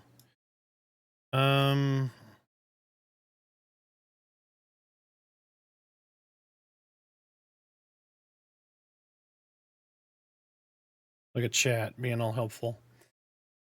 All right, give me like 20 seconds and then feel free to pull. Just trying to get a little bit of mana back. What classes not to play? So Warrior's probably the most unfinished class. Summoner's they just got kind of a buff. They feel a little stronger now. Most classes are pretty good. If you were just going to be playing solo, yeah, something like Shaman is really good. Ranger's pretty decent solo. Necro's good solo. Paladin's good solo. Rogue is not great solo, but they're really good in a group. Most classes can solo. One thing you have to make sure you don't do is pull a Chevron mob, which in the target window, we're probably going to pull one here in a second. I'll show you what that looks like. Another important thing to note is this is a social MMO, so they want you to group. You're going to have the best experience as a group. I've already met and pulled a bunch of Chevron mobs. Yep. Yeah, so those guys are real. You really got to be prepared for them, and the con system doesn't really apply to them, so they're redoing that con system to show you more. So like the first time you con a Chevron mob, it should give you a pop-up and let you know that, hey, these are group mobs, they're intended to be hard. Easiest respawn, yeah, right? Easiest teleport to respawn, absolutely. Yeah, most stuff can solo. You're going to want to, like the first time you solo something, I would pretty much start with like a light blue. Try to solo it, see how you fare, and kind of go from there. And then just be really careful of social mobs that are going to, you know, aggro. Man, y'all are doing work now.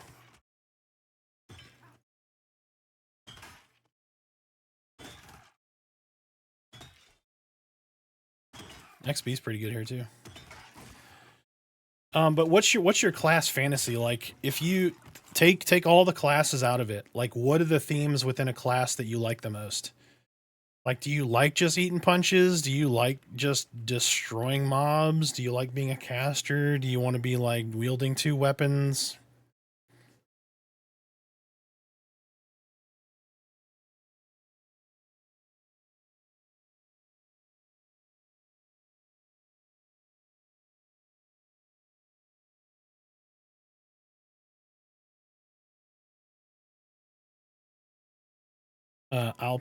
Can Shaman use their Tarnished Dagger?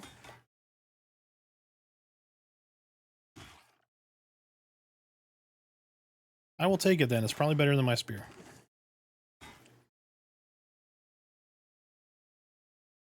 Anything which I can... Okay. Yeah, I mean, Shaman's probably going to be really good. You get a lot in your toolkit. You get a wolf pet later on. You get haste. You get run speed buffs. You get all kinds of buffs. You get heals. You get dots. You get debuffs. It is a very well-rounded class that can be really good for grouping. That's what I'd recommend if you don't mind being a healer. And the cool thing is you can have it, like, let's say the group has a cleric and you are a shaman, you can still get in with that cleric because your backup heals, you're still DPS, your buffs, you make your melee DPS better, because you're gonna have Skymane's Pact, which is like 20% haste. Think of your pet as not so much a tank, but it's just like a dot, like it's a free dot, right? You cast it once. You have tons of buffs. You have a clearly defined role in that group, and that role can change. So it's going to be DPS or right.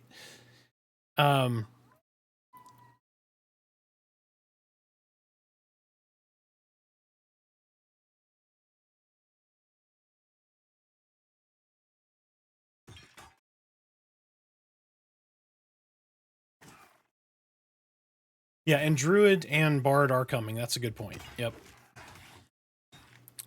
Druid will probably be good solo. I'm curious to see how they implement the Bard, but I'm hoping the Bard's going to be a lot more viable than, say, EverQuest Bard. From like a DPS perspective, like they shouldn't be all ADPS.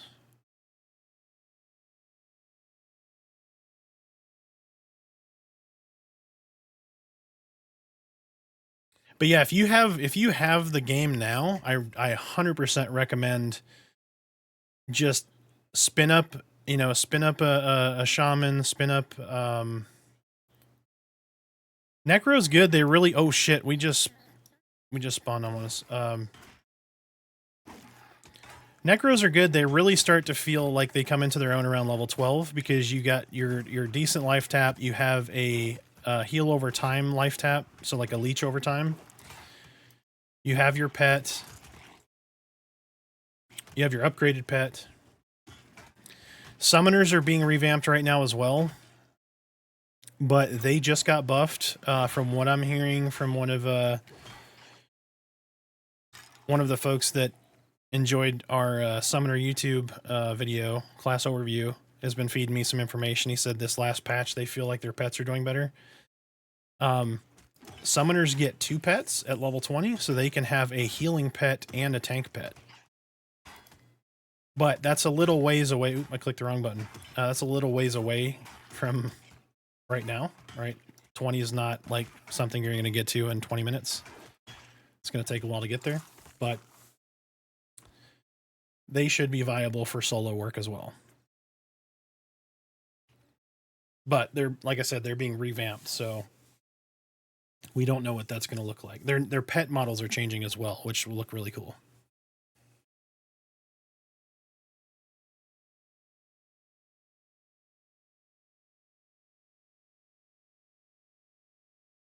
But Necros are solo viable as well. That's definitely an option for you.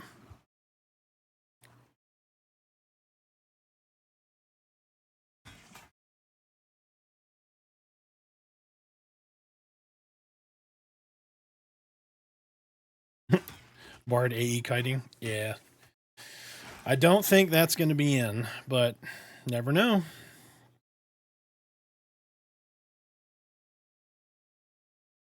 Yeah, Bard swarm kiting in old EQ. Oof.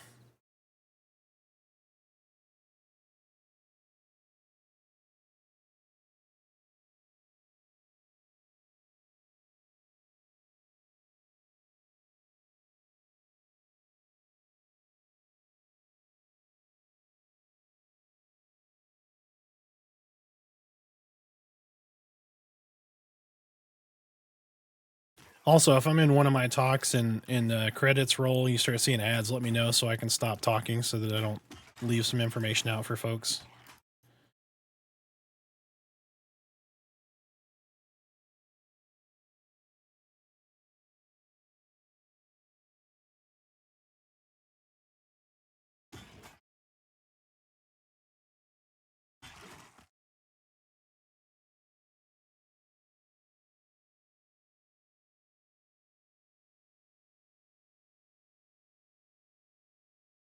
Nope. Sit back down. Ah, I keep standing and sitting.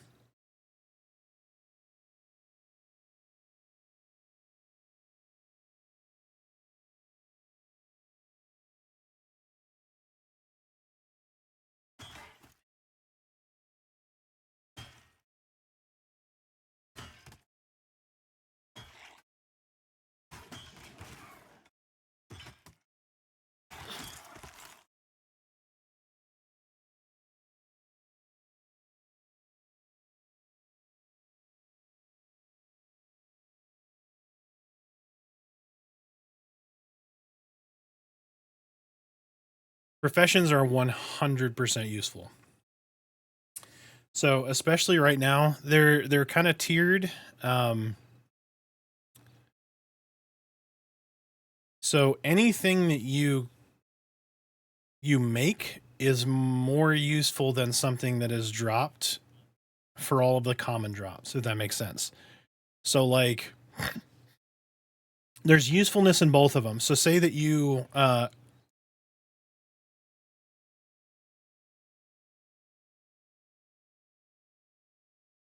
shit. Yeah, I can't heal that fast. Yeah, there's no way I can heal through that. That's way too many mobs.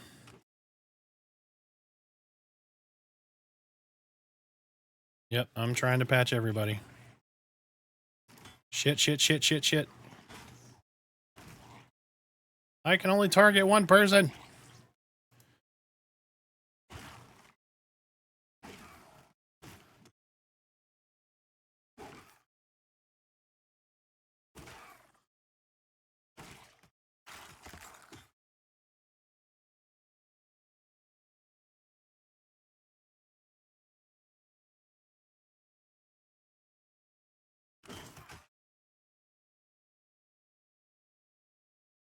Oh shit, I'm taking damage.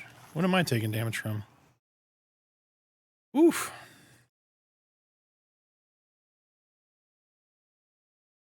Yeah, your health zeroed. Like I don't know if you took multiple bad rounds, but you went from like 3/4 to nothing.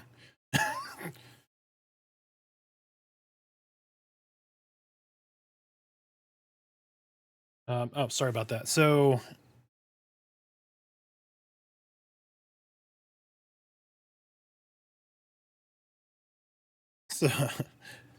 so let's say you have a dropped tunic and a crafted tunic, right? So like a dropped tunic would probably be something like 6 armor. A crafted tunic would be something like 9 armor. The dropped tunic would probably be like level 2 usable versus the crafted tunic right now is probably going to be like level 7. But the crafted is going to have more AC. It's going to be a better piece of armor. But usable lower. That is going away, we believe, in early access. So crafting will be far more worth it in early access than it is now. But basically think of this. A crafted common item is going to be more powerful on average than a dropped common item. So the uncommon and the rare items is where you're going to see like stats or higher AC or that kind of stuff. That's the intent, I believe, with the itemization. And itemization is getting overhauled for early access as well. So like right now, there's not a big enough disparity from like a rare item to a common item. So they're going to increase that gap so that a rare is much nicer than a common item.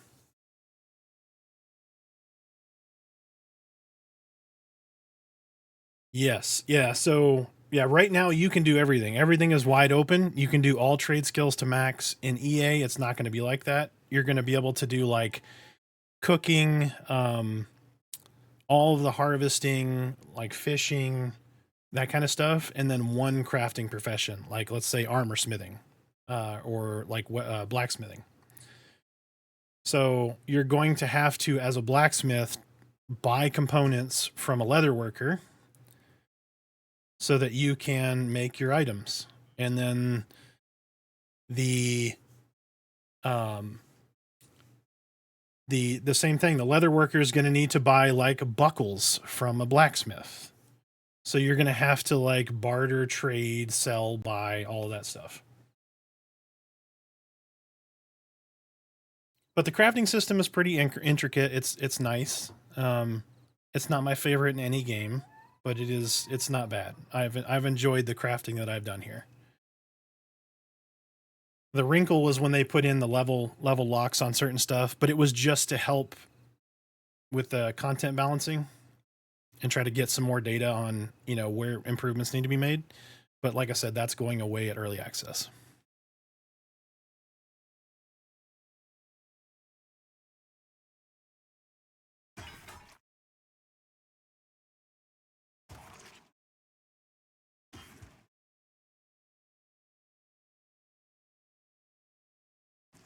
And just in case we haven't covered it for the folks that are coming in now, dwarves in here are blue because they are actually crafted from ice and stone. So that's why I have blue skin as a dwarf.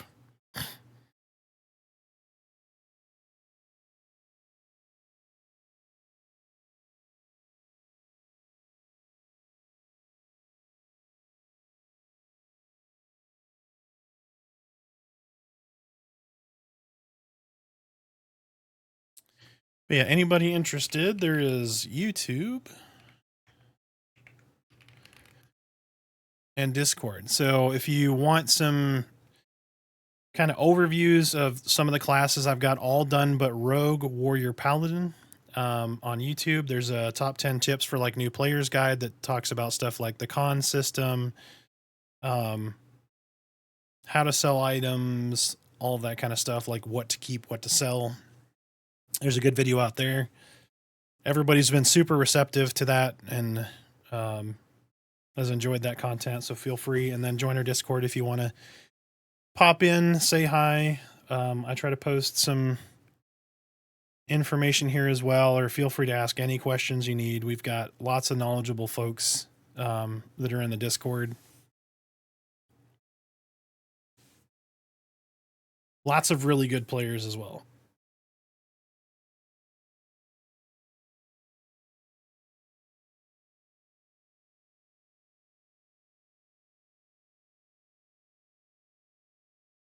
Yeah, you will need, so I would not sell your tattered pelts because it is used in so much stuff.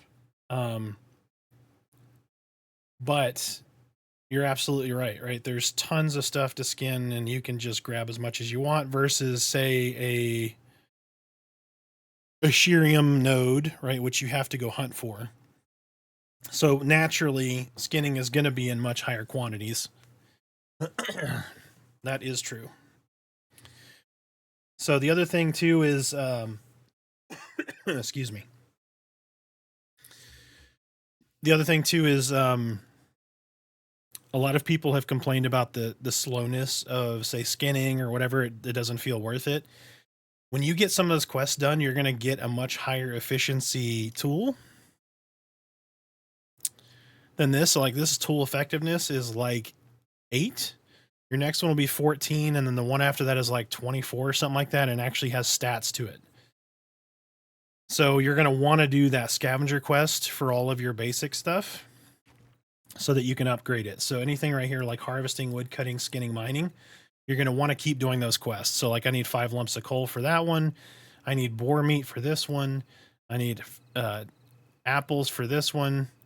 Blackberries for this one. That's why you saw me getting blackberries earlier, because I already knew I was going to need it. But you want to get these quests done so you can get better tools. Why is Merida trading me?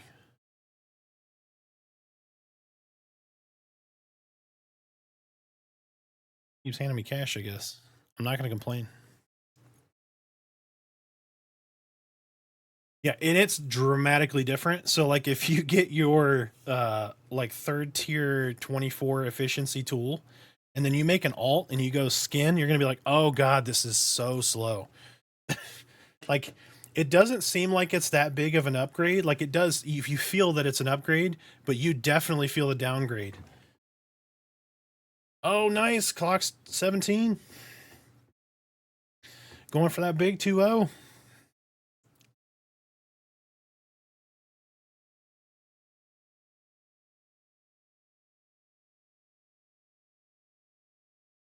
What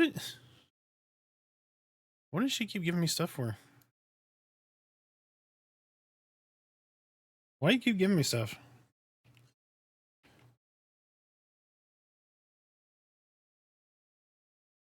Oh, I need to put this. That's 3 by 2. This is 3 by 1.5. That is a hell of an upgrade. That is 25% faster. Pally is really good, and Dire Lord is really good. They're both really good. So Dire Lord in the not this past patch, but the patch before got a buff. They're feeling pretty good. So they're more of a damage based tank, and they're better at tanking magical mobs. So like casters. Paladin is so the reasoning behind it is tank is more not tank. Warrior is more for just raw damage tanking. Dire Lord is meant to tank magical mobs, and then Paladin is meant to sit in between those two. But I do have a Dire Lord. I've enjoyed him thoroughly. Clock has a level 20 plus Paladin. He's really enjoyed it, but he's rolling a Warrior right now to he's at 17, about to be 20. But all three of them are pretty good. So I've heard nothing but good things. Warrior's just not done yet, but that's coming. So banners and more skills. Yeah, about to be. Yep, it's gonna happen. It's gonna happen. You'll be 20 before you know it.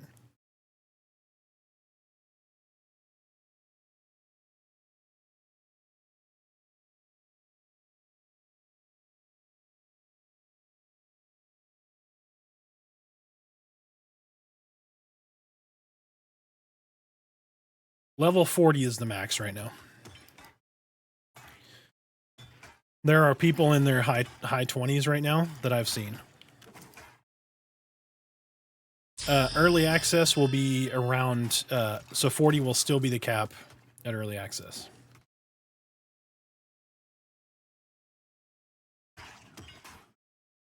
Hey, Panquakes! Thanks for the follow. Welcome in. Is this EQ Panquakes?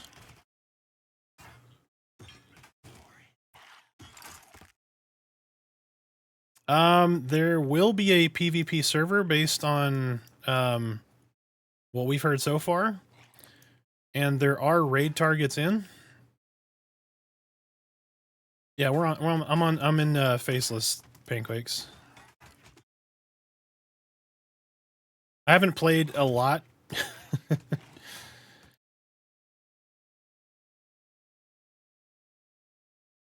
But this game has kind of stolen me away from EQ a little bit.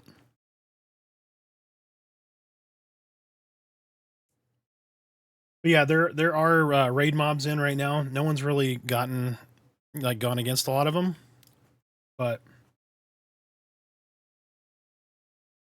like there's a dragon that's blood red to everyone who's ever leveled, and I died to him, and I made a YouTube short. That was pretty cool. It's Caragh the Watcher. Oh shit!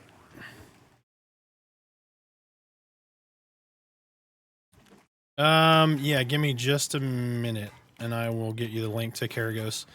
Like I just ran up and died to him, but he's a pretty cool looking dragon. And there's a bunch of drakes too, not just that dragon.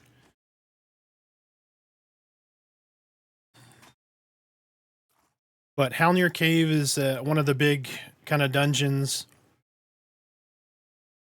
They're adding a lot of content in for early access.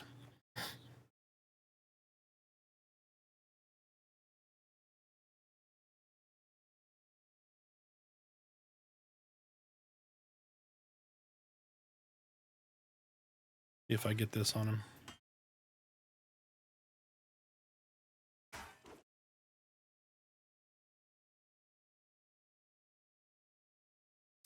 This is true. This is true. So this is not a like fast progression game. As a matter of fact, they just slowed it down a little more.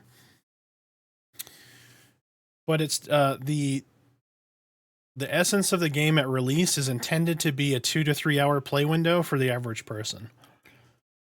Like you should feel meaningful progression within 2 to 3 hours.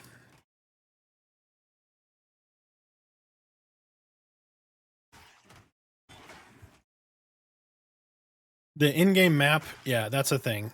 The map is intended to be kind of like if you've ever played Embers, you're going to have a cloth map that's going to show you kind of like a high overview of the zone, but it's not going to have a GPS element to it.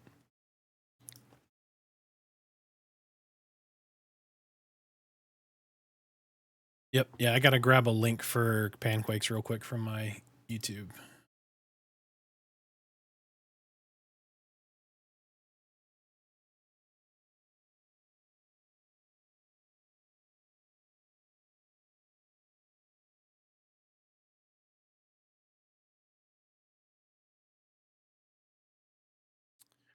All right, there we go.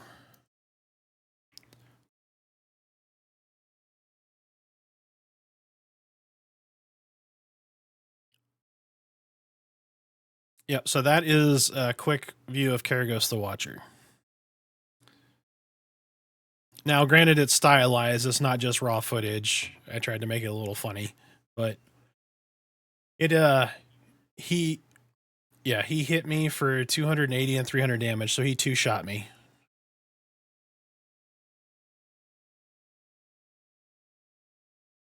And he did quite a bit of over damage, what I actually was. That was on my Dire Lord, which is a tank. No, he has not been killed yet. I don't know if he is killable right now until you get to the really high levels.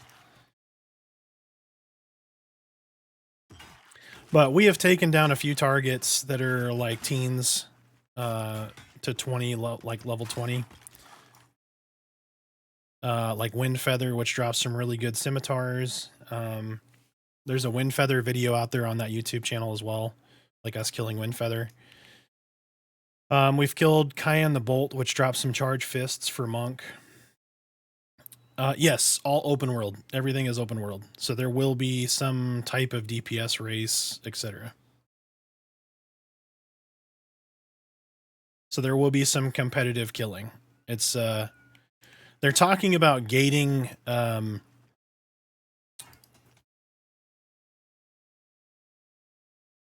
like some stuff behind instancing, like for example, like let's say you killed Nagafin,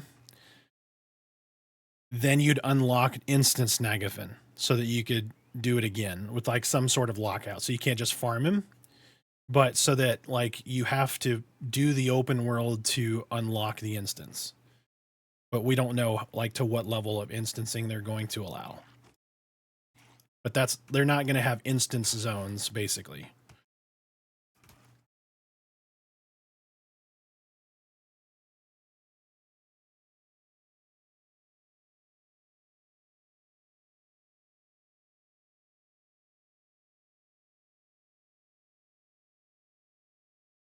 I may need to move this like a little more in my eye line as a healer.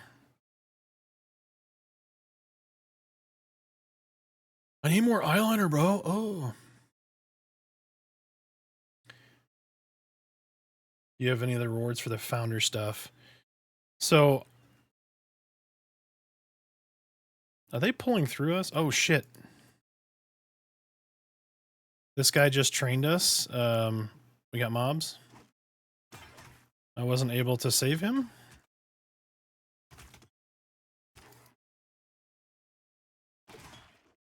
Maybe he was just trying to get that one update or something. I don't know.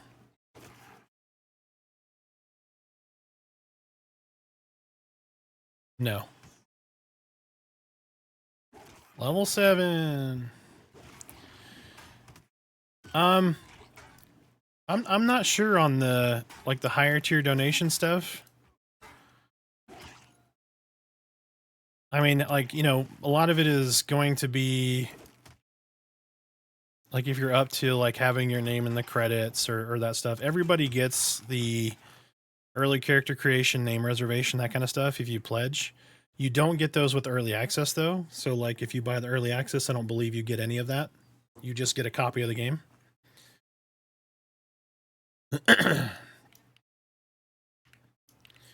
And with the $50 pledge, so any pledge, including the $50 pledge, you get 2 copies of the game, right? So you get your copy as a pledger, and then all those benefits, and then you get an extra copy, but that second person's copy does not come with the extra benefits. So like the titles, early character creation, all of that, they just get a copy of the game.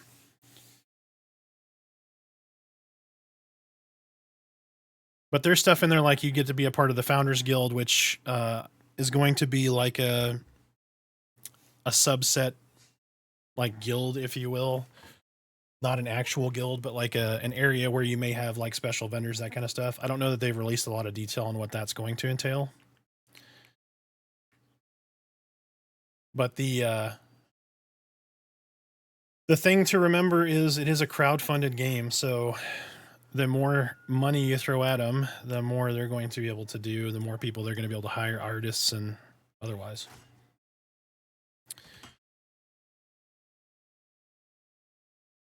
But it definitely has the feeling of old EverQuest. The allure of that, it's that style of game.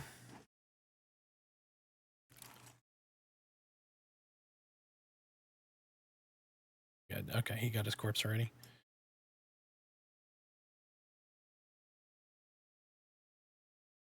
Yeah, 100%. If you have a buddy that's curious, I mean, $25. I know people complain about the $50 tag. I'm like, come on, man. $50, what you're getting for $50, even if it's an alpha, like how much playtime are you going to get in this game? $1 per hour? You're going to pay more than $50, right? Like if you go to the theater and watch a movie and get popcorn, come on, you do that twice, that's fine. That's, you know, worst case 6 hours worth of entertainment for that cost. What are you getting by buying this game? I'm being conservative here. You know, you pay $12-15 for the ticket, and then you get a soda and a popcorn, and that's fucking, you're at $30 right there. Yeah, and you're going by yourself. Yes, single person entertainment.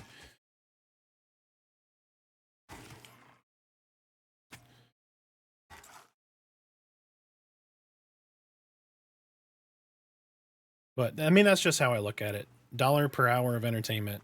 You're going to get more than your money's worth by pledging $50.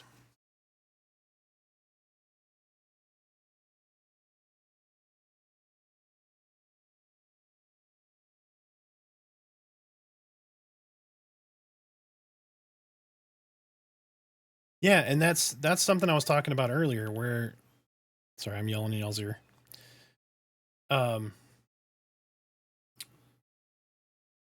Seeing this game and playing it has a very different feeling. Because you're going to look at it kind of critically, like, oh, the graphics aren't the greatest, or this isn't the greatest, that's not the greatest. And that's true, right? It's not the best graphics you've ever seen in a game. Shit, Merida's taking a bunch of damage. Sorry, 1 second, I gotta pay attention to heal. The game is fun. Like, I don't know how to express that, and other than it's fun. Like, it's a challenging game. It's hard. It's frustrating. It's not super easy. Smiter's just standing on me.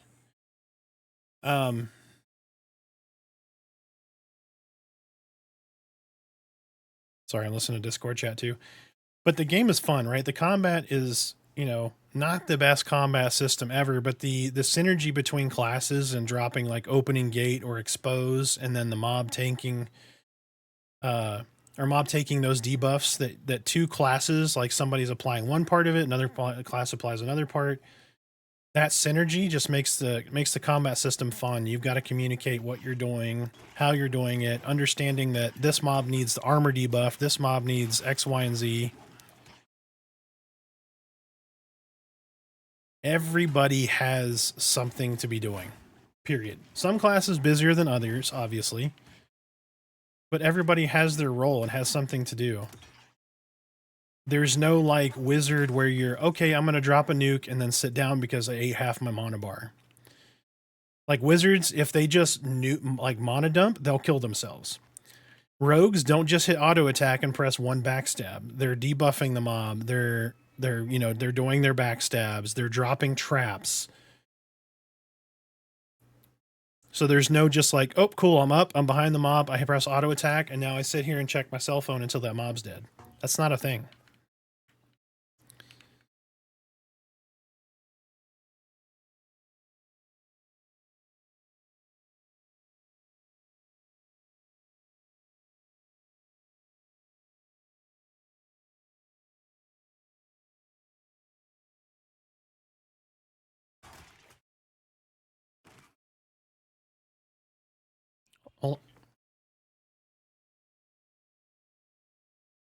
Where did my buffs go? What's everybody's buff timer at? Because mine faded. I buffed myself first. How?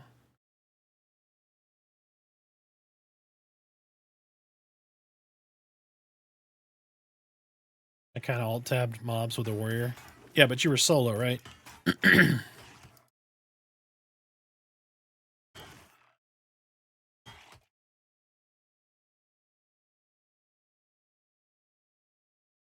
Yeah. Yeah, solo you're going to have downtime, but in a group setting, it's not going to be like that. You're going to be like pulling, or you're going to be waiting, 15 seconds for the next mob to come in, and if you got a good puller and everybody's got mana, I mean that pull is going to happen immediately. But yeah, that's a good point to bring up. If you're playing one of those classes where you want to solo like a necromancer or a summoner or a shaman or monk, you can definitely find like an out of the way spot, pull a non-chevron mob, kill it, med, check your phone, watch your TikTok, your YouTube, whatever.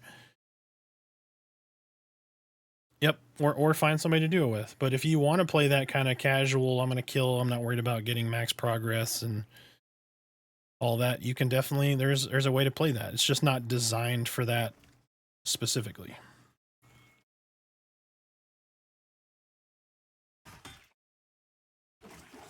Shit.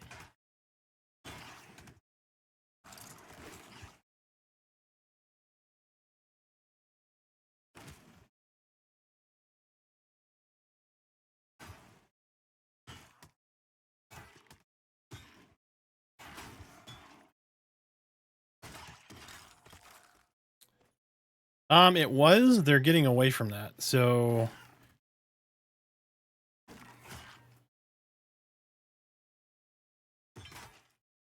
one second here.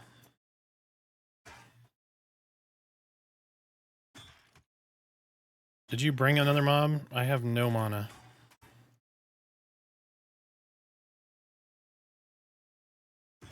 All right, give me just a minute.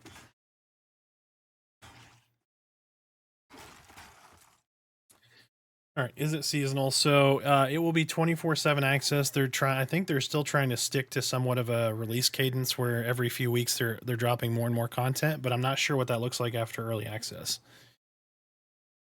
So I know there's going to be a big content drop for early access, right? We're getting new zones, new mobs, new starting areas. So there's going to be lots to discover there. I'm not sure what the content releases are going to look like after that. When is the last day you can pledge? So the pledges are taken offline December 1st. So after December 1st, you have to buy it early access through Steam, or I guess through them. They'll offer a game. I'm not sure if Steam is going to be the only method of purchasing post early access or how that's going to work. I have a message out to Savanya, which is their community manager right now, about that information. So as soon as I have that, I'll pass it along.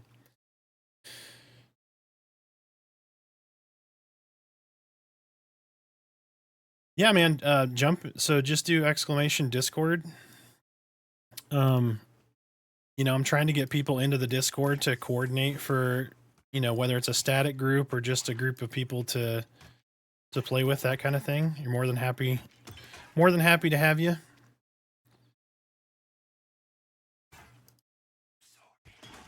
Any idea how good the bag is for higher level pledges? I'm not sure, but I would assume it's probably going to be pretty good. Some of the bags in the game now actually have some pretty good features. Oh shit, Beals is... Where did his health go? I'm a terrible healer.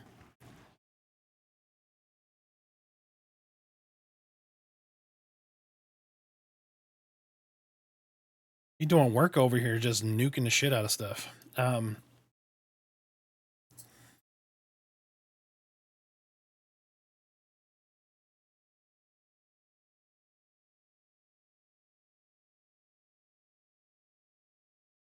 You know what? You guys are doing enough damage. I probably don't even need to dot.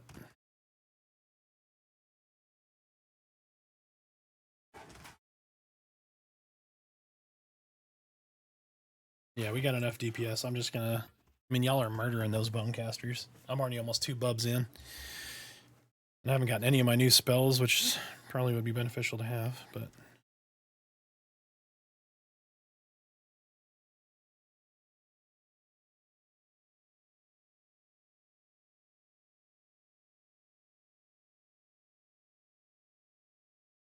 So speak of the devil, I was just talking about opening gap. So I just got a skill that creates an opening gap on a mob. So, and then one of the other people in the group could consume the opening gap. Go ahead and pull him.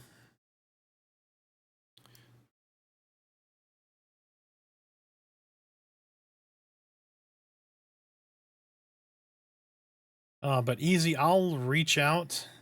I will reach out and see if we can't get some details on the bags for the pledges. But I don't know that they've released that information. I haven't seen it personally.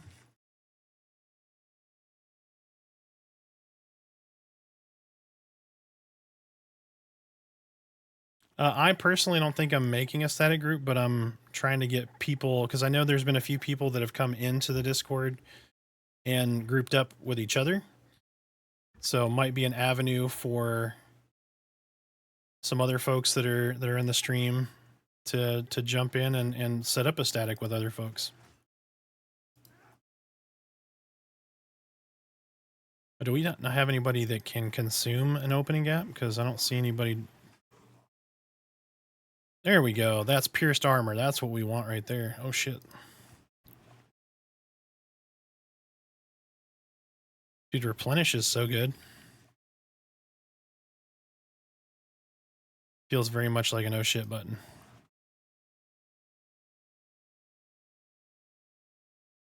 Yes.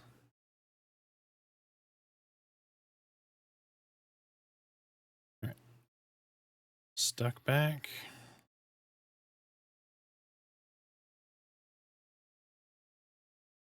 Oh, I just ran away from the guy.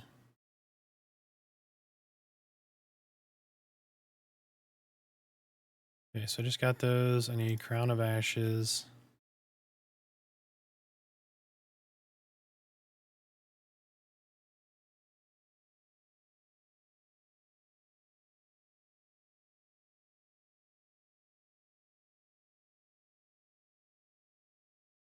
Good Lord, Shaman, get all his spells.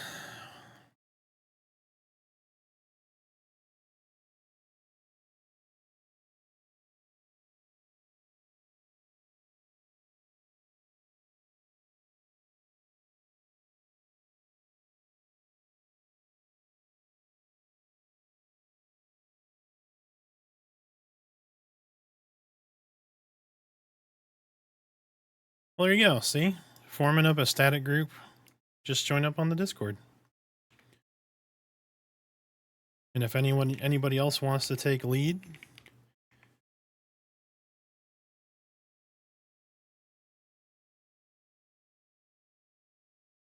yeah, I mean, we'll probably, during early access, we'll probably, at least at launch, grab some people and do some stuff and try to do some, like, maybe some stream participation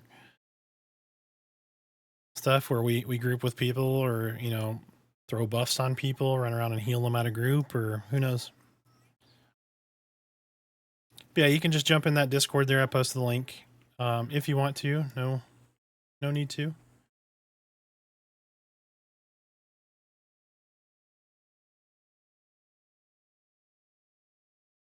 talking about like the hotbar? So the UI is getting a revamp too, but right now you have 4 slots for techniques.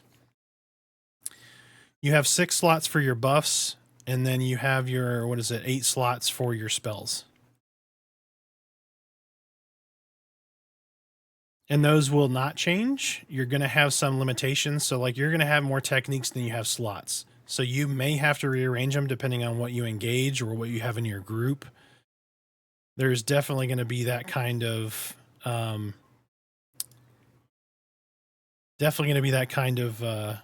experience there where you're going to have to negotiate what you're getting and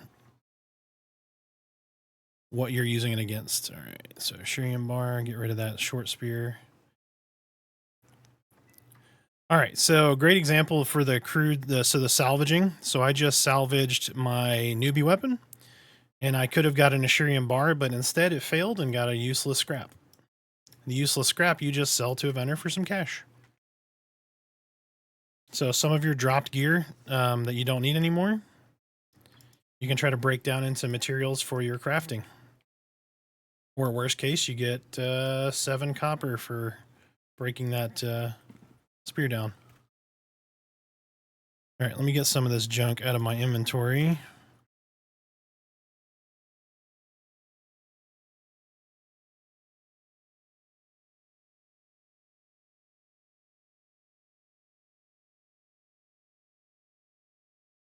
I'm gonna grab a couple of quick bags real fast.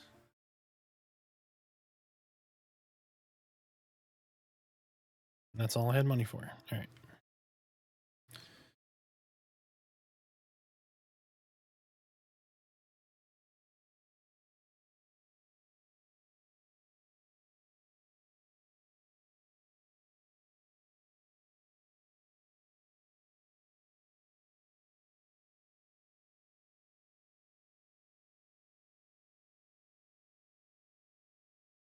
We also have a guild in game if anybody would like to join it. It's just casual. We're not like organizing raids or anything, at least for now.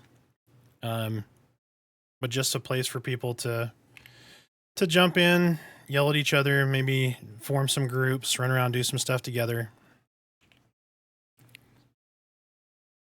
Yep, and you can ask questions and not be told, like, get good, noob, you piece of shit, you should have done your research online before engaging this mob. Like, that's not something we encourage. Like, you want to find out about it organically, that's your choice. If you want to ask a question or watch a video, go for it. You play the game how you want to play it. We're not going to ridicule you for it. Well, some of us might, but I won't.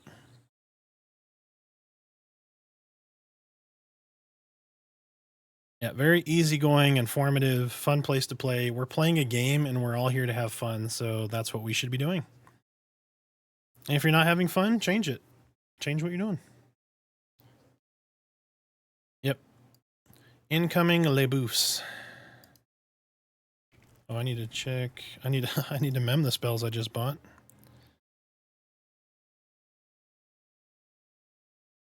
Not on this guy, no. Oh god, Windstrider is so close. It's only a couple levels away. All right, Crown of Ashes.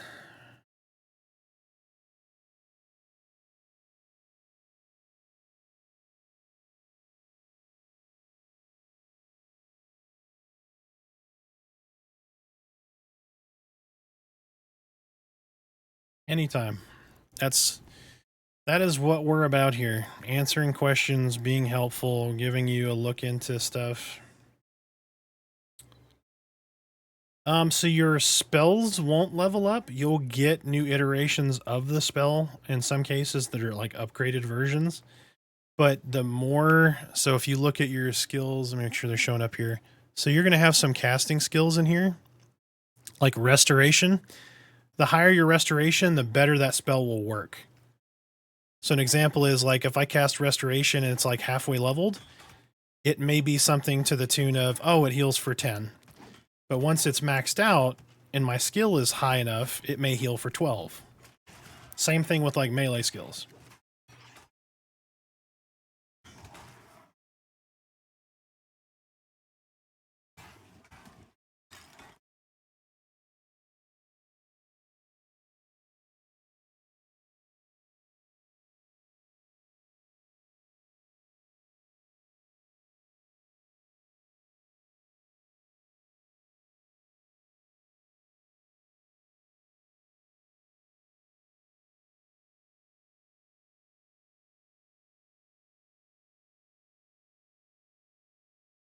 Spell level 5. Oh, that's the level you get that level at.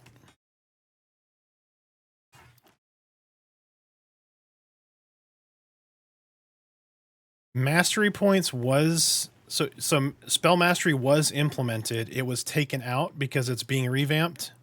So they're turning around. So most classes have spells like in the 20s ish, some into the 30s. Necro has it to level 40. All classes will have spells to 40 at EA, and I believe that's when they're going to start implementing the mastery system again. It's meant to improve or give different spells different effects. When it was in, it worked beautifully. But there's been so many changes to spells with the combat revamp that has the techniques and all that stuff that they took mastery out so that they can balance it and get that put back in a meaningful way. But I have no doubt that when it is released, it will be glorious. Because like Summoner, because I played Summoner at level 16 to up to like level 16 and Mastery was in.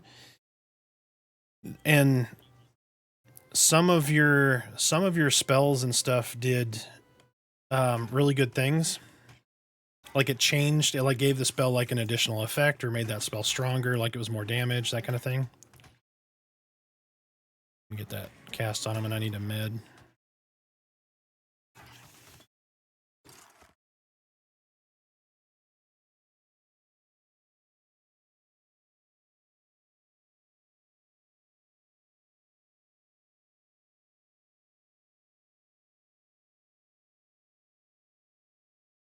Yeah, yep. Yeah, it gives you a little bit of variation.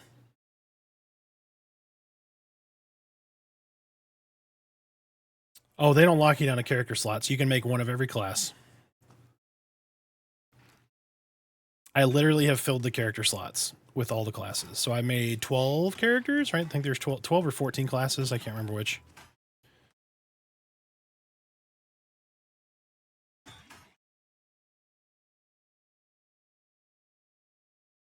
I freaking love the dwarfs like a little plop on the ground. It's so good.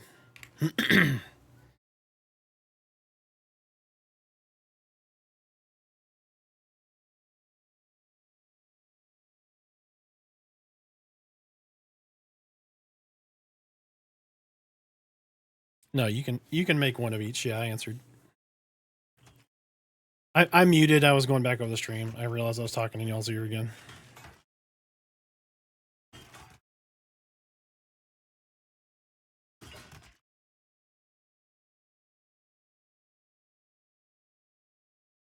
Yeah, they want to monetize you making alts. And you know, good for them, I guess, but I don't think that should be something you pay for. And I don't think that's their stance either.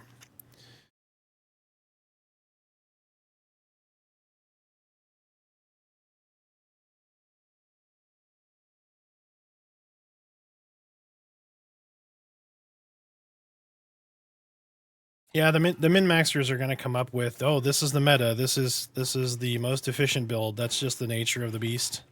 People want to push like max content. How do I get there? How do I make the guy the strongest possible and all of that? So that meta will be there. It is in every game. But there are also people that are like, hey, I'm going to make a dex-based cleric or whatever, right? Like, people are going to do that weird kind of stuff because they want to.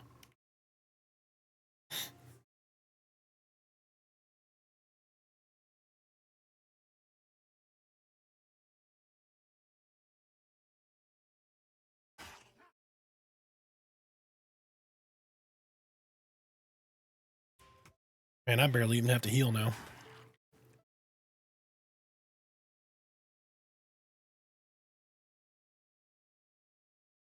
Yeah, so Pancakes, I don't know if you're still here, but the raids are going to be tuned to 36 players.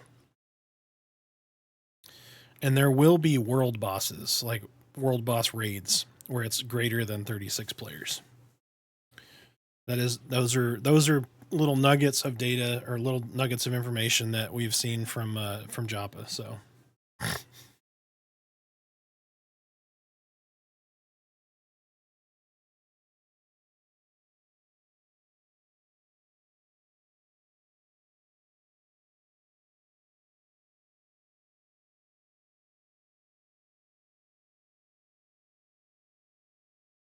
So the raid content is going to be tuned to a max of 36 players.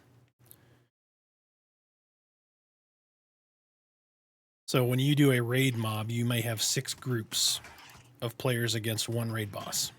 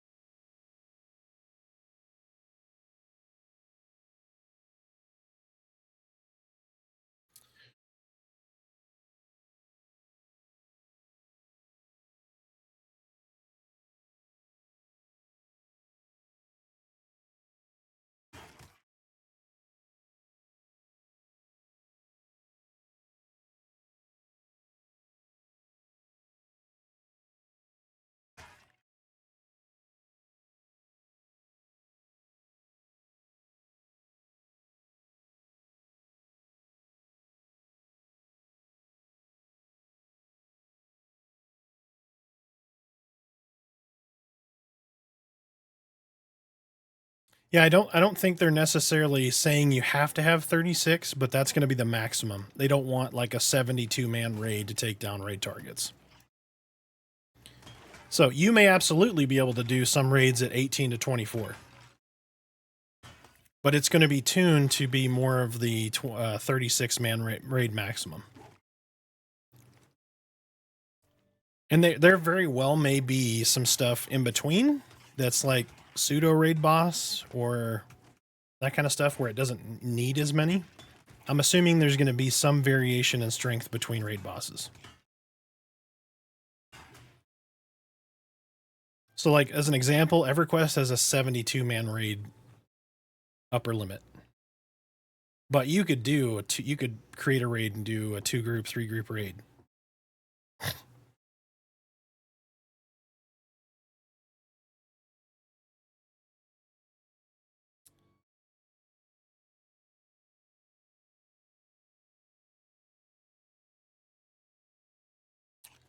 No, but that is coming. So right now you have free for all or round robin.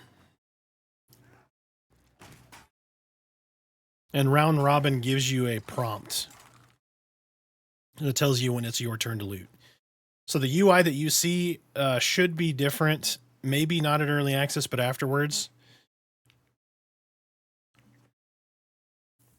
But there will be a need or greed loot system in, based on my understanding.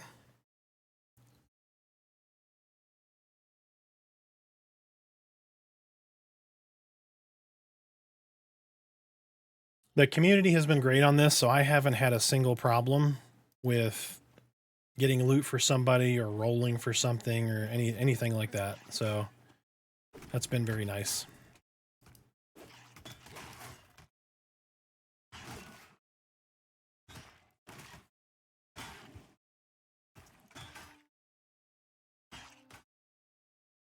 And pardon the language, yes, a lot of shitlords have not joined. Majority have kind of been run off, or they have their own static group where they don't deal with that kind of stuff. The community on here has been absolutely fantastic. You'll occasionally get the person that's hating on the graphics or complaining about the systems not being balanced, and I'm like, it's an alpha. Like, it's not going to be balanced.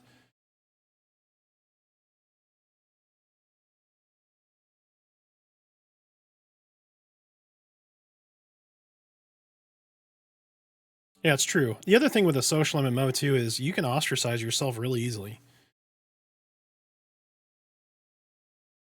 Like if you're just constantly being a prick to people, then it's going to come across in chat. Like they're going to be like, oh, I don't group with Bob because Bob is always bitching about like, oh, I didn't loot this corpse, or I reacted a half second too slow and he yelled at me habitually for 10 minutes about it, or that kind of thing. Like, we're all here to have fun in a game. We're all here to respect each other's time, but we all make mistakes. But the important thing is that we have fun.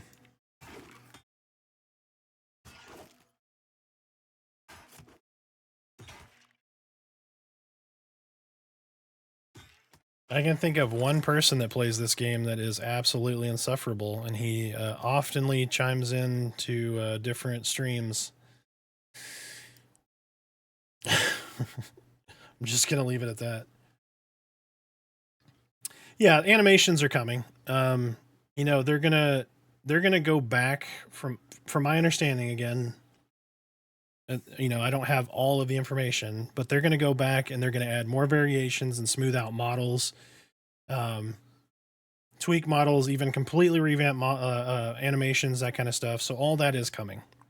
Right now, they're in a content crunch right now.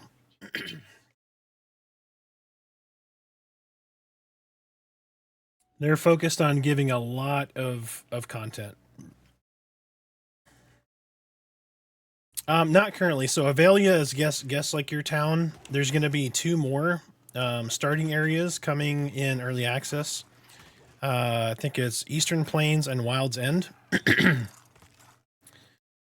Eastern Plains is supposed to be, I believe, Ogre, and so Ogre right there, and the Dark Mirror are going to start there. Elf and Halfling will start in Wild's End. There is a Tree City. Holy shit! I can't wait to check it out. They're gonna be in Wild's End, and then Dwarf and Human are going to be in Avelia.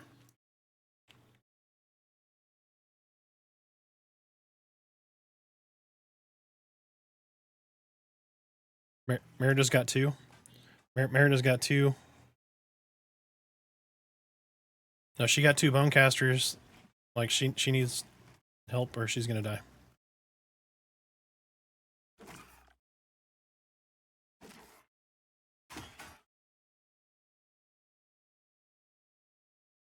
Thank you. I am playing a shaman currently.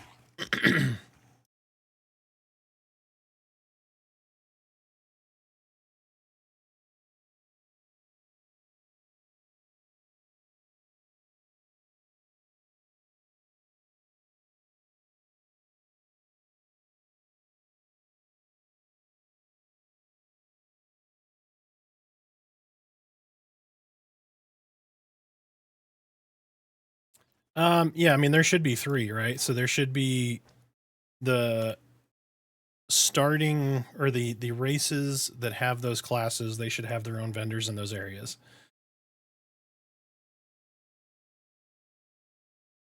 Yeah, and in AVP they have class vendors as well. So AVP has a small town, almost nobody goes to it. So you have Avelia, which is a starting area. You have AVP that has a small town there. And then we don't know what the Silent Plains and whatnot will have. Yeah, that's pretty much all there is right now. So there's AVP, which is I'm sure what you're talking about, and then Avelia, which is the starting town.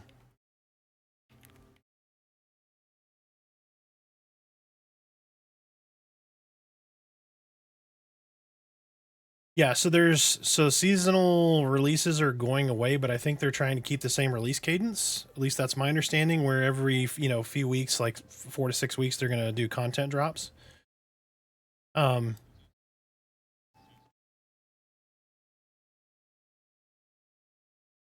no, there is no seasonal wipes. No, there's no intent to do like, oh, you got to start over from scratch at the beginning of the next season. The seasons were more like content drops rather than, think of it as like tiny X packs.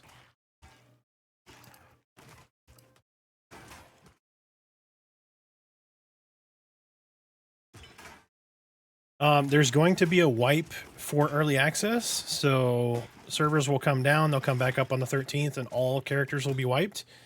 There is not currently, to my knowledge, a planned wipe for early access. Meaning, during early access, there's not a plan for a wipe. That is entirely possible, right? It is still basically an alpha. It will be quote-unquote an alpha for early access. But yeah, you don't have to worry about like, oh, every 6 weeks we got to start over again. That is not the intent.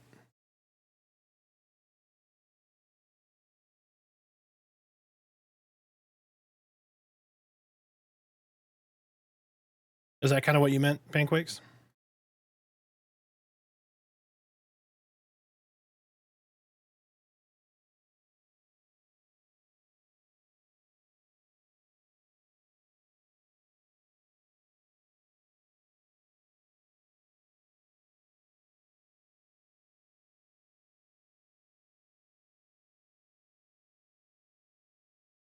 To a degree, yes, it is a release, but also, like, for everybody that's listening, thinking about buying, it is still an alpha. I can't stress that enough. There's going to be bugs. Something is going to happen to your character. You may lose an item. You may get stuck in a wall. Like, you may have, like, a mob glitch out and murder your entire crew. Like, that shit is going to happen. It's inevitable.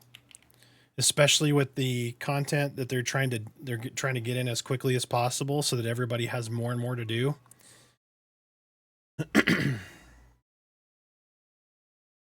You already got stuck in a wall.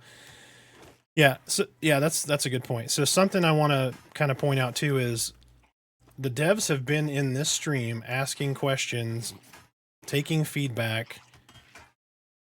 Like, I've sent them footage from my stream of bugs, and they have made changes or commented or provided more information, like, right then and there. So, like, I gave them feedback on a ranger. They made a change to the ranger because they felt that it fit their vision, but also understood where I was coming from. So that's something I've tested a lot of games. Like, I beta tested EQ in 1998. Where the shit is that going?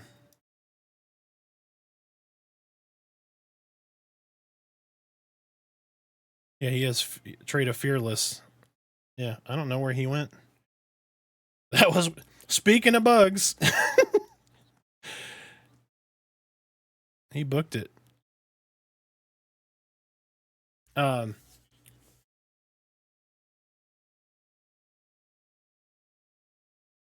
Maybe one of the devs is in stream right now trolling us.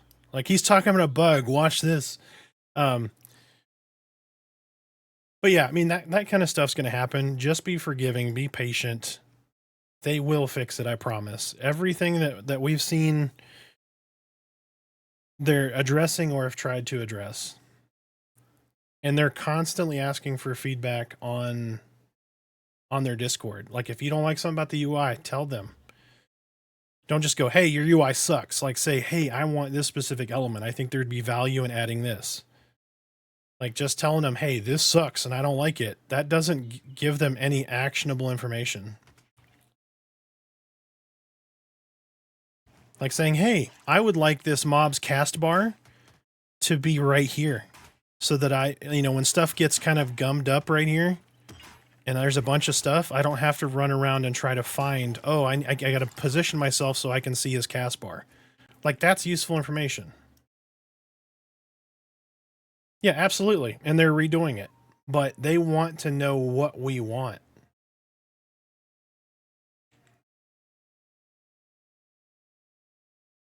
Yeah, you can move the spell bars.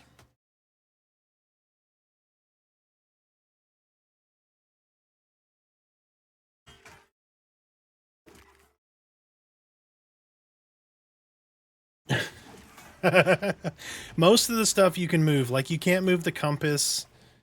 You can't move your cast bar. Like, there's a few elements that you can't move, but most of the stuff is movable. Like, your buff bar you can move.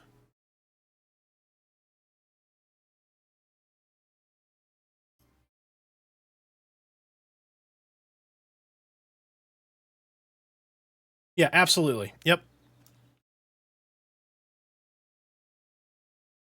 Yep, 100% agree. Yeah.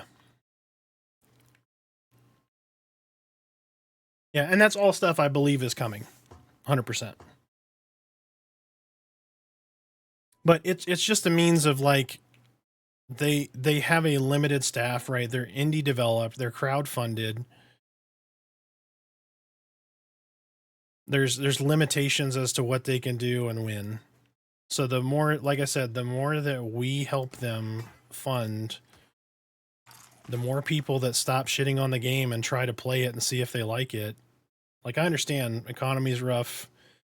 If you don't have the cash to put into the game, definitely don't, right? Putting gas in your car is far more of a priority than buying an early access game or a crowdfunded game. But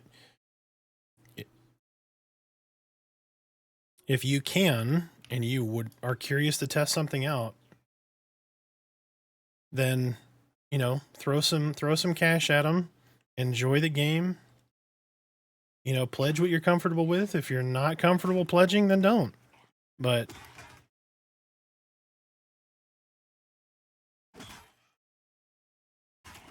it's not perfect. It will never be perfect, but it is a fine game. It has good bones.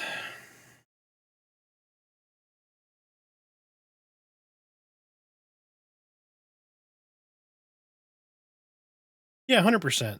Like, you're not going to get an epic. Yeah, that's not that kind of game. If that's your kind of game, then go play something else. Like, that's cool. This game is not for everyone.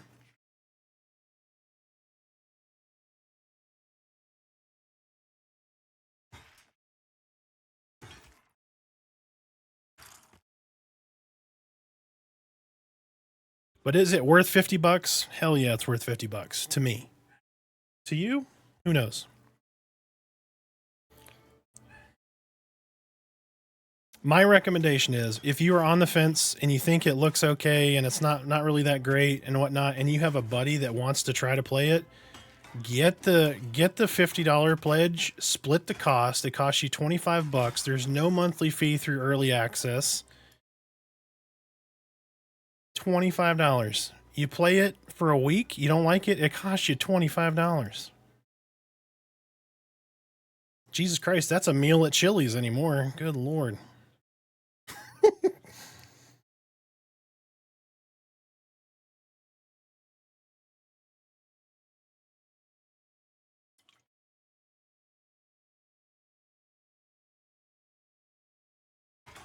I can tell you for a fact, this is more fun to play than it looks.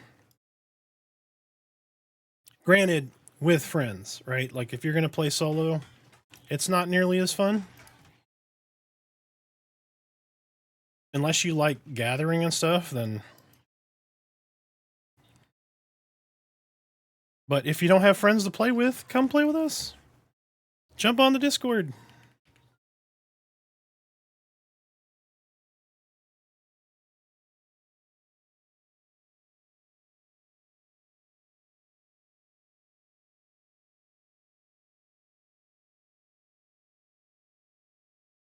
Yeah. Yep. Yeah, there's so they don't know what they're going to do as far as like an auction house kind of thing. But there is definitely going to be a lot of trading between players.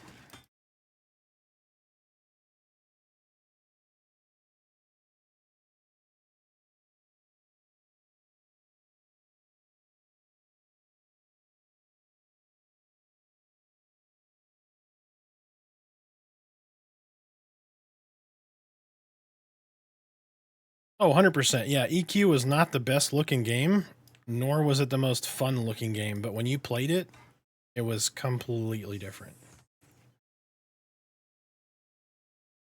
There's gonna be some sort of trade house at some point. They just don't know what that looks like.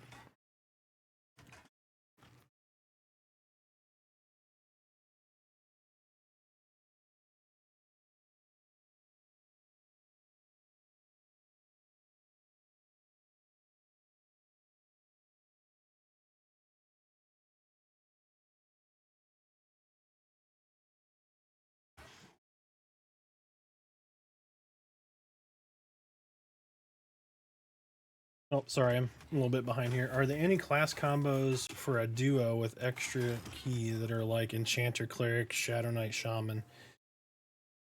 Yeah, I mean, yeah, you could do, yes, monks get Feign Death. Monks are the only class that gets Feign Death right now that we know of. Shadow Knights, aka Dire Lords, and Necros do not get Feign Death that we know of. There are dropped spells that are not sold from a vendor that may not be discovered yet. They possibly could, but monks are the only ones to get feign death right now, and it works a lot better than like it's true feign death versus like at least my understanding. And Torque, if you're still here, correct me if I'm wrong, but when you feign death and you drop aggro, like that's it. The mob is off of aggro. There's no like, oh, it's gonna slowly path back and that kind of thing. And where you stand back up and then you get mobs on aggro. Like it truly drops aggro.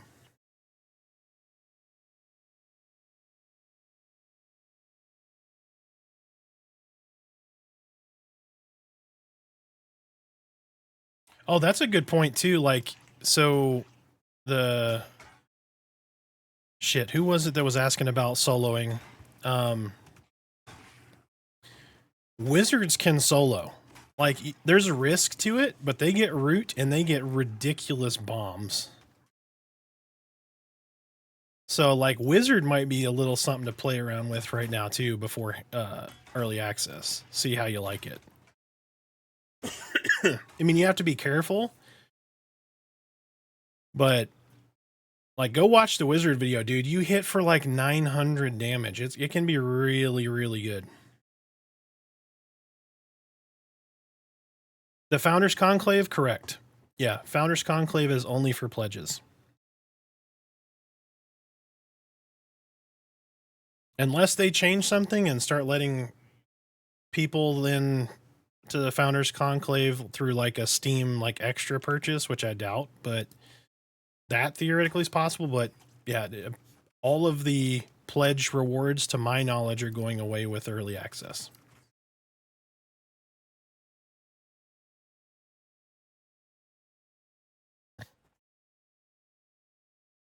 Yeah, I highly recommend getting in now, playing till December 1st, and just toe dip all the classes that you might be interested in. So when early access releases, you just go balls. Go balls to the wall. Go ham on that class.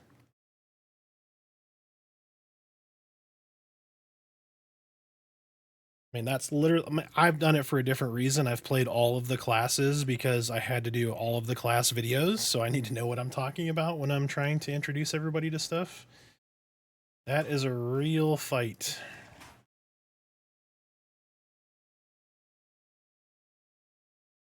Oh shit, oh shit, oh shit. She's getting chunked. I gotta get a heal on Smiter.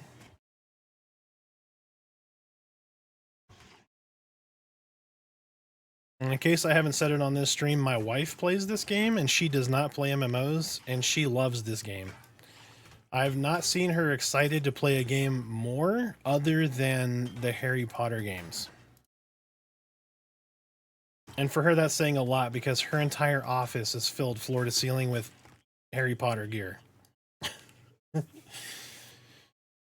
Day 2, I received a package at my door that was a cleric sweater. This is cleric because somebody has to heal you idiots or whatever. Because she played cleric for one day on Pantheon. She took to it immediately. She's like, this is so much more fun than like playing it than watching it. She is completely geeked out on this. But she's like, I need dual monitors so I can keep stuff up over here while I'm playing the game.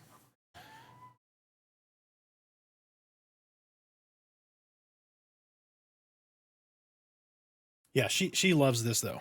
And I'm super excited because it was really nice to see her get excited about something like this. And then from my standpoint, I get to watch how I felt about EverQuest in 1998, 1999 happen with my wife. Where she finds something and she just dives in and she's like, I love this so much. It's so much fun. I get so much enjoyment out of this.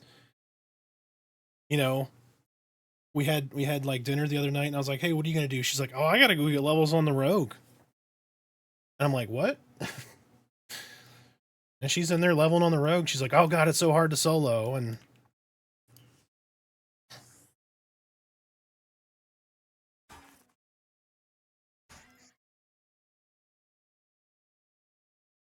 that too, when she's like, oh, I'm going to play a cleric. I was like, yes. I have a healer. Now she's playing a monk, and she's like, I really like monk. I'm like, oh. Okay, I have a DPS. Yes.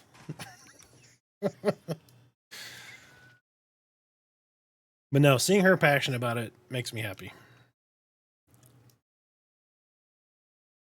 Wizards will have teleports. Wizards and druids. Druids not in the game. Bard is not in the game. But wizards and druids will have teleports similar to EverQuest.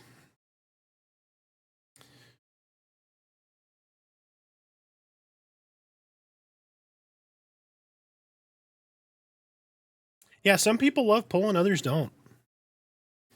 I kind of like pulling. I just like the action of like, okay, I'm going to try to get this mob into camp when the other one dies. Like that chain pulling feels really good.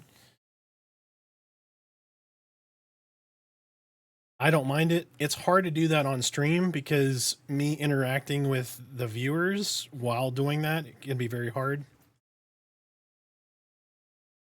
Like playing Ranger, right? I was like, oh, Ranger's going to be really good on stream because it's very active and I'm jumping around and I'm doing this. And yes, we are on Broken Maw. Right now, all characters can play on all servers, but in early access, that won't be a thing. So if you see like a server is full, just jump on another server and play on there.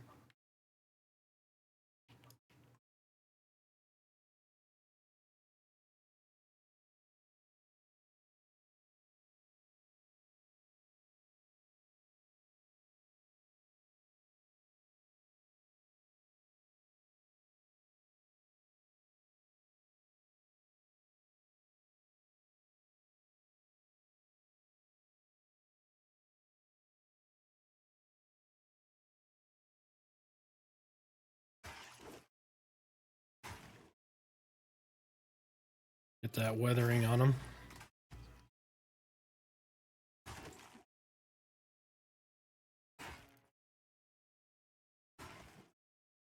Is that going to be the plan for launch or only testing phases with the server? So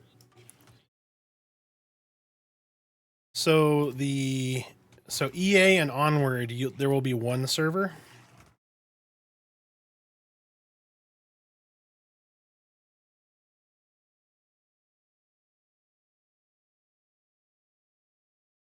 And you'll be locked to that server.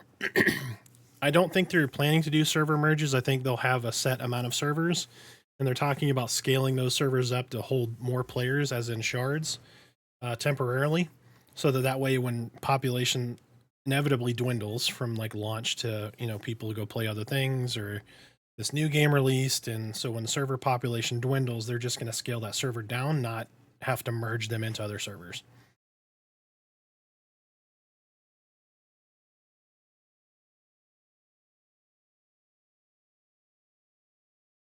Yeah, they do intend, I believe, on having a PvP server, but there would only be one of them, and I don't know what that looks like. I don't know that they've elaborated on anything outside of they're just going to have a PvP server.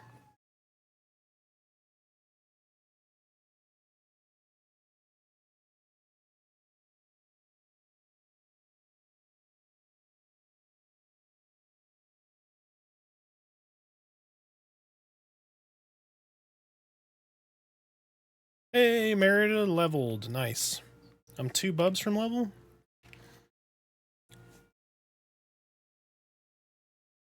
Got a good little group here.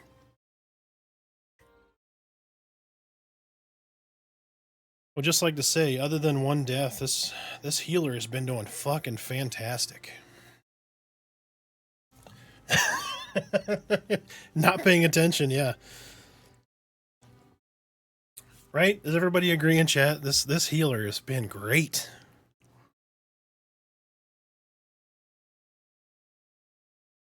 And I'm only like 50% healer right now because I'm reading chat.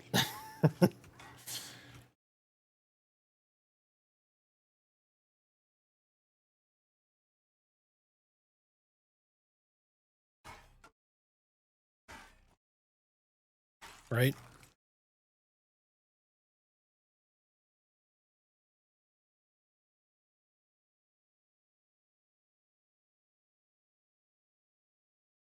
Yeah, as long as we got mobs to pull. When we start running out of mobs is when we got to move.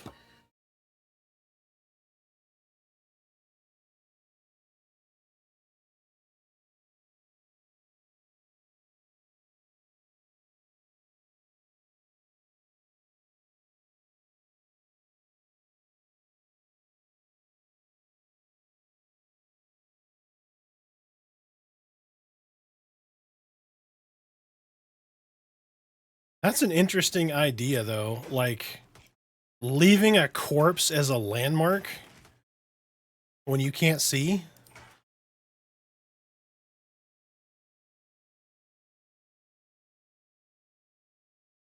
Yeah, you definitely get that same feeling in this game where if you ever played EQ and you're in a group and you got your struggle pants on, like the first time you get to a camp, you know, and you get it broken and it's really hard to get these mobs down and you're trying to stay ahead of the respawn and that kind of thing. And then somebody gets a level and all of a sudden it's like, hey, we're super stable. And then another person gets a level and it's like, oh, we're just wrecking this thing now. You kind of get that same feeling here. Whereas you grow into a camp, you realize, oh, this is starting to be like really stable and really trivial. And then you move on to another camp. Or you stay there and you just bulk kill.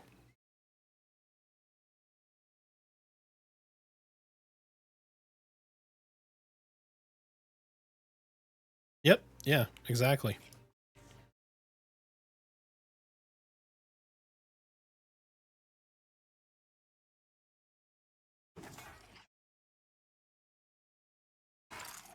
Somebody on YouTube was like, "Oh, guys, we have a clicker." They're making fun of me because I actually click my spells as opposed to pressing the hotkeys. I don't know why it's like always been a habit.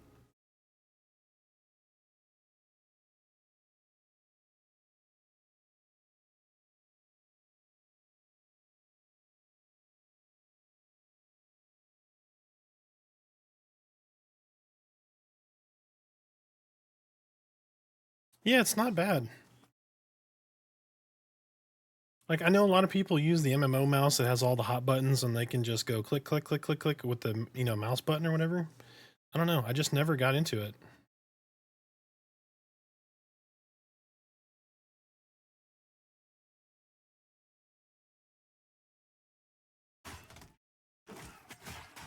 It's actually been good for recording some of these class overviews because as I mouse over it, right, it shows you the tooltip so they can see that I'm literally casting like Weathering as an example.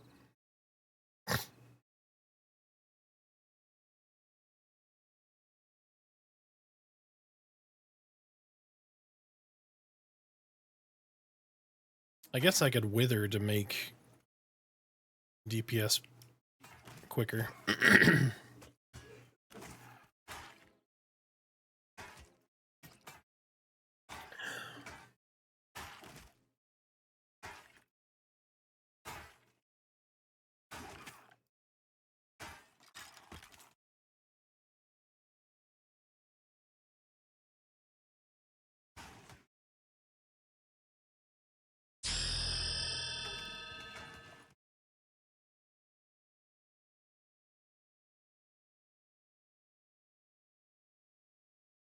Analev, thanks for the follow, man. Welcome in, Pops. How you doing? You playing Pantheon? You gonna play Pantheon? You curious about Pantheon? Pantheon?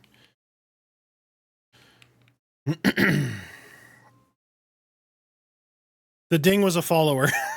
I throw everybody through a loop on that. It sounds exactly the same as EQ and Pantheon dings. I love it.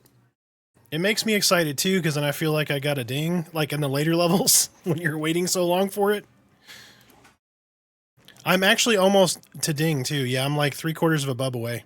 So I'm getting close.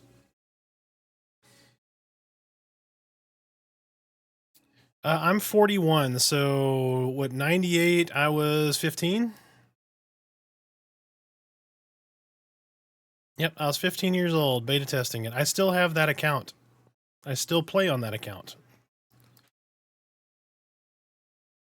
There's a glitch, where you can type in your account age. Mine says it's like 4,000 years or some crazy number.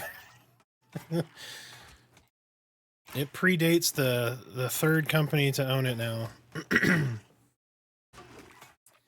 Yeah, I'm thinking about it. Played EQ shortly after release, DAC Vanguard, etc. It reminds me of those. 100%. If you like EverQuest, this is EverQuest's like offspring with more stuff.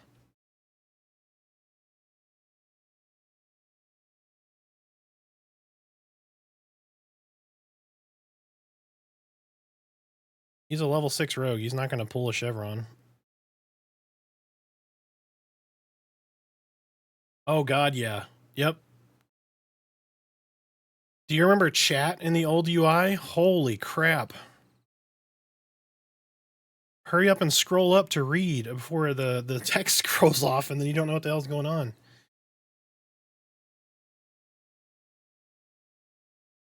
Yeah, a lot of people came in Runes of Kunark. I can't remember how I found out about it, but I applied for a beta and got to beta test it, and I made a barbarian warrior and just loved the game so much. It was so bright. And then what really cemented my love was they added in crafting, so you could make like bandit armor. And then on a whim, I was like, I kind of want to play like an elf. I want to see what the elves are all about. So I created an elf and saw Kelethin, and that was it. I was done. When I saw Kelethin, like a motherfucking tree city? Are you kidding me? Like that was the coolest thing.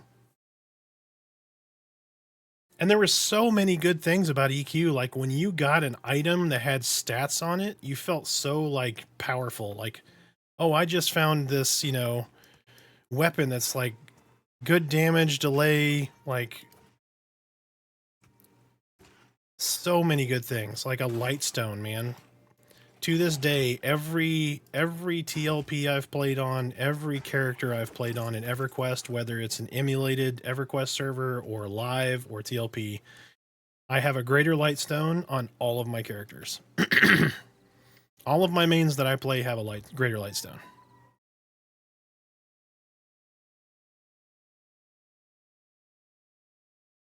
Yeah, there were so many great things about EQ. It didn't like bring you along. You had to figure stuff out. There was a lot of anxiety running around. There were consequences to your actions. Like if you died, you had to remember where you died. Like I had hand-drawn maps in a binder because there was no map.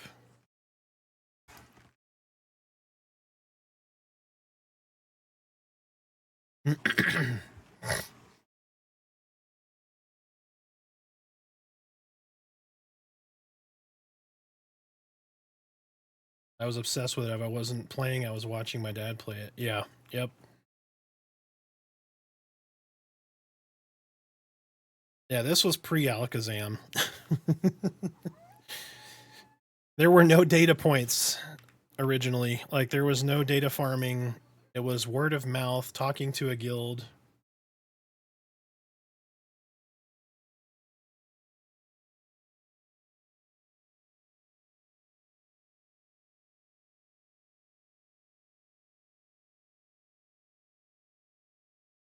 Yes, there are.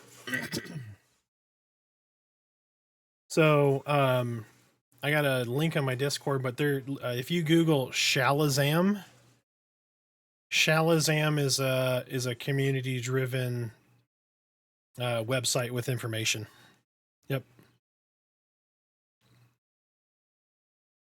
Yep.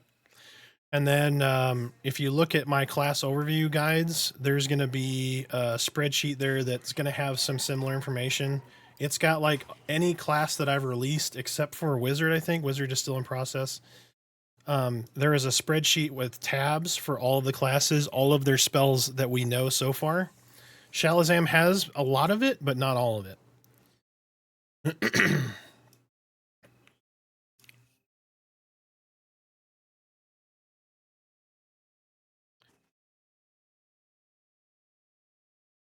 Yep, Slab is gonna wait till we disband. He was getting ready to go. He's like, "You want me to find a replacement?" I told him, "No, don't worry about it." So we've got to go have our anniversary dinner here shortly, and then we'll stream again this evening when we get back.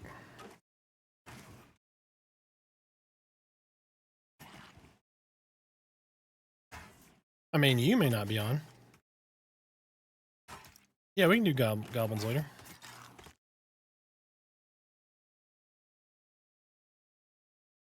I'm at the B and build to ding, so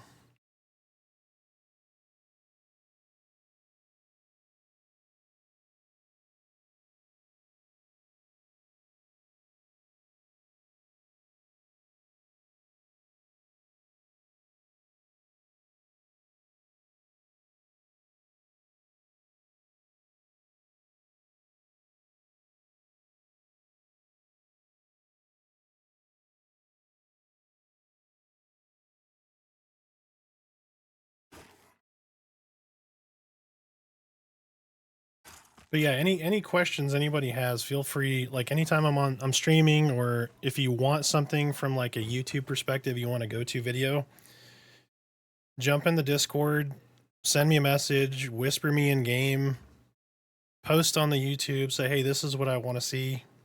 I'm more than happy to help try to get some content out to you, answer your questions, group with you, do whatever needs to be done to try to kind of get you where you want to be and have fun doing it.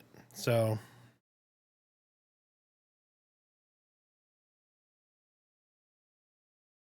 macros are kind of limited, so I don't know if you can see. I got macros right here for like assist and drag and group and all that. Yep, that was me. How many mem spells?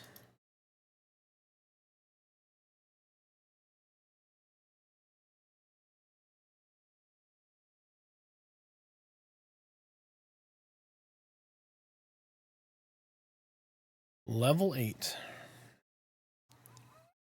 Yeah, just pull a couple, just get a little room.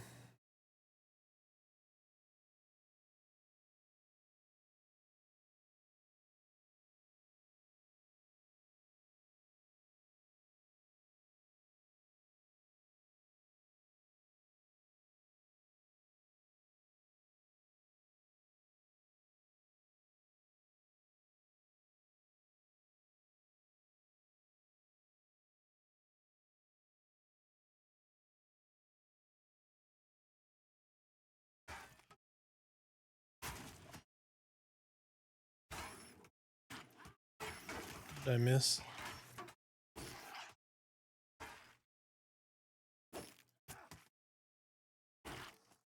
Yeah, Bard is coming. So PVL was in here. They do their spell effects and sounds.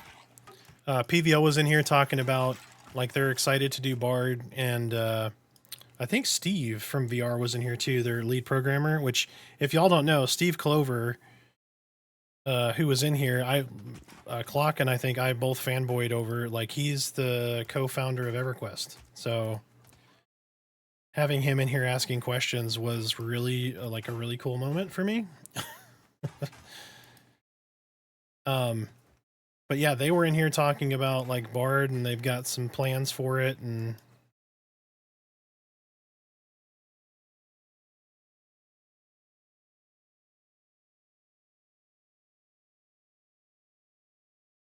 see Smiter's health drop off. Yeah.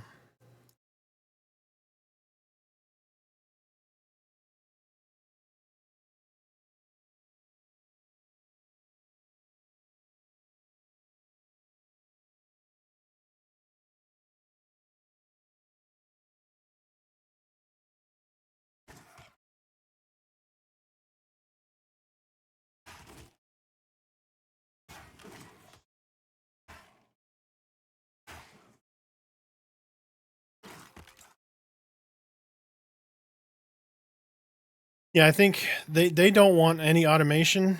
Like follow isn't a thing in the game. So slash follow doesn't exist, slash target doesn't exist. I think some of those things are coming. They're going to allow, to my knowledge, they're going to allow third-party interface add-ons, similar to how WoW does it. But I don't know to what level they're going to expose that data.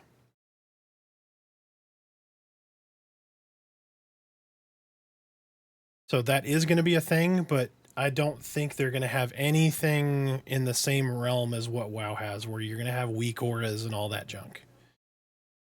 But we just don't know what that looks like yet. It's still got plenty of time before we get to that point.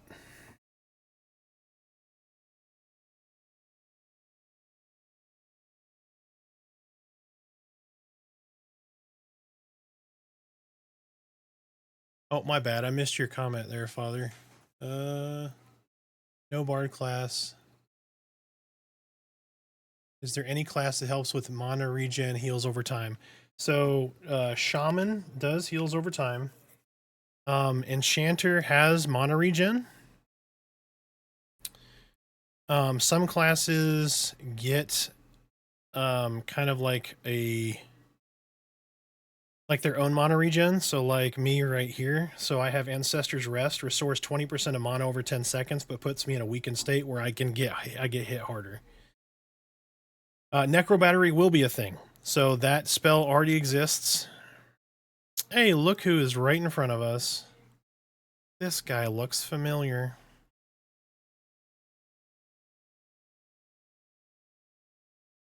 Have some buffs.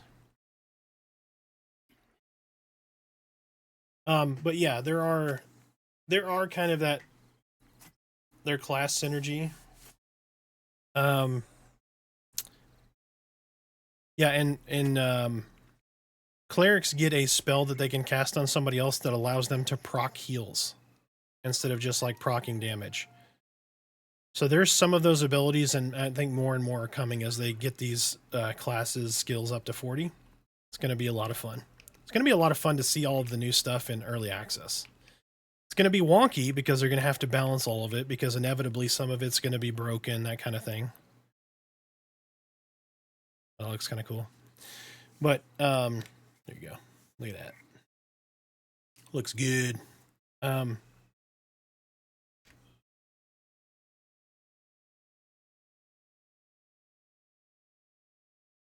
Yeah, I can't remember the name of the necro spell though, but they definitely can.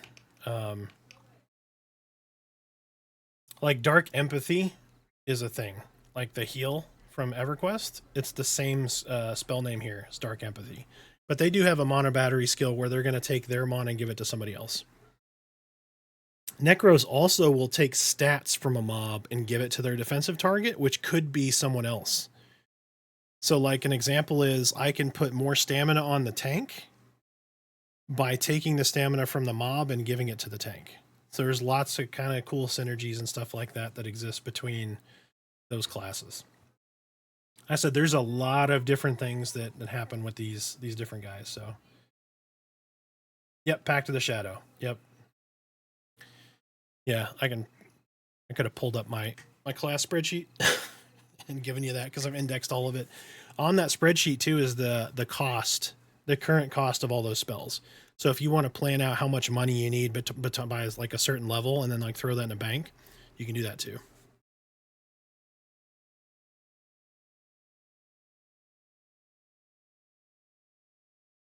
That's a good question. I don't know. It's not that big though.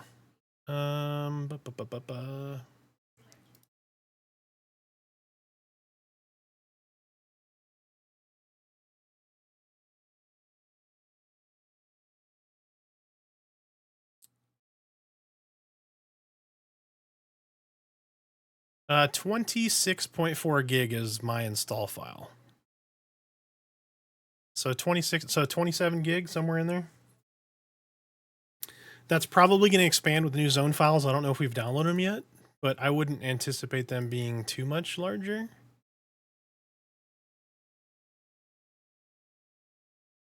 I haven't really taken a look at the file structure or anything yet, but yeah, it's much smaller than a Call of Duty patch. I give Call of Duty so much shit, but they deserve it.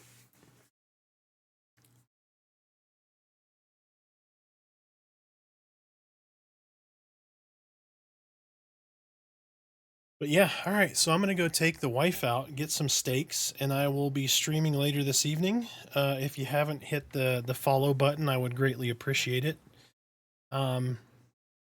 And we will see you guys this evening. So if you have any questions, join the Discord, check out the YouTube. I'll throw the links in there right now. There's YouTube. There's all the socials if you want to follow any of the socials. But yeah, any questions you want to ask anytime I'm streaming, even if it's a different game, like if I'm doing COD and you have questions, you want to come in, ask questions, I'm always here. I'm always here for you guys. That's the whole purpose of me being in a stream, is to provide information to you guys, help you guys, and drive this community forward, whether it's Pantheon or otherwise. So yeah, feel free to jump in the Discord, reach out, ask questions. request stuff. If I haven't done a video or don't have a plan to do a video that maybe is something you want to see, just let me know. But until later this evening, I appreciate everybody, and I will see you guys later. You guys have a good one.